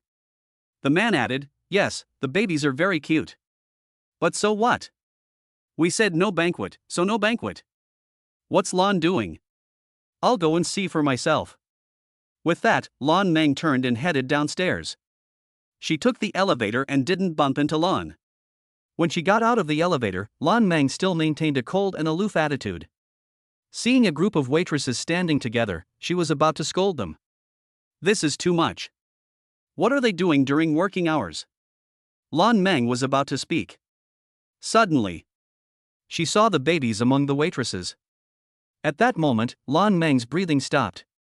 She looked at the babies in disbelief. Are these really babies? Are these dolls?" Lan Meng had seen children before, and she had seen a lot of children. That was the fundamental reason why she hated children. But today, she couldn't hate these babies at all. If she wanted to scold someone, she held back her words. The waitresses realized that Lan Meng had arrived. One by one, they nervously hid the babies behind them. They all knew Lan Meng's character. They were afraid that Lan Meng would blame them for harming the babies. Su Chen also heard the commotion and turned to look at Lan Meng. Lan Meng's breathing once again came to a halt. "This man is too handsome, isn't he? But who is this man? Why is he at the Dragon Emperor's courtyard at this time?" Lan Meng clasped her hands together to hide her pounding heart as she walked towards Su Chen and the babies. "Hello, sir." She was about to continue speaking when, suddenly, she felt the gaze of a baby fall on her. And, following the gaze, she saw a little baby boy staring at her. The baby boy was cute, with long eyelashes. His eyes sparkled. He winked. And winked again. Then he smiled. "Hee hee, pretty sister. You look good. I like you." He smiled. Lan Meng's heart almost jumped out of her chest. Lan Meng never thought that one day she would like the baby. She was just about to calm her mind. The smiling baby opened his arms again and shouted at her in gibberish. Lan Meng's breathing tightened. "Oh my god. So cute, so cute, so cute. I want to hug him, I want to hug him, I want to hug him. What should I do? Chapter 89, he is the holder of the black card. Lan Meng could hardly contain her excitement. Su Chen saw that Lan Meng had said something and then stopped, and kept staring at Baby 3. He couldn't help but smile. He gently tapped Baby 3's little head. Baby 3, stop it. This guy, as soon as he sees a pretty sister, he asks for a hug. It's really embarrassing. San Baobao looked at Su Chen and then at Lan Meng, a little confused. Ha? Daddy doesn't want pretty sister to hug him. Why? But sister is so pretty. I want a hug. San Baobao rolled his eyes and made up his own mind. Never mind Daddy. I'm definitely asking for a hug. So, he raised his arms even higher. The waiters saw that Lan Meng was not speaking. They thought there was a chance. After all, the babies were so cute, and it was possible that Lan Meng would like them. The waitresses were going to help Su Chen. Boss Lan, this baby likes you. Hurry up and hold the baby. He's so cute. Lan Meng was about to lose her balance. She clenched her hands desperately, resisting the urge to take little Sanbao into her arms, and said seriously, Sir, I'm sorry, but we really can't entertain guests at the Dragon Emperor Palace today. Su Chen felt a little helpless. How was he going to explain that he was the holder of the black card without embarrassing these young ladies? Just then, another voice sounded at the top of the stairs. President Lan, so you've come down already? The person speaking was Xiao Lan. She had gone up the stairs to the second floor, but she hadn't seen Lan Meng. Xiao Lan had no choice but to go back downstairs. As a result, she saw Lan Meng standing in front of Su Chen. She said excitedly, You and this gentleman have already met, right? Boss Lan, what should we do next? Lan Meng was at a loss for words. Xiao Lan, what are you talking about? The other waitresses also looked puzzled. Xiao Lan, aren't we here to serve Mr. Black Card today? Lan Meng, yes. Xiao Lan, this gentleman is him. Lan Meng? Everyone? The holder of the black card is so young? The holder of the black card is also carrying 4 babies? Shouldn't the black card holder be a pot-bellied uncle? This doesn't make sense. There are successful people who are still so young? Su Chen smiled helplessly. I'm sorry, I was just about to say it, but I never found the opportunity. Lan Meng looked at Su Chen in disbelief. Su Chen's humility shocked her once again. This is the black card holder of the Imperial Dragon Academy. He can order the Imperial Dragon Academy to do anything.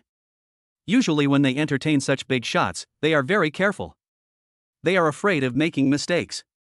But this person in front of them is so polite. The waitress's eyes were filled with stars. They had long forgotten their previous discussions about the black card holder.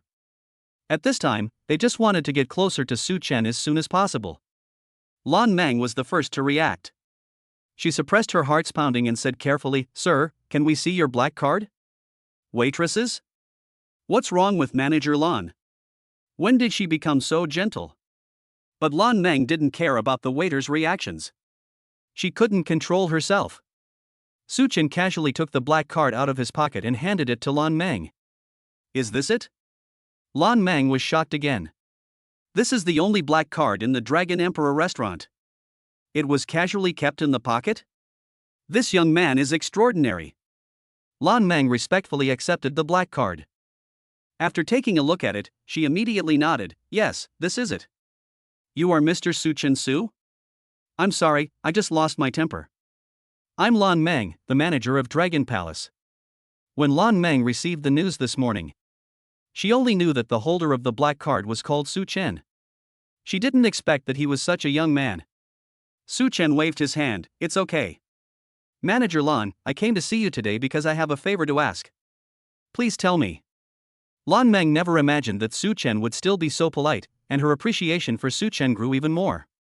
Su Chen said, the day after tomorrow, I would like to book Dragon Palace for a day. Lan Meng nodded. Of course you can. With the black card, you can ask Dragon Palace to do anything for you. But I don't know what you want to do here. Do you need us to set up in advance?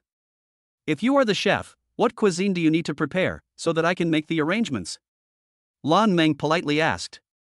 Su Chen thought for a moment and said, I'll let you know about the arrangements later, but there's no need for a chef, I have one. Oh, and Lan Zong, there's one more thing I need to trouble you with. I want to surprise my wife on her birthday. So, about this booking of the Dragon Palace, please keep it a secret for now. I'll come here with the kids in time. As soon as Su Chen said this, the waiters were shocked again. He actually used his black card to celebrate his wife's birthday at Dragon Inn. What a big birthday party! Suddenly, they felt very jealous. Mr. Su's wife is so lucky. Lan Mang also had no idea that this was Su Chen's goal. She nodded, okay, but will you bring your own chef? Do you need us to prepare the ingredients? Su Chen shook his head again, no, I'll prepare everything myself. Thank you, Manager Lan. Lan Mang was suspicious. What kind of chef could be better than the chef at the Dragon Emperor restaurant? The chefs at the Dragon Emperor restaurant were all top-notch. It seems that she also needs to see more. After Su Chen finished talking, he discussed the layout with Lan Mang. Then he said goodbye and prepared to leave. The babies were having a great time playing with the waiters. Su Chen finally coaxed them into the baby chairs. After he left, the waitresses at the entire Dragon Palace restaurant kept looking at his back. At this moment, each of them was a lemon essence, full of expectations for the woman who was about to have her birthday. The author has something to say. Third baby, I'm just a clingy person who gets infatuated when I see young ladies. Chapter 90, excuse me, does this big guy mind having one more girlfriend? Su Chen returned home. It was already 4 p.m. After feeding the babies and changing their diapers, he took out his phone and made a call. At the same time, at Ningzhou University, it was time for class to end. When Qiqi and Shin Mengyao went to the bathroom together, suddenly, Shin Mengyao's phone rang. She took out her phone and, upon seeing the caller ID, was a little confused. Why was it him? What's wrong? When Cici noticed that Shin Mengyao's mood was a little off and asked with concern. Shin Mengyao quickly put her phone away. It's nothing, Cici, you go to the bathroom first, my mom called me, I'll be right there. Okay. When Cici nodded, Shin Mengyao took her phone to the corner and pressed the answer button. Handsome guy Su? What's up? It's not very nice of you to call me at this hour instead of Qiqi, is it? The caller was indeed Su Chen. Without waiting for Su Chen to speak, Shin Mengyao continued, I'll tell you, although I admit that you are very handsome and charming, I will not steal Qiqi's man. If you don't say something today, I'll immediately go and tell Qiqi and tell her to leave you with the babies. Su Chen, holding the phone, was ashamed. What was this girl thinking? Okay, Shin Mengyao, I've got something serious to ask you. As soon as Su Chen sounded so serious, Shin Mengyao stopped being flirty. What's the serious matter? Do me a favor. Do you a favor? But I'm Qiqi's best friend, I should be helping Qiqi. Is that you are allowed to come to my house next week for dinner and play with the babies? Su Chen interrupted Shin Mengyao directly. Upon hearing this, Shin Mengyao's expression immediately turned into one of joy. Really? Really? Just tell me, what is the favor? I will accomplish it no matter what. As long as I can hold the baby and eat the food that Su Chen makes. What is the meaning of a best friend? It doesn't matter. It's not that serious. Su Chen said helplessly, after class the day after tomorrow, will you take Qiqi to Dilongjai? Dilongjai? Shen Mengyao was shocked, are you crazy? Or did I hear wrong? Su Chen, I'm not crazy, and you heard it right, it's Dilongjai. Shen Mengyao, is it as good as I think Dilongjai is? Su Chen, yes, there is only one Dilongjai in the whole of Ningzhou. Shen Mengyao, who has come to her senses, says, holy cow, Su Chen, you're full of it. Su Chen. Isn't when Qiqi's birthday the day after tomorrow? Wait a minute, let me check my memo. Su Chen still doesn't say anything. A moment later, it's true. Su Chen, are you planning to surprise when Qiqi? That's amazing. No, I'm so excited, it's the Dragon Palace. Su Chen, you're amazing. Su Chen helplessly rubbed his forehead, pondering whether it was right or wrong to ask Shin Mengyao for help. Miss Shin, calm down. If Qiqi finds out, the surprise will be gone. Shin Mengyao also realized that she was too excited. She coughed lightly to calm herself down. Okay, I got it. Don't worry, I'll try not to get too excited. I'll try my best. Su Chen, not try my best, but definitely do it. I'm counting on you. Shen Mengyao suddenly felt a huge pressure. Okay, don't worry, I will definitely do it. After hanging up the phone, Shen Mengyao was still excited. When Chi-Chi came out and saw Shen Mengyao giggling by herself. So, she asked curiously, what's wrong? Shen Mengyao quickly hid her smile, nothing, I'm just very happy, let's go back to class. When Chi-Chi, but, aren't you going to the bathroom? Shen Mengyao suddenly remembered that she had been so excited that she hadn't gone to the bathroom yet. It was almost time for class. Shen Mengyao couldn't care less. Oh, forget it, I'm not going. When Chi-Chi looked at Shen Mengyao strangely. She always felt that there was something wrong with Shen Mengyao. Time passed quickly. The 2 days soon came to an end. In the past few days, a piece of news had been circulating in Ningzhou. The Dragon Emperor restaurant had been booked by someone. And that someone was a mystery. Everyone in Ningzhou knew the status of the Dragon Emperor restaurant in the city's restaurant scene. A meal there could cost tens of thousands of yuan. You had to make a reservation in advance to eat there. No one would have thought that someone would book the restaurant. Who was so cocky? Netizens were shocked. Who on earth is so powerful? We don't know, we sent someone to find out, but the people at Dilongjai did a great job of keeping it a secret, so we couldn't find out anything. It's said that the person who booked the restaurant didn't want to give out any information. This is really something, isn't it? Even Dilongjai is at their beck and call? The owner behind Dilongjai is a big shot in the imperial capital. Who's to say otherwise? Why did this mysterious person book the restaurant? I did find out something. It seems he booked the whole restaurant to celebrate his wife's birthday. Netizens were shocked when they heard this answer. What? A birthday? Ah, this is a show of affection? Isn't it? Today is another day of leminescence. Excuse me, does this big shot mind having one more girlfriend? Jimei, take me, I'm willing to be his third concubine. I'm fourth. I'm fifth. I'm 10,086th. When Chi-Chi saw this message on the evening of the 29th. The 30th was her birthday. She felt a little sour. It was the same day as this woman online. She was still a little envious. However, that day Su Chan asked her if it was almost her birthday. Tomorrow. She will have a surprise too, right? When Chi-Chi suddenly had expectations for her own birthday. Chapter 91 Su Chen, didn't you forget something? September 30th. 6 a.m. When Cece heard Su Chen bustling about in the living room. Lying in bed, she was filled with emotion. Did he get up so early to prepare a gift for her? Su Chen really does do everything well. When Cece rolled over and looked at the babies. The 4 babies were sleeping soundly. Sanbao and Sabaobao were dreaming about something, and they were smacking their lips, looking so cute. She was overwhelmed with happiness. Su Chen had already finished cooking, and would come and wake her up, right? When Ciji suddenly wanted to be lazy for a day. She would be selfish for a day, not getting up, and waiting for Su Chen to wake her up. At 6:30, no movement. At 7 o'clock, no movement. At 7:10, no movement. At 7:30, when Chi-Chi finally couldn't hold back any longer and climbed out of bed. When she opened the door, she was still pleasantly surprised. But when she opened the door, she was dumbfounded. The living room was neat and tidy. Apart from being a little cleaner, nothing had changed. Su Chen was busy in the kitchen, seemingly frying dough twists. When Chi-Chi peeked her head around the corner. The busy Su Chen was putting the fried dough sticks into the pan while turning around to say hello. Chi-Chi, you're up? When Chi-Chi felt a little let down. She had thought that the first thing he would say would be, Chi-Chi, happy birthday. She smiled back, well, why are you frying your own fried dough sticks? I don't think the ones sold outside are very tasty, so I wanted to try my hand at it. It just so happened that I woke up early today. Su Chen said, taking the fried dough sticks out of the pan. Chi-Chi, wait a minute, I'll be done in a minute. The kitchen was empty except for the fried dough sticks and the porridge that was simmering. When Chi-Chi hid her disappointment and nodded. Okay. She went to the bathroom. After washing up, Su Chen called her to eat.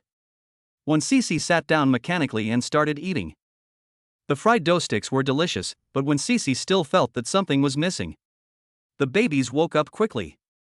Su-chan went to dress the babies. When Cece sat in the living room, listening to the laughter of the children and Su-chan's comforting voice. When Cece comforted herself. Su-chan is taking good care of the 4 babies, which is actually the greatest gift. When Su-chan comes out. When Chi-Chi has already finished eating. Su-chan says while preparing formula for the babies. Chi-Chi, let me take you to school first. Otherwise you'll be late. Don't worry about me, I'll eat when I get back, it's the same. When Chi-Chi nods. Su-chan always thinks of everything for her. Maybe she's just being too demanding. When Sui Sui was still thinking as she walked downstairs to the car. Maybe the present is in the car? Too bad. Opening the car door, as usual, there was no change. All the way to school, when getting off the car. When Sui Sui finally couldn't hold back.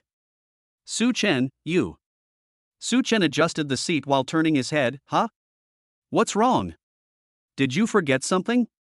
Su-chan looked confused, what? Did I forget something? The baby's milk powder? I bought it. I also stocked up on a lot of diapers. Don't worry, there's no shortage. Su-chan went on and on. When Chi-Chi finally gave a faint smile, that's good. After that, she turned around sadly and entered the gate of Ning University. At that moment, Su-chan received a phone call. The call was from Shin Mengyao. Shin Mengyao lowered her voice, but she could not hide her excitement and shock. Su-chan, what the hell are you doing? Today, the Dragon Emperor Hall was booked out, so what did you want me to take Chi-Chi to the Dragon Emperor Hall for? Shen Mengyao did not think that Su-chan could book the Dragon Emperor Hall. She had gone crazy when she saw the news early in the morning. Su-chan, aren't you trying to trick people? Su-chan smiled when he heard this, it's fine, you'll see when you go. What if I'm humiliated when I go? Shen Mengyao was furious. Su-chan, I'm telling you, if you can't get in, I'll tell Wen Chi-Chi to dump you when you come back. Su-chan, you can come to my house for a month's worth of meals. Shen Mengyao, okay, brother Chen, don't worry, I'll do whatever it takes to get Wen Chi-Chi there. I'll even tie you up if I have to. That's a whole month of meals. It's like a whole month of playing with the babies. Isn't that blissful? What's shame? It's not important. When Chi-Chi arrived at the classroom just as the class was about to start. Shen Mengyao sat on the chair, bored. When she saw Wen Chi-Chi, her eyes immediately lit up, Chi-Chi, over here. When Chi-Chi walked over and sat down expressionlessly. Shen Mengyao looked at Wen Chi-Chi inexplicably, Chi-Chi, what's wrong? Are you unhappy? When Chi-Chi shook her head, no. Oh, Chi-Chi, isn't today your birthday? Tell me, how are you and Su-chan planning to spend it? Shen Mengyao asked deliberately. When Chi-Chi didn't say anything. Shen Mengyao deliberately said again, no way? No expression? No way? This is not good, what's wrong with Su-chan? Doesn't he remember his wife's birthday? As she said this, Shen Mengyao took out her phone and deliberately tried to call Su-chan to scold him. When Chi-Chi stopped her, forget it, Su-chan is quite busy. So what if he's busy? Does being busy mean he can't celebrate his wife's birthday? Shen Mengyao said nasty things about Su-chan while secretly feeling pleased. Su-chan, don't blame me, if I don't do this, Chi-Chi won't go with me. When Chi-Chi was even more depressed by what Shen Mengyao had said. She didn't say anything more. Shen Mengyao went up to Wen Chi-Chi and put her arm around her shoulders. Forget it, if he won't give you a birthday, I will. I'll take you out for a nice dinner tonight. When Chi-Chi smiled, I have to go back to the babies tonight. Shen Mengyao, but Su-chan is there, isn't he? Isn't he amazing? Let him take care of the babies. Shen Mengyao said angrily. When Chi-Chi felt a little lost that day. Su-chan still hadn't called her once, even after school let out in the afternoon. After school, Shen Mengyao scolded Su-chan while following Wen Chi-Chi to the west gate. Su-chan better be there. I must confront him and ask why he didn't remember Chi-Chi's birthday. This is outrageous. If not, I'll get him. Shen Mengyao said this while watching Wen Chi-Chi's expression. The more she saw that she was very disappointed, the happier Shen Mengyao became. Chi-Chi, don't blame me. This was all your man's idea. They arrived at the west gate. When Chi-Chi noticed that Su-chan had not come. The babies had not come either.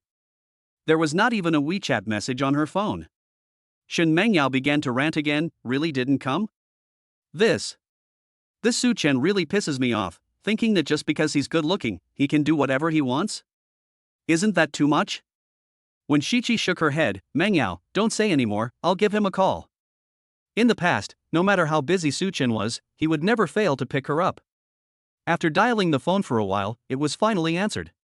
When Shichi heard Su Chen's voice on the other end of the line, unruffled. Shichi, what's wrong? Chapter 92. I'm the chef myself. 1 p.m. Su Chen called Tang Tianshang to take leave, then took the babies to Dilongjai. Lan Meng had been waiting for Su Chen at Dilongjai for a long time. When Su Chen arrived, the babies were immediately taken away by the waiters who had been waiting for a long time. Lan Meng saw Su Chen and said with a tangle in her voice, Mr. Su, do you really not need a chef? Su Chen shook his head. Lan Meng was not giving up. After all, it was a birthday banquet, and would it really be okay if there was no chef and no cake? Moreover, Su Chen was a black card holder. She dared not treat him lightly. She looked around and noticed that Su Chen had not brought a chef with him. So, she carefully introduced the person next to her. Mr. Su, this is our head chef at Dragon Palace, Pang Liang. I specially asked him to come over to help today. Su Chen looked up and saw a big fat man. The fat man was even fatter than Zhao Dasheng. He was wearing a chef's uniform and standing respectfully on the side. Mr. Su, just tell me what dish you want to make. I have studied all kinds of cuisines and will definitely satisfy you. I am best at dessert cakes, which are just right for birthday parties. Su Chen smiled. Really, you don't need to. I plan to cook it myself, just prepare the kitchen for me. Su Chen had already brought the ingredients. Just waiting to cook. Pang Liang and Lan Meng looked at each other in shock. You're going to cook yourself? Yes. This was the first time they had seen someone come to Dragon Inn and ask to cook their own food. However, Pang Liang was still a little uneasy. This was a black card holder. If something went wrong, the owner of Dragon Inn would blame them, and the consequences would be unimaginable. It's fine. Why don't you help me carry the ingredients to the kitchen? Okay then. Pang Liang had no choice. He never imagined that. As the top chef at Dilongjai, he would end up being a porter. Lan Meng was also a little worried. Mr. Su, are you really going to do it yourself? Yes. Su Chen saw that the two were worried, so he said, why don't you wait over there? I'll call you if I need you. That's fine. The two were a little more at ease. The waiters were all in the banquet hall, dumbfounded as they watched the scene. Some of them showed an envious expression. Wow, the young man is going to personally make his wife a cake. It seems like he's going to personally cook the meal too. I'm so envious. But can the young man cook? There aren't many young men who can cook, are there? They doubt it. One of them laughs and says, so what? If I had a husband as handsome and attentive as him, even if the food wasn't delicious, I'd eat it all up anyway. Me too. What's important is the love and affection. That little girl is so happy. Suddenly, I really want to know how pretty she is. Pang Liang and Lan Meng went together to help Su Chen carry the ingredients. As he carried bags of potatoes, tomatoes, cucumbers, radishes, onions, flour, and other things into the kitchen, Pang Liang was still confused. Is this going to work? Birthday banquets usually involve big dishes. Although these can be used, they are a bit too casual. Pang Liang was very worried. Su Chen handed Pang Liang a radish. Try it. All the ingredients delivered today were bought by Su Chen at the market yesterday and then planted in the space. Although they have not yet received the special seeds mentioned by the system. Based on the experience with the potatoes and cucumbers, these will definitely not taste bad. Pang Liang was a little confused. But he still took the radish. Just eat it like this? When he was moving the things just now, he also noticed that these ingredients were a bit off. They looked much fresher than usual. However, in Pang Liang's experience, these things were still far from enough. Su Chen nodded. Yes, just eat it like that. Pang Liang washed the radish doubtfully. Seeing Su Chen's encouraging eyes, he had to take a bite. After all, he could not resist the words of a black card holder. Immediately afterwards, he froze. This texture. As a top chef, Pang Liang's sense of taste and smell are a little more acute than others, so that he can better control the heat and cooking techniques. It's not that he's never eaten green radish before, but it's never tasted so good. In the past, green radish would have a slight spicy taste. But this green radish has a faint sweetness in the mouth, with a hint of fragrance in the middle. Once you take a bite, you can't help but take a second bite. Pang Liang quickly chews. Lan Meng walked in just in time to see this scene. She was a little confused too. Pang Liang, what are you doing? Pang Liang pointed at the radish and then at himself. There was no time to speak. Lan Meng? Are you hungry? We have other food in the kitchen, right? I'll go find some for you. Lan Meng finished and walked towards the refrigerator. Pang Liang grabbed Lan Meng and handed her the radish in his hand, breaking it in half. Try it. Lan Meng looked at Pang Liang and then at Su Chen, feeling that the two of them were a bit strange. But Lan Meng still took a bite. Then she froze. This radish is really delicious, isn't it? Pang Liang, yes, isn't it? I think so too. Lan Meng, are these the ingredients that Su Chen brought over? Pang Liang nodded while eating. Lan Meng couldn't help it either. She finished the radish in one go, before looking at Su Chen in shock. Su Chen was already beating eggs. He was going to make a cake. In the morning, he had written down the dishes he had made in his skill book. He now had all the skills. The eggs and meat he had also bought specially and washed with spring water. Although the effect was not as obvious as with vegetables, it was still much better than what was sold in the market. Lan Meng originally wanted to ask where Su Chen had bought the radish. However, after seeing Su Chen's technique, she was shocked again. Su Chen, wearing an apron, looked less sharp and more gentle. He was very serious when making the cake. But his technique was exceptionally skilled. As the manager of DeLongzai, Lan Meng had seen the chef team led by Pang Liang cook. She had always believed that Pang Liang and the others, as top chefs. Su Chen's technique is very fast. Very fast. But every time, it's just right. He's able to create beauty in simple cooking, and it's so mesmerizing that people can't take their eyes off it. Pang Liang has also finished eating the radish. He can't wait to take another bite. His back is facing Su Chen, so he doesn't notice Su Chen's movements. Just as he's about to ask for another one, he sees Lan Meng in a daze. Pang Liang curiously asks, Manager Lan. Why? Before he could finish his sentence, he was stopped by Lan Meng. Lan Meng stared at Su Chen without taking her eyes off him, then pointed in Su Chen's direction. Pang Liang turned his head and looked at Su Chen. Instantly, Pang Liang was shocked. The author has something to say. Su Chen, you don't understand my good intentions. Chapter 93 Boss, can I be your disciple? As a top chef, Pang Liang has seen countless scenes. He has also taken countless apprentices. He always thought that his skills were also unparalleled in the chef community in Ningzhou. Even if he couldn't come in first, he would definitely not be lower than the top 5. But now, seeing Su Chen, he suddenly felt a sense of defeat. What was Su Chen doing? Why was every movement just right? Separating the egg yolk and white without any hesitation. The strength when mixing the dough was just right. Even at the end, when carving, Su Chen's every stroke was just right, without any excess. It was as if he had imprinted everything he wanted to do in his mind, without having to think about it. Pang Liang knew that when cooking, the carving process was the most difficult. Once you make a mistake, you will lose everything. So even though he has been doing this for more than 10 years, he is still very careful. He is afraid of making any mistakes. But Su Chen was so at ease? He looked at Su Chen in shock, wanting to ask something, but afraid of disturbing Su Chen.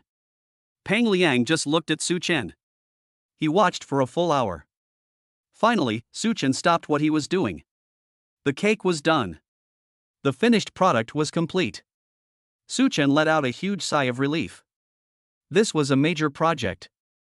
For an hour, he had been fully immersed in it, fearing that if he didn't do it well, he would have to redo it. Fortunately, the God of Cookery's skill book is invincible. But why does it feel like someone is staring at me? Su Chen looked up blankly and saw Lan Meng and Pang Liang, who were still in shock. Su Chen waved his hand, "What's wrong with you guys?" Hearing Su Chen's words, Pang Liang reacted. The next moment, He rushed directly to Su Chen's side and pointed at the cake, trembling. You made all of this? Lan Meng, who reacted even earlier than Pang Liang, asked. Is this kid crazy? Pang Liang, didn't you just watch? Pang Liang nods nervously. Oh, yes, I watched Mr. Su do it. I'm sorry, I'm just so excited. I've never seen anyone make something so complicated, so perfectly, and so quickly before. And your knife skills and techniques are amazing. Mr. Su, forgive me for asking, but who were your teachers? This skill, this technique, it's not like you can learn it from a master without 10 years of practice, is it? As far as I know, there are probably only a handful of such masters left in the whole of China. Pang Liang couldn't wait to find that person and become his disciple too, to improve his own skills. Su Chen felt a little embarrassed when he was praised. Could he say that he had only learned it this afternoon? If he did, Pang Liang and Lan Mang would never believe him, would they? Su Chen smiled helplessly and made up an excuse. I'm sorry, Brother Liang, my master doesn't really want people to know. Ah, that's right, masters usually hide themselves away. Pang Liang laughed happily and asked a little embarrassed, Mr. Su, can you teach me? He also makes desserts. But after meeting Su Chen, he felt that what he makes is hardly fit for the table. Lan Meng couldn't bear to watch anymore. This is his own unique craft. How can you just pass this kind of craftsmanship on to someone else? Isn't this difficult for Mr. Su? Lan Meng said, Pang Liang, you're going too far. She hadn't finished speaking when she heard Su Chen say, Of course you can. Lan Meng? Did she hear it wrong? Is there anyone else who is so decisive? Doesn't he hesitate at all? This is a skill for making a living. Pang Liang had already jumped up at this point. That's great, that's great, that's great. Mr. Su, how about I become your apprentice? Please teach me more in the future. Lan Meng? Is this still the same arrogant Chef Pang? Su Chen waved his hand. No need to become my apprentice, right? Pang Liang thought that Su Chen was unwilling to accept him as an apprentice and became sad. Chef Su, are you saying that you don't like me because I'm stupid? Lan Meng? Pang Liang, can you have some shame? Where's your integrity? Su Chen was amused by Pang Liang's antics. No, it's like this, I don't have a chef's qualification certificate, and there are no other rules and regulations. If you want to learn, I'll teach you, there's no need to make it so complicated. After Su Chen finished speaking, he couldn't help but add. Chef Pang, President Lan, you don't have to keep calling me Mr. Su, just call me Su Chen, it's weird. Lan Mang was delighted when she heard this. This black card holder really has no airs at all. She likes it. Unfortunately, someone else beat her to it. Lan Mang sighed silently in her heart. Finally, she said with a smile, then don't call me President Lan either, just call me sister. Okay, Sister Lan, Brother Pang. Pang Liang was overjoyed. Yes, Brother Su Chen, you're amazing. Your sister-in-law will love this cake. If I were her, I'd be moved to tears. Su Chen looked at the cake and smiled, I hope so. Pang Liang no longer had the slightest doubt about Su Chen's abilities. He walked over to Su Chen and said to him like an apprentice. Brother Su Chen, what do you want to do next? I'll help you. It's fine, you can just tell me what to do. I know this kitchen better than anyone else, and I can definitely help you. Su Chen saw that Pang Liang was so enthusiastic, and he couldn't refuse. He could only nod and say, okay. Lan Mang also didn't leave. Next, she watched Su Chen cook. The knife work. The technique. The ability. One thing was more amazing than the next. Even so. However, he didn't feel any pride at all. Pang Liang kept asking him questions non-stop, and Su Chen didn't feel annoyed at all. He even kept explaining to Pang Liang. Such a nice person. Lan Mang felt a little sour in her heart. Lan Mang was 30 years old. She had not found a partner yet. She was aloof and cold-hearted, and had always felt that she could do better without a man. But today, she suddenly wanted to find a man. If it was someone like Su Chen, she was totally fine with it. 6 p.m. All the dishes were ready.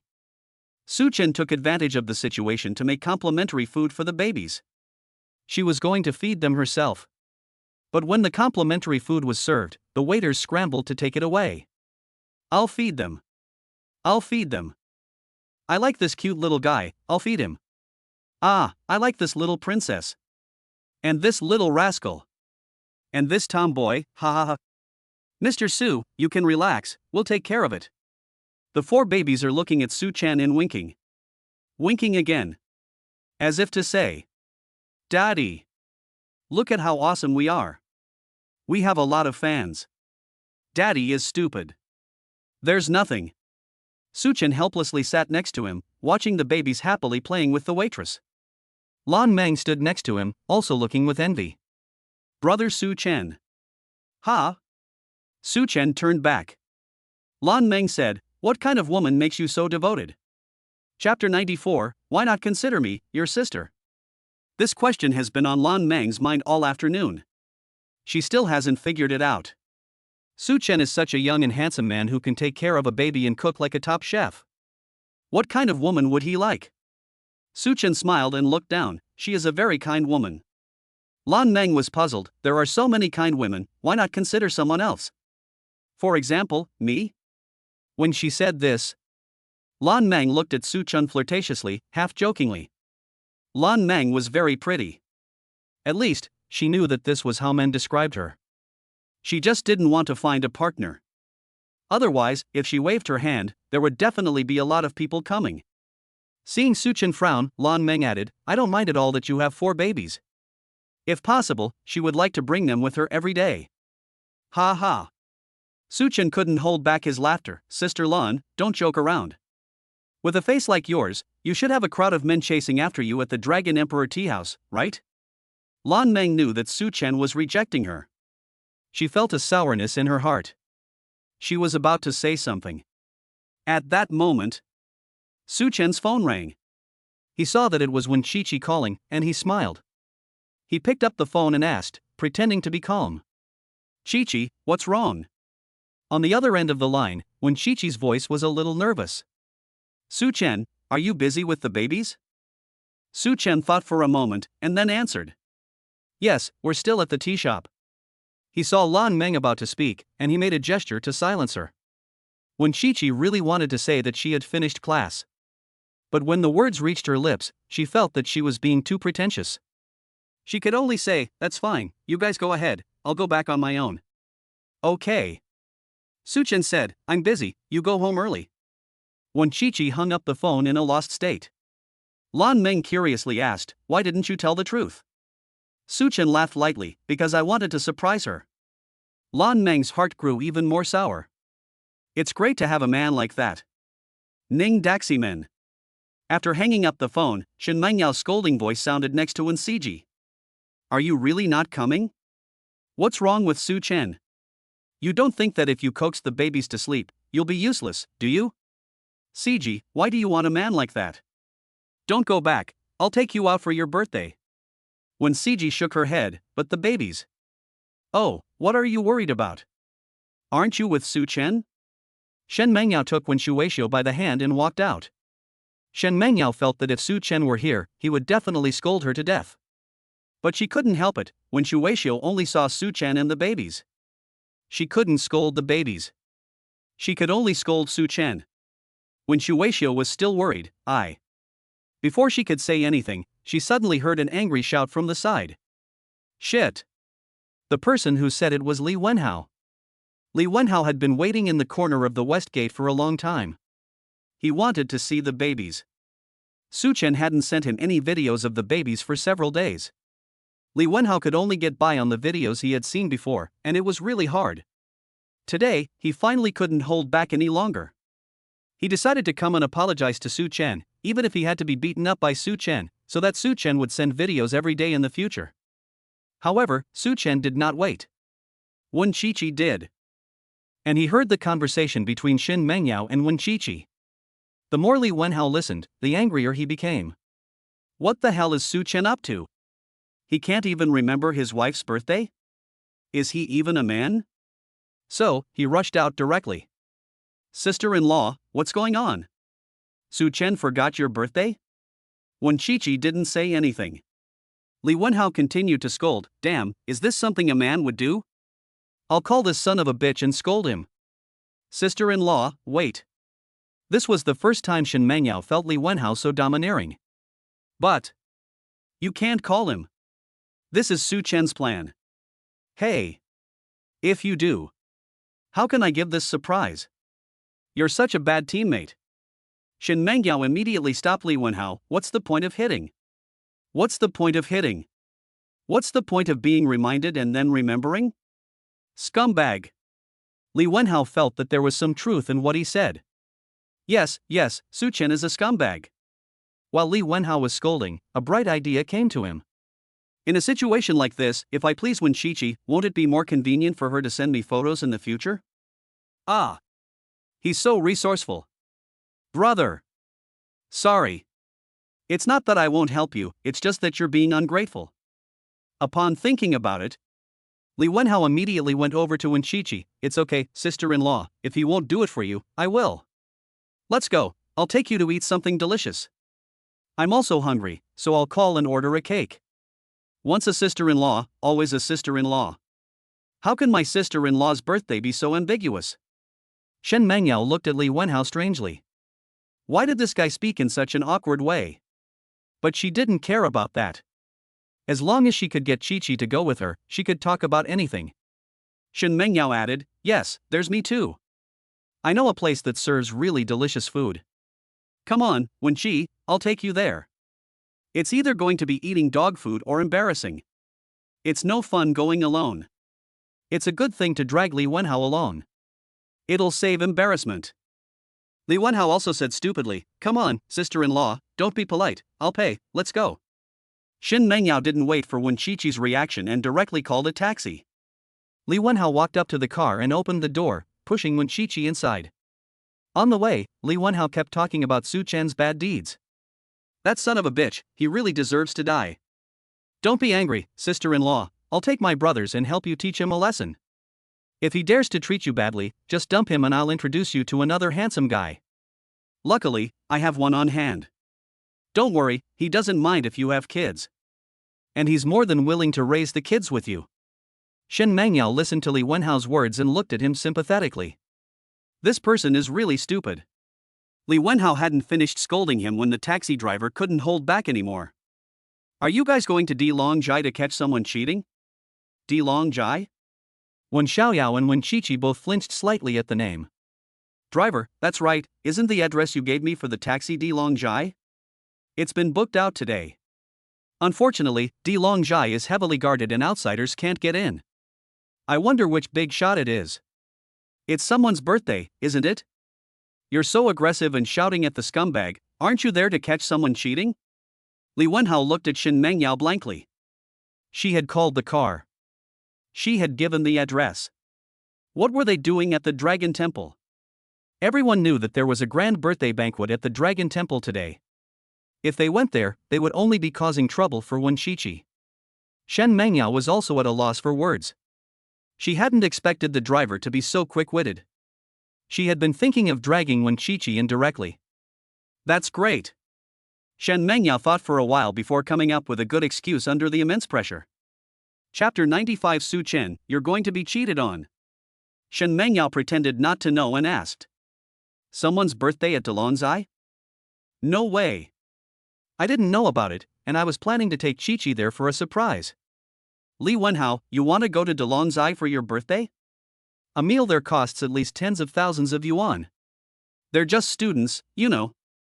Shen Mengyao, what? Can't we go? The look of poverty on their faces really upset Li Wenhao. Li Wenhao made up his mind. Forget it, for the sake of the babies. Let's go to Dilongjai and order some cheap dishes. Yes, we can go. If they can go for their birthday, so can we. It's just being paid for, right? Maybe we can get a bargain? It's not bad to have had a birthday at Dilongjai once in your lifetime. Li Wenhao's heart was bleeding. Shin Mengyao nodded in agreement. Well, even if we can't get in, it'll be great to eat there. That's good too. Li Wenhao smiled. Wen Qiqi couldn't help but smile when she saw the two of them. These two are really funny. However, her mood did improve a lot. But Wen Qiqi still felt uneasy in her heart, and always felt that something would happen today. Outside the Dilongjai. Today is much busier. Even the surrounding shops have benefited. People are intentionally or unintentionally wondering what kind of woman is so outstanding. And which big shot is so awesome. When Shen Mengyao and the others stopped by taxi, they happened to see such a scene. Li Wenhao couldn't help but curse angrily, "Damn, this is too exaggerated, isn't it?" When Chi-Chi was also a little bit confused, "Mengyao, why don't we ask the driver to take us somewhere else?" Shen Mengyao refused. Su Chen had promised her that she could have dinner with him for a month. And she could also play with the babies. This kind of benefit is unmatched by anything else. Shen Mengyao said with a straight face, "We're already here, why don't we go watch the fun?" Chi-Chi, you know, I love fun the most. When Chi-Chi had no choice but to get out of the car. After getting out of the car, the people around them were shocked. Holy shit, she's a beauty. So pretty. Is this the beauty? I don't think so. Look, she took a taxi. How could the woman of a big shot take a taxi? She must have a chauffeur. You're right. It's a pity to waste such a pretty face. When Chi-Chi didn't react when she heard this. Li Wenhao was a little upset, these people are really. Shen Mengyao also panicked a little. What if it really is someone important inside? What if she really offended someone important, what should she do? Shen Mengyao closed her eyes and thought about the cute babies again. She made up her mind and went for it. Shen Mengyao began walking towards the Imperial Dragon Hall. She kept saying to herself, "Su Chen, please show up." Wenhao Li saw Shen Mengyao actions and had a face full of question marks. "Shen Mengyao, have you gone crazy? What are you doing over there? Are you ashamed? Hurry back. So many people are watching. It would be absolutely humiliating to be chased out if you go over there." Shen Mengyao didn't say anything, but she felt a little nervous. Why isn't Su Chen here? She said she would just bring someone, right? Is this person really just joking around? A prank? This is going too far, isn't it? When Cici was also a little surprised, "Mengyao?" The people around her were also shouting. Where is this person going? Is he going to the Dragon Emperor's retreat? This is going to get him killed. Just wait and see, he'll be thrown out in a moment. Not just anyone can enter the Dragon Emperor's retreat. Shen Mengyao became more and more apprehensive. Li Wenhao looked at the scene blankly, "Sister-in-law, this." When Chi-Chi had no choice but to quickly go up to her and hold Shen Mengyao back, "Mengyao, stop messing around, let's go somewhere else." Shen Mengyao was dying of anxiety. What was going on? Did she have to call Su Chen herself? Just when she didn't know what to do. Suddenly, the door to the Dragon Emperor restaurant opened. When Chi-Chi became even more anxious, "Hurry up and leave." People also became excited, "Look, someone from Delongzai is coming out to evict people." What a pretty girl, it's a pity. Otherwise, should I go up and comfort the girl? This is a good opportunity. I think so too. The men were eager to try. The women were afraid to look. Shen Mengyao also had the intention of retreating. Li Wenhao quickly stepped in front of Wen Chi-Chi. As a man, he could not stand by and watch two girls being bullied. If he was going to get scolded, he would do it. "Sister-in-law, you guys stand back a bit. Quickly." Several people were surprised. They saw a young waitress walk out of the door of the Dragon Palace. The waitress had a smile on her face and walked towards them step by step. Li Wenhao was suspicious. Are all big hotels this high-end? Do they need to find a pretty girl to turn people away? Are the security guards all pretty girls? Seeing that the waitress was almost in front of them, Li Wenhao had to force himself to remain calm. "Well, we'll be going now. Sorry for the disturbance." Xiao Lan, who was being treated like a security guard, looked puzzled. What's going on? They just came and now they want to leave? What will Mr. Su do if they leave? Xiaolan had just been pulled into a corner by Su Chen, who pointed specifically at Wen Chi-Chi.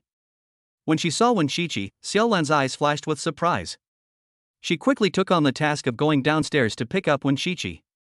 Seeing Li Wenhao protect Wen Chi-Chi like this, Xiaolan was a little dazed. However, she still had the best qualities of a Delongjai waitress. She smiled and said, "Excuse me, are you Wen Chi-Chi?" Xiaolan smiled. Everyone was shocked again.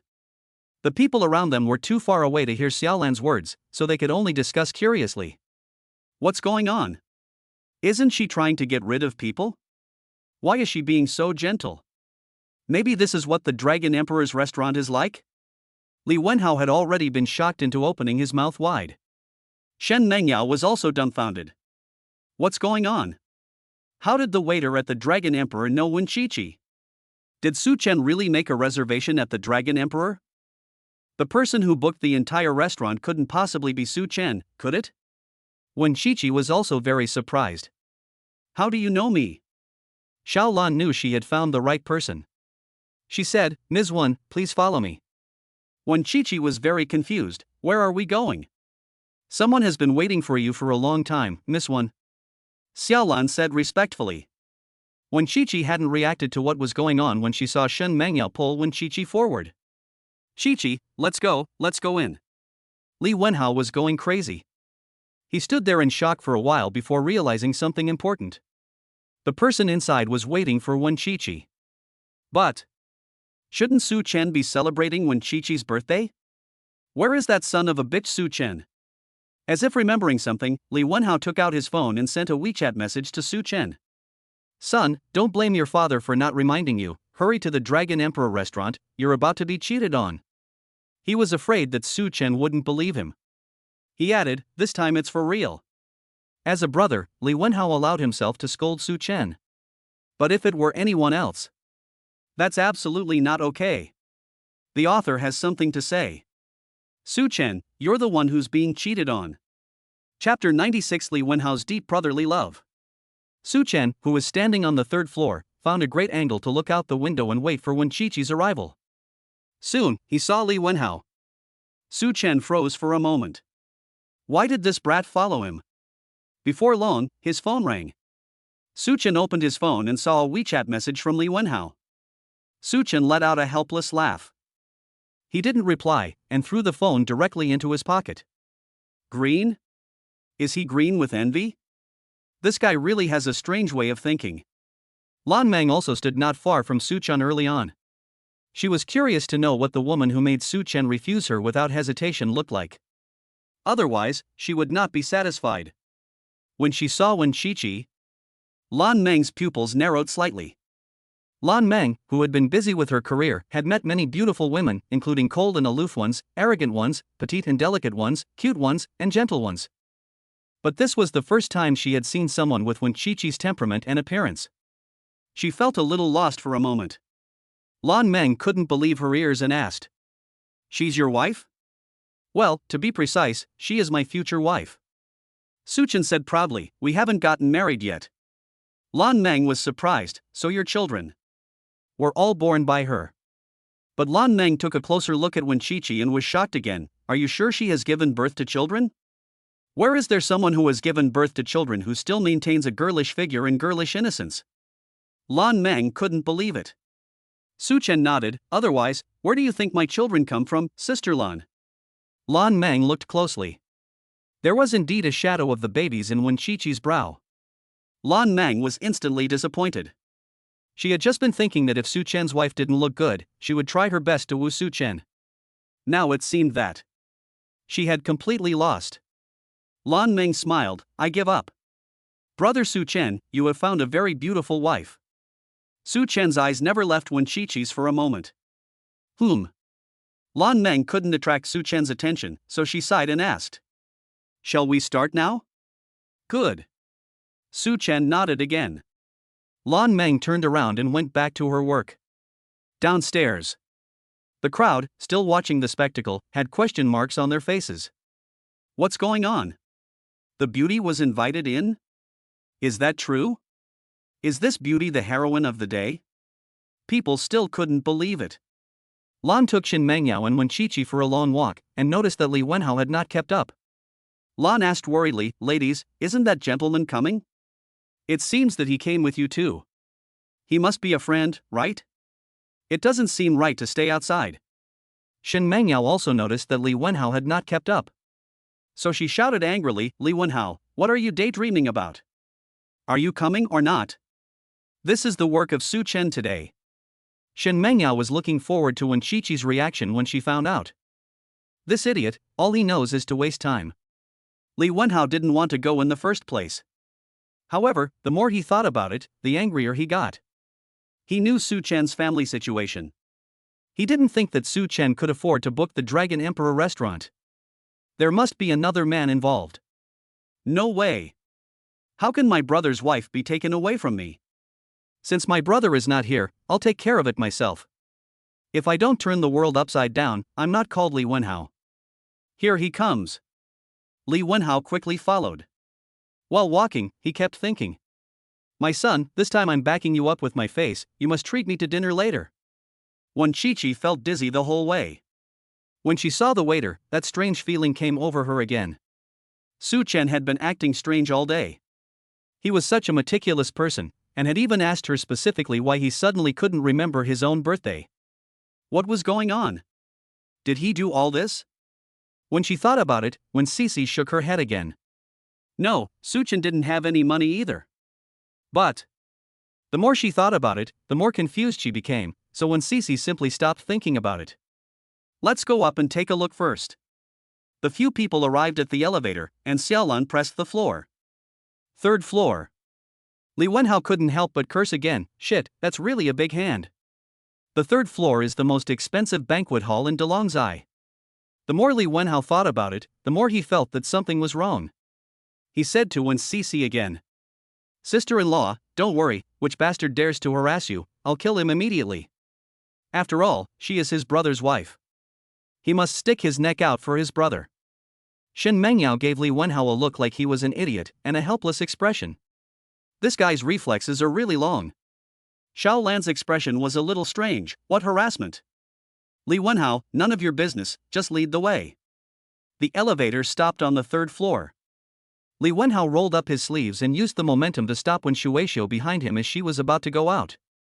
Sister-in-law, wait here, I'll go out and see which bastard it is. Shen Mengyao. Forget it, if this guy wants to make a fool of himself, let him. The elevator door opened. Li Wenhao dashed out quickly. He was expecting someone to be waiting for Wen Qiqi outside with roses. He was ready to go up and punch the person to the ground. However, as soon as he got out of the elevator, Li Wenhao was dumbfounded. The ballroom was pitch black. The lights were not on. The curtains were closed. It was 7 p.m., and it had already started to get dark outside. At this hour, it was even harder to see anything. Wen Qiqi was also a little dumbfounded. What's going on? Shen Mengyao, however, was beaming. Su Chen is quite the player. What surprise is there in a little while? She can't wait. Li Wenhao went crazy. After a half-second of silence in the darkness, he finally couldn't hold back any longer. He shouted angrily. Damn it! What do you want? If you're so capable, turn on the lights. Tell that dog of a man to come out and fight me one-on-one. You'll never steal my brother Chen's woman. I'm telling you, as long as I'm alive, your plan will never work. Believe it or not, I can beat you up right now and knock your teeth out. It was very quiet in the darkness. Li Wenhao's words clearly reached everyone's ears. Shen Mengyao. She really wants to pretend not to know Li Wenhao now. Wen Qiqi wanted to stop Li Wenhao, but it was too late. On the other side, Su Chen, who was hiding in the dark, rubbed his eyebrows and had a headache. Lan Meng, on the other hand, couldn't help but laugh. She whispered, your friend is quite interesting, isn't he? Su Chen rubbed his brow again. Well, he is a bit silly. This kid is fine, why did he come with us? Hey! We still haven't settled the score from last time. After Li Wenhao finished scolding him, he noticed that there was still no response after a long time. He became angry again. I have a short temper. If you don't turn on the lights, I'm going to hit someone. I'll count to 3. 1. 2. Li Wenhao gritted his teeth. In the darkness, Lan Meng whispered to Su Chen, should I turn on the lights? Su Chen nodded, yes. Li Wenhao's 3 words had just been uttered. The next moment, the lights in the hall turned on. Then, Li Wenhao was dumbfounded. Chapter 97 Qiqi, come here. The banquet hall lit up. It was decorated with all kinds of flowers. The large chandelier at the top radiated a pale pink light. Soft, beautiful, and sweet. Under the chandelier, from the elevator entrance to the middle of the huge dining table, there is a long carpet. On the carpet, colorful balloons are scattered on both sides. From time to time, they are arranged in the shape of hearts. It seems like a corridor full of flower language. The dining table is round. On the table, there are all kinds of food. There are dozens of dishes, neatly arranged. At this moment, it is exuding a tempting fragrance. Next to the table, there are 2 rows of very well-dressed waiters. Next to the front row of waiters, there are 4 baby chairs.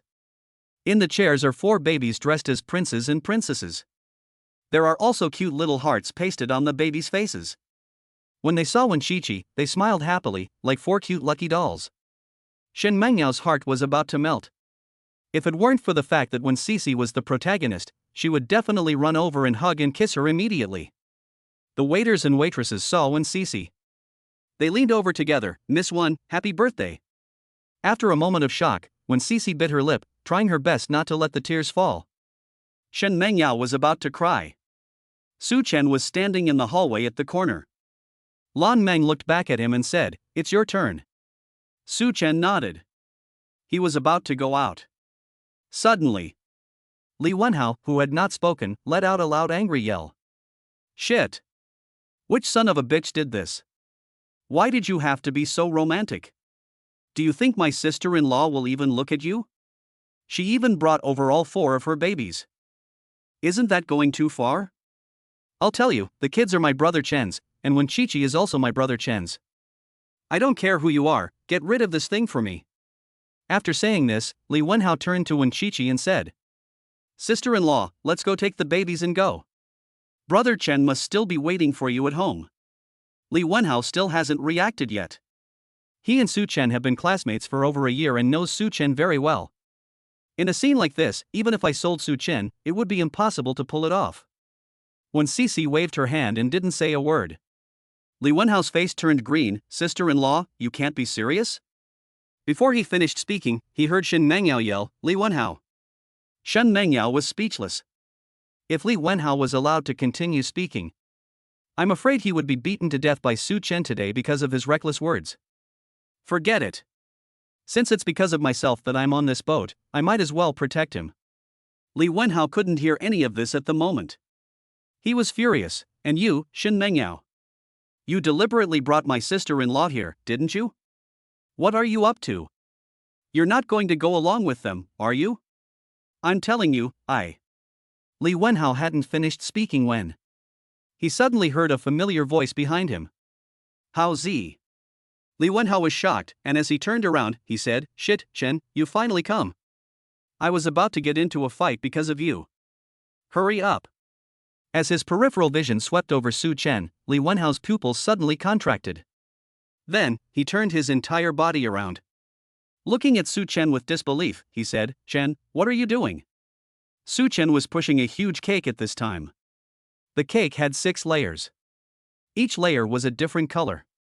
But, when combined, the colors didn't look out of place at all. On the contrary, they looked exceptionally good. At the very top of the cake, there were 6 little people carved out of something that couldn't be seen. 2 adults and 4 babies. The adults were a man and a woman. The man was wearing casual clothes, and the woman was wearing a pink dress. The 4 babies were holding hands and sitting next to the adults. One was dumbfounded. One was wearing a smile. One is staring at the woman. One is sitting very unprofessionally, and looks very mischievous at first glance. Li Wenhao is stunned. He doesn't know how to react for a moment.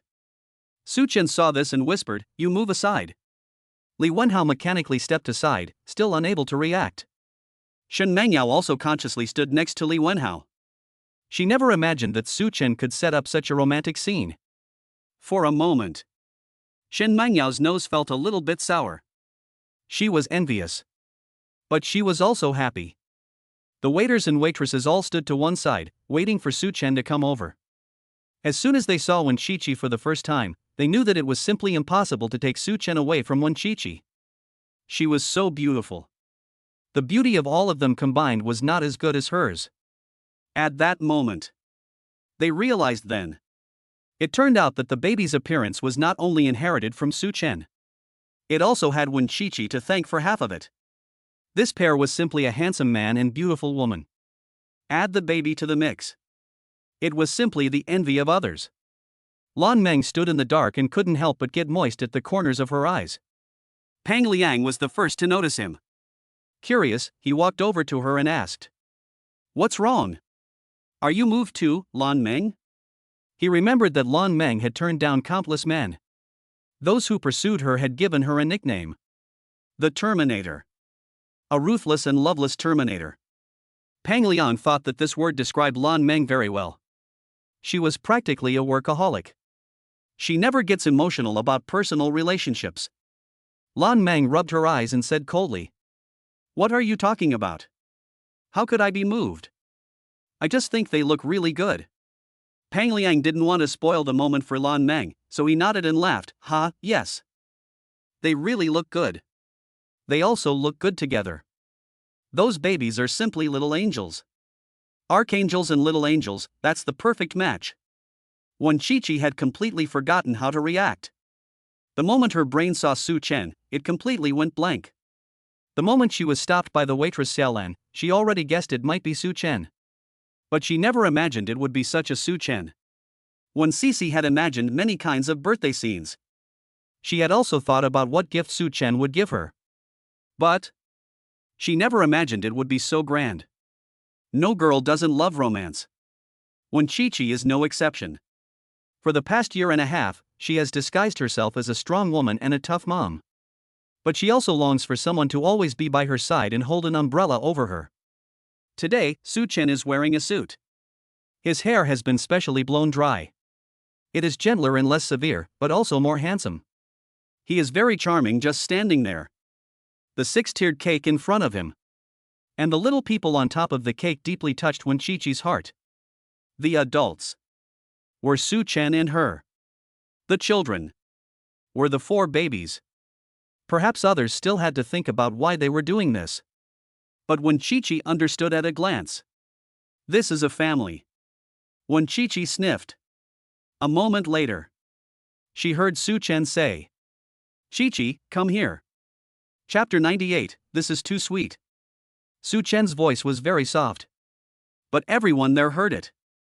Their gazes were all directed at Wen Qiqi. They were both envious and jealous. However, the corners of their mouths couldn't help but rise. This is too sweet, right? How could there be such a romantic birthday party in the world? They really are so sour. Wen Qiqi was also stunned for a moment.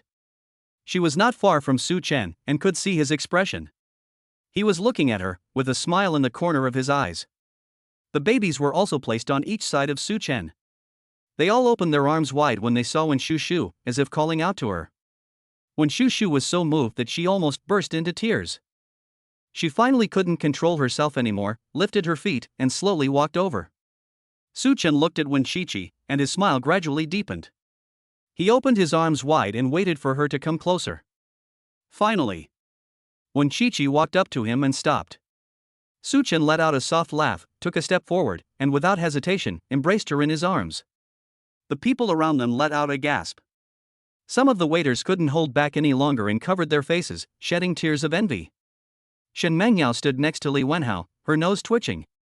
God, Wen Qiqi is so happy. I'm really happy for her. When she first learned that Wen Qiqi was pregnant and had a baby, Shen Mengyao was extremely worried. At that time, she was still thinking, which scumbag was so over the line. If it wasn't Wen Qiqi who refused to tell who the man was, she would definitely find someone to beat her up. Until today. She felt Wen Cece's persistence was well worth it. Li Wenhao looked at the scene blankly, his whole body a little sluggish, not knowing what he was thinking. Lan Meng leaned against the doorframe, her eyes slightly moist. This feeling is really wonderful. Maybe I should find a boyfriend too? Pang Liang couldn't stop smiling. Boss Lan, look, they're so happy. Yes. Boss Lan, I want a daughter-in-law too. Then go find one. Haha, I will. Pang Liang said, while thinking to himself, if only I could be as beautiful as Miss One. Puff. Lan Meng couldn't help but laugh out loud. Chef Pang, sometimes you really need to know your place. Pang Liang didn't say anything, but he still felt very happy. When Chi-Chi was surrounded by Su Chen's warm embrace, and her heart felt inexplicably sour. Su Chen then whispered in her ear, "Chi-Chi, happy birthday." At that moment, when Chi-Chi's tears flowed down her face. She had been waiting all day for her happy birthday to come, and it had finally arrived. The babies were also affected by their parents' emotions. They tilted their heads back and giggled. The lively San Bao and Si Bao even raised their little hands to ask for hugs. De Bao and Air Bao were also jumping around. Anyway, today, I'm just really happy. After a while, there was suddenly a commotion all around. Give a kiss, give a kiss. Hurry, hurry, give a kiss. You can't just hug, it's such a good atmosphere. When Chi-Chi was finally awakened by these shouts, she subconsciously tried to push Su Chen away, but he grabbed her hand. When Cece's face instantly turned red. She had just been too excited to notice, but now she realized that there were so many people watching, which was a bit embarrassing, but also a bit strange and happy. When Cece looked down, Su Chen followed suit. He rubbed When Cece's hair and laughed lightly. Shy? When Chi-Chi didn't say anything, her head dropped even lower. Her face began to burn, and her heart started pounding. Su Chen was amused by her appearance. Come on, let your husband give you a kiss. We're not even married yet. When Chi-Chi's voice grew lower and lower. Ha ha. Su Chen laughed lightly, it'll be soon. As he spoke, Su Chen gradually began to move closer. When Chi-Chi looked really seductive. Everyone around them widened their eyes, wanting to see this crucial moment. Some even took out their phones to take pictures. Shen Mengyao had already wiped away 3 waves of tears. She was so excited that she didn't know what to do. This was such a beautiful scene, and she hoped that in the future she would be able to have it too. Just as Su Chen was about to meet Wen Chi-Chi, suddenly, a loud roar of anger sounded. Wen Chi-Chi was startled, and then she pushed away Su Chen's kiss. Su Chen's face turned cold. Damn it! Li Wenhao, you want to die. He looked at the culprit, Li Wenhao, with murderous intent. At this moment, Li Wenhao almost jumped up. He seemed to be completely immersed in his own world and just reacted. He pointed at Su Chen as if he had just woken up from a trance. Brother, you're not the one who threw a party at the Dragon Palace today to celebrate your girlfriend's birthday, are you? You set this up on purpose? You told Shen Mengyao to bring your sister-in-law here? Holy shit! Listen to this, what a shocking discovery. Brother Chen is so full of it. Full of it, full of it, full of it. So you're the one who's been cuckolding you? But, where did you get the money, Brother Chen? This is also not right. Brother Chen, did you win the lottery? Everyone? Shen Mengyao? Su Chen? Is this person crazy? Isn't it obvious that it's Su Chen? But, is that the point? Isn't the point now to watch the two kiss? Who is this person? At this moment, Su Chen wanted to go up and beat Li Wenhao up. This scum! What's going on? He's failing at the most critical moment. Just as he's thinking this, when Chi-Chi in Su Chen's arms can't help but laugh. Su Chen is infected by this laughter, and his anger just now disappears in an instant. He looks down and sees Wen Chi-Chi covering her lips coyly, before gently pushing him away. Okay, Su Chen, I'm going to hold the baby. You can see that San Ba is going to cry in a moment. Thank you today. As soon as Wen Cece finished speaking, San Bao, true to form, let out a couple of cries. Su Chen was helpless. He had no choice but to let go of Wen Cece. He could ignore the needs of other people, but not those of his son. He gave San Bao a forlorn look. Wen Cece picked up San Bao. San Bao rubbed his face against Wen Cece's, and finally gave Su Chen a happy look. Su Chen? This kid is doing this on purpose, isn't he? Humph. Su Chen decided that he wouldn't take little San Bao to see pretty sister for a few days. Tut tut. Fighting with him? Little San Bao still didn't know how miserable his fate would be. He was really happy being held by his mommy. When Cece quickly immersed herself in interacting with the babies, Li Wenhao finally reacted as well. Something's not right. Why do everyone's eyes look murderous when they look at him? Did he do something wrong? Li Wenhao took a closer look at the scene, and then he went completely dumb. Especially after seeing Su Chen's murderous intent. He nervously took 2 steps back. Hey, Shun, you go ahead, go ahead. I was wrong, it's all my fault. I won't bother you anymore. Su-chan, I'll go ahead, you sister. The author has something to say. Excuse me, where can a man like Su-chan be found? Chapter 99 System, please gently place the cake on Li Wenhao's head. Li Wenhao saw that Su-chan was coming over. He immediately turned around and ran. He also blocked Shen Mengyao in front of him. Heroine, help! Shen Mengyao put a hand to her forehead and without hesitation, she stepped aside. In the entire ballroom, Li Wenhao only knew 3 people, Shen Mengyao, Su-chan, and Wen Qiqi. If he asked someone else to stand in for him, it would be really embarrassing. And Shen Mengyao had completely abandoned his side. Li Wenhao had no choice but to turn his gaze to Wen Shuexiu. He kept saying in spoken English, "Sister-in-law, help! Help, I don't want to die yet. Sister-in-law." Wen Shuexiu, who was holding San Bao, was about to die of laughter. Seeing that Su-chen was about to hit Li Wenhao, Wen Shuexiu shook her head helplessly. Su-chen, cut the cake. At the sound of his wife's voice, Su-chen immediately stopped what he was doing. Okay, I'll be right there. Before leaving, he glared fiercely at Li Wenhao. You brat, just you wait. Su-chen will not let this grudge go. Li Wenhao was scared and turned to run. Shen Mengyao stopped him. Where are you going? Running for my life, what else? My son is a cold-blooded murderer. Especially since he just messed up someone's big plans. Li Wenhao still had some self-awareness. Shen Mengyao shook her head helplessly.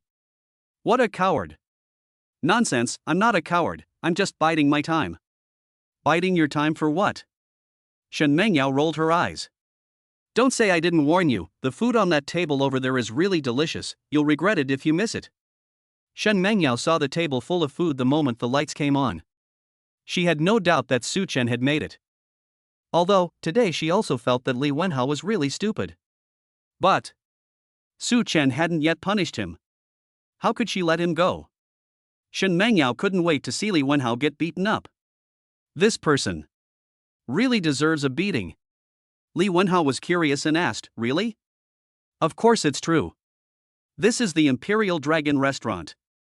Can you do it again? I can't.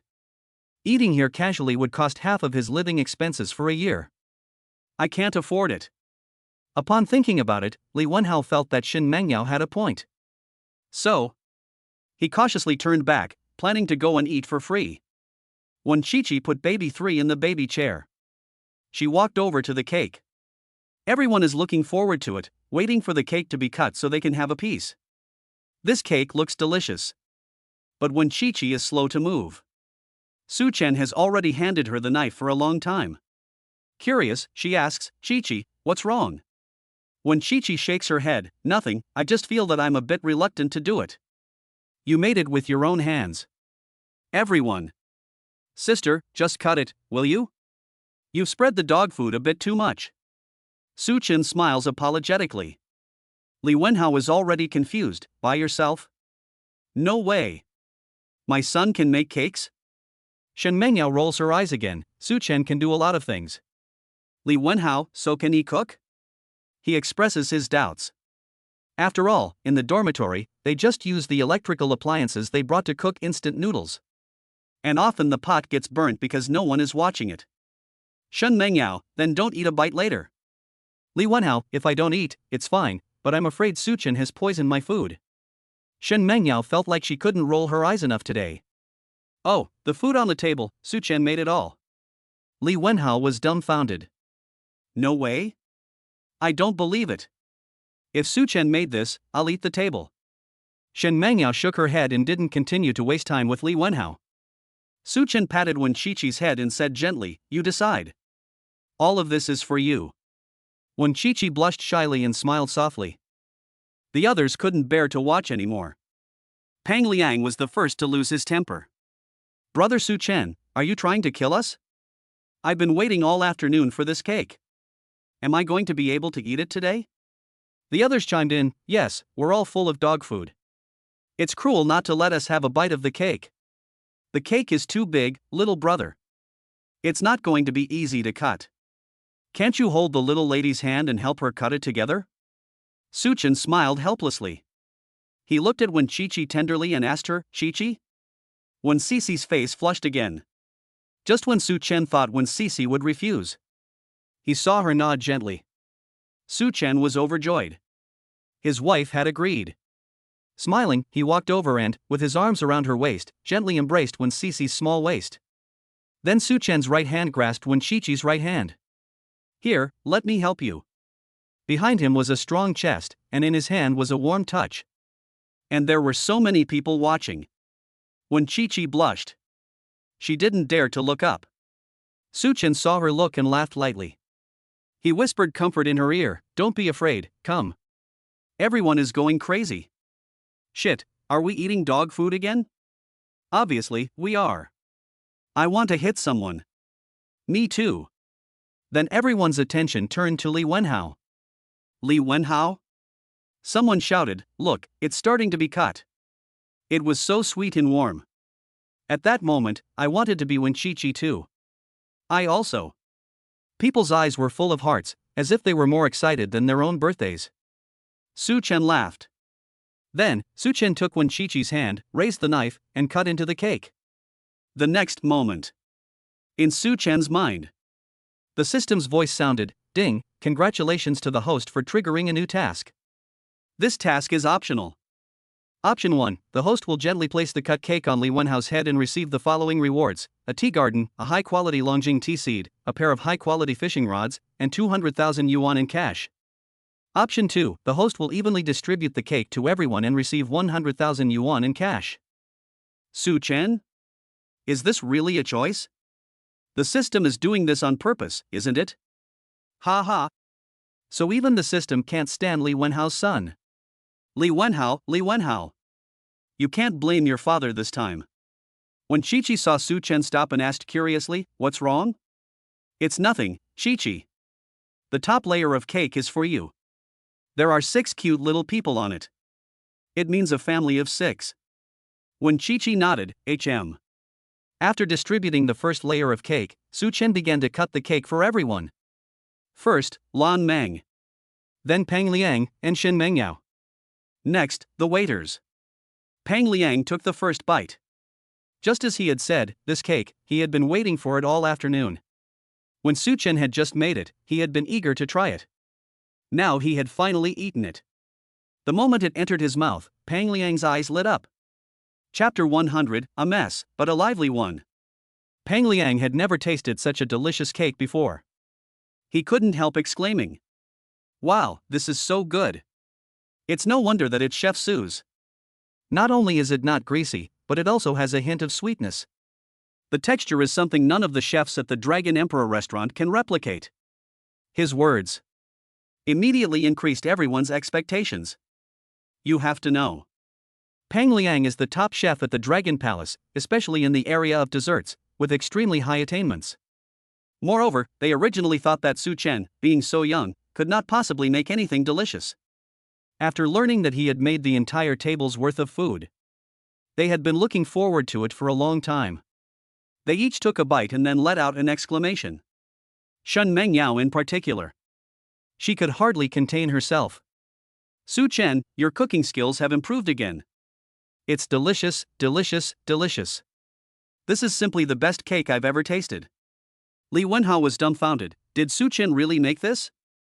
Su Chen cut a large piece of cake for himself while nodding. Well, Dad made it, do you want to try some? Li Wenhao was oblivious to the danger approaching. He nodded as he approached, saying, okay, I'll try some. Li Wenhao said as he walked towards Su Chen. The next moment, his pupils suddenly dilated. The cake Su Chen was holding had already smashed towards his face. Li Wenhao tried to dodge it, but he didn't know who had pushed him from behind. With a crack, the entire piece of cake with cream smashed straight onto Li Wenhao's face. Damn it! Li Wenhao was going crazy.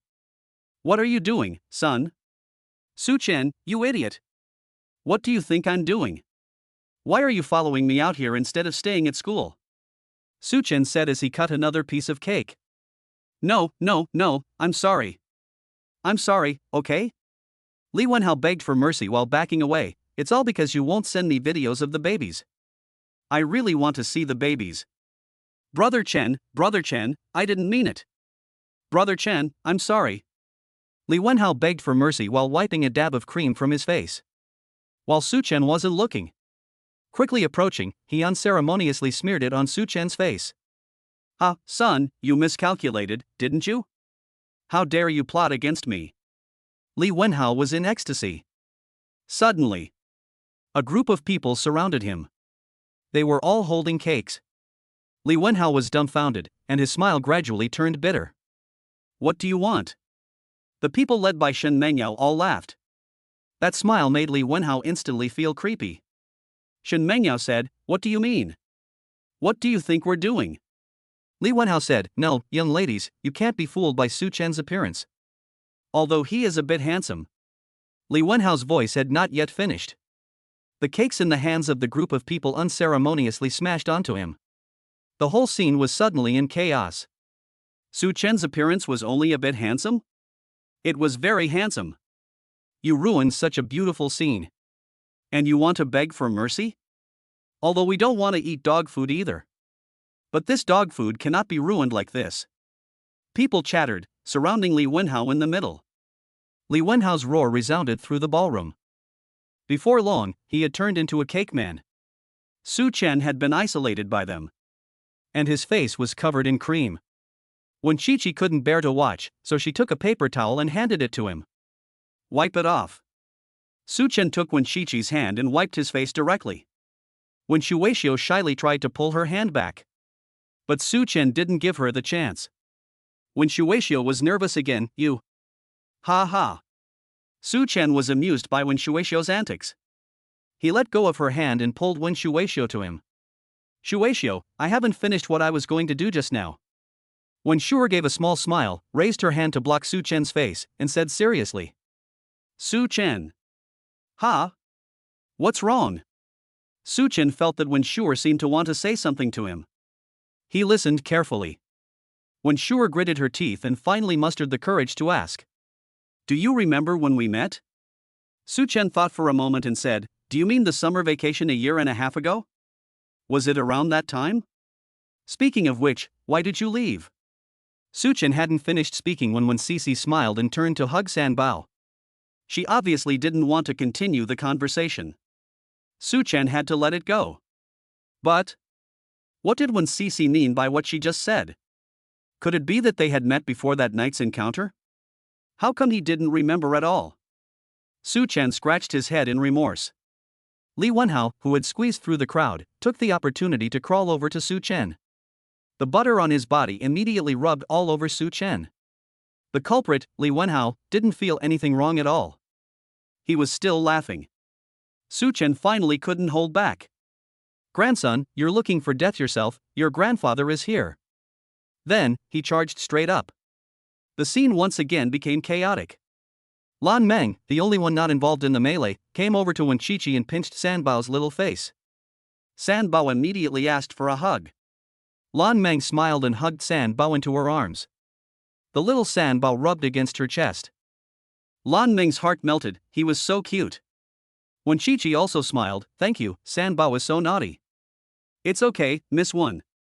Lan Meng deliberately glanced in the direction of Su Chen. Do you like Su Chen? If you don't, she might still have a chance. Lan Meng suddenly wanted to seize that very small chance. Wen Cici also glanced in that direction, and Su Chen was in a scuffle with Li Wenhao. The way he looked like a big kid. But it was this big kid who had taken care of himself without a care in the world recently. She smiled sweetly, I like him. Of course she likes it. Lan Meng's expression darkened for a moment, but then she smiled again. But I heard that you haven't gotten married yet? When Cici nodded, Why not? You have a child together, and Su Chen is old enough to get a marriage license. You can get a marriage license now, right? When Cici smiled and didn't say anything. Lan Meng looked at her and felt relieved. In fact, if there is any misunderstanding, you can explain it to Su Chen. When Sui Sui nodded again, I know. Then, she lowered her head, gritted her teeth, and whispered to herself. But he doesn't remember me. Back then, he didn't like me at all. If he finds out it was me, and then I did it on purpose, he will definitely hate me, right?